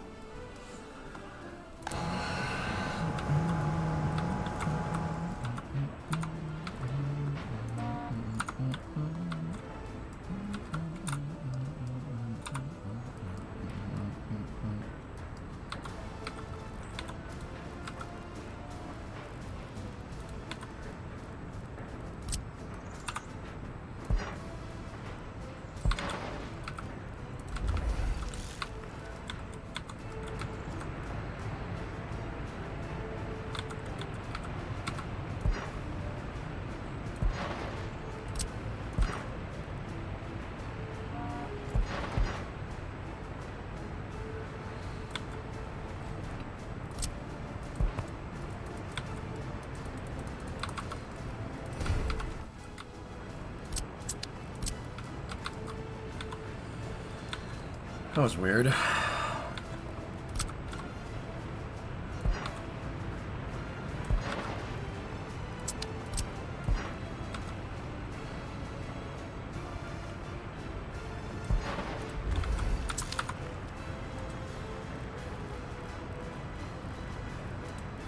Let's see if we can just hook this stuff up directly.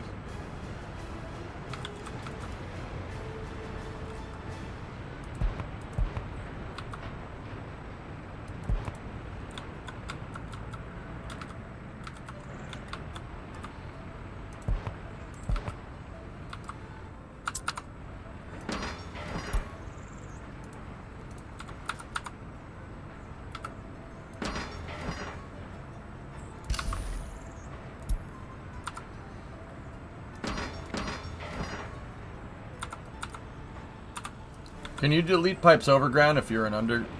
You can't delete pipes that are overground if you're an underground view. Oh, yeah, Carlos. Yeah, that's right. I'm stupid. Thanks, buddy.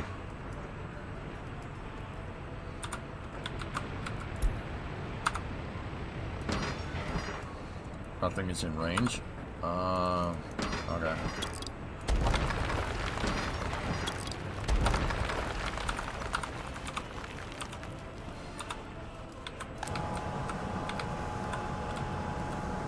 Oil?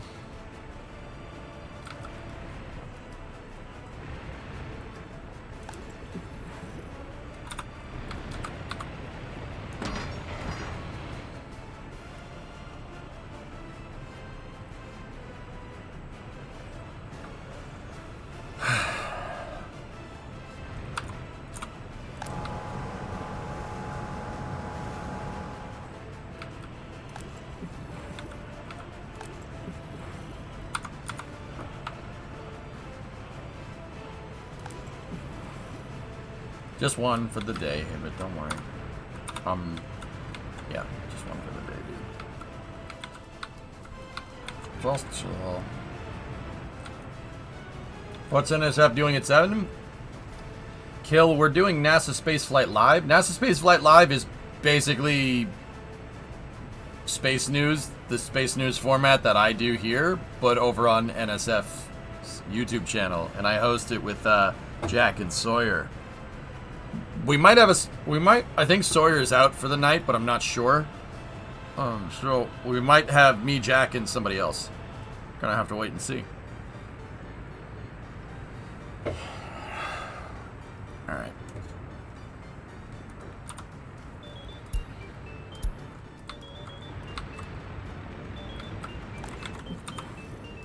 This out here is still using my old power grid design.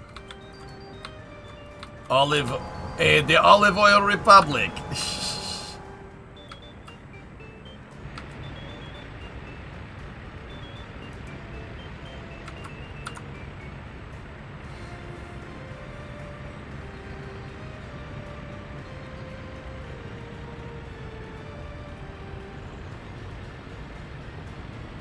Wow.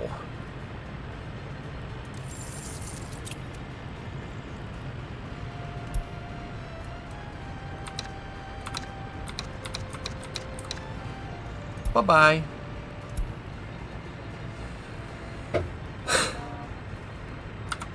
How much caffeine is in that toothpick? I have no idea. It's a lot if you take 7 of them and if you bite into 7 of them in a half hour. Yeah, it's a lot. Let me put it to you like that.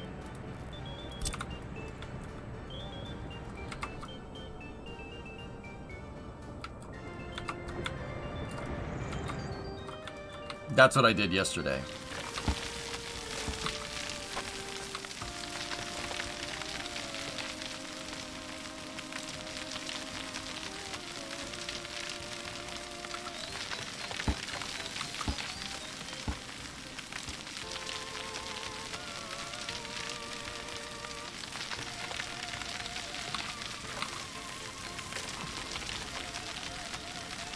Yeah, yesterday was a rough dude.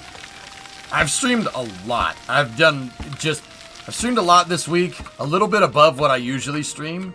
And on top of that, dudes, I have had meetings and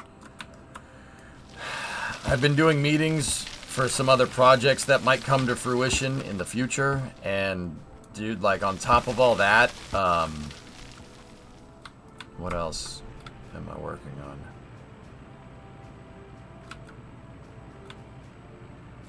on? I've been just, oh yeah, my in-laws are here. Bree's mom came to visit. This has been a crazy freaking week. One of the busiest weeks I've had in a really long time. That's the other reason why I didn't want to start Gnocchi Grad, because I've been working on so much stuff this week. Gnocchi Grad is the name of the working title for the name of the next city that I want to make. Yeah, or not. We've been working.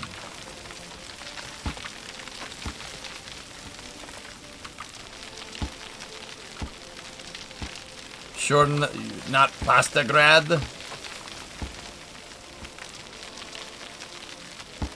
Pasta Grad.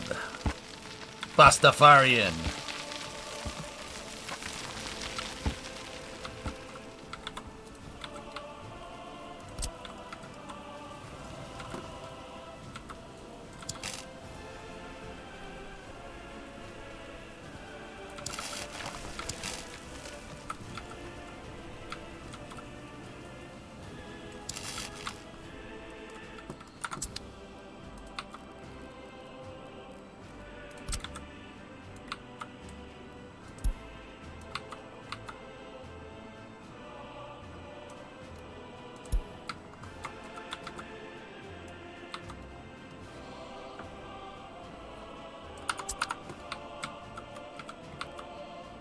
I need to check the measuring tool again.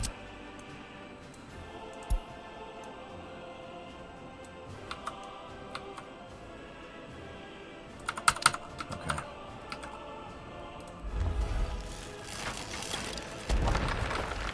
Right here.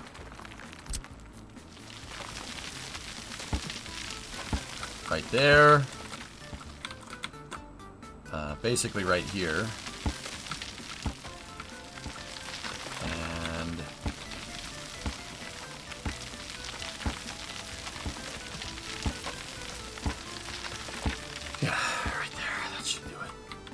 Could always go with St. Petersburg.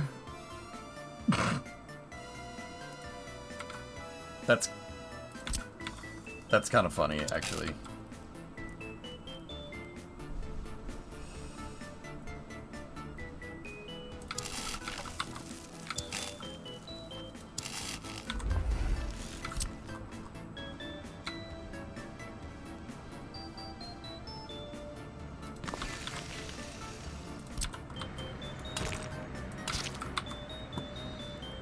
St. Petersburg.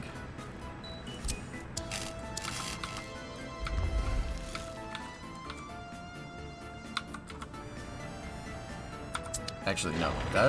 Hold on. That's not what I want there. I don't want to switch like that. Give me 1 second. I made the wrong thing.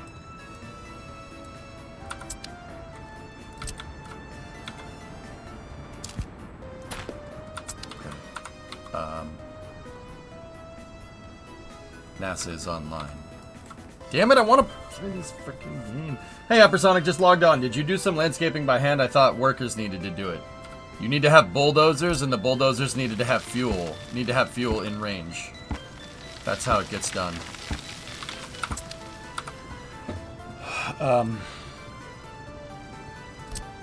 My brain just divided by 0 there for a second, which is not ideal.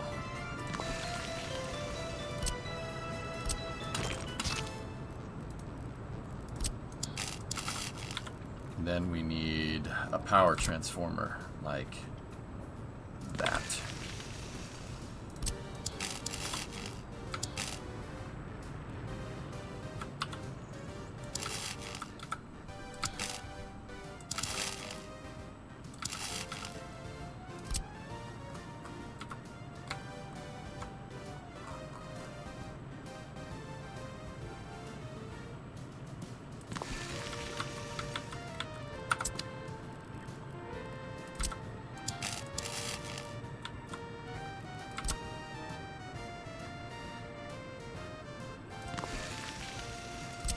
I'm building out the high voltage power grid for this area.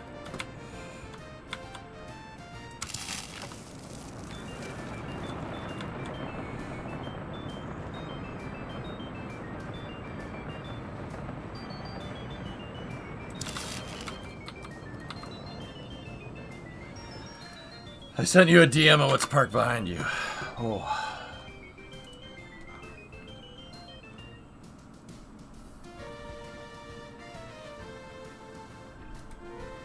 Hey. Nice. Very nice. This should have been a 5-point switch, so I could put another substation here. NASA's live for the presser. I know. Hey, cats, what's going on, man?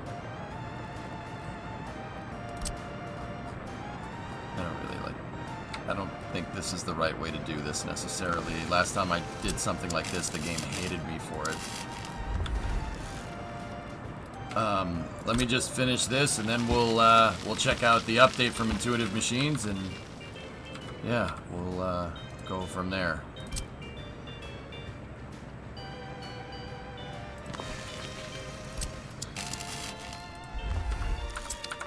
Okay, save our work. Saving game, spaghetti. Alright, this is an update on the lunar mission that landed last night. That's why I want to see this. So we'll switch over to Science Tech just for a second here.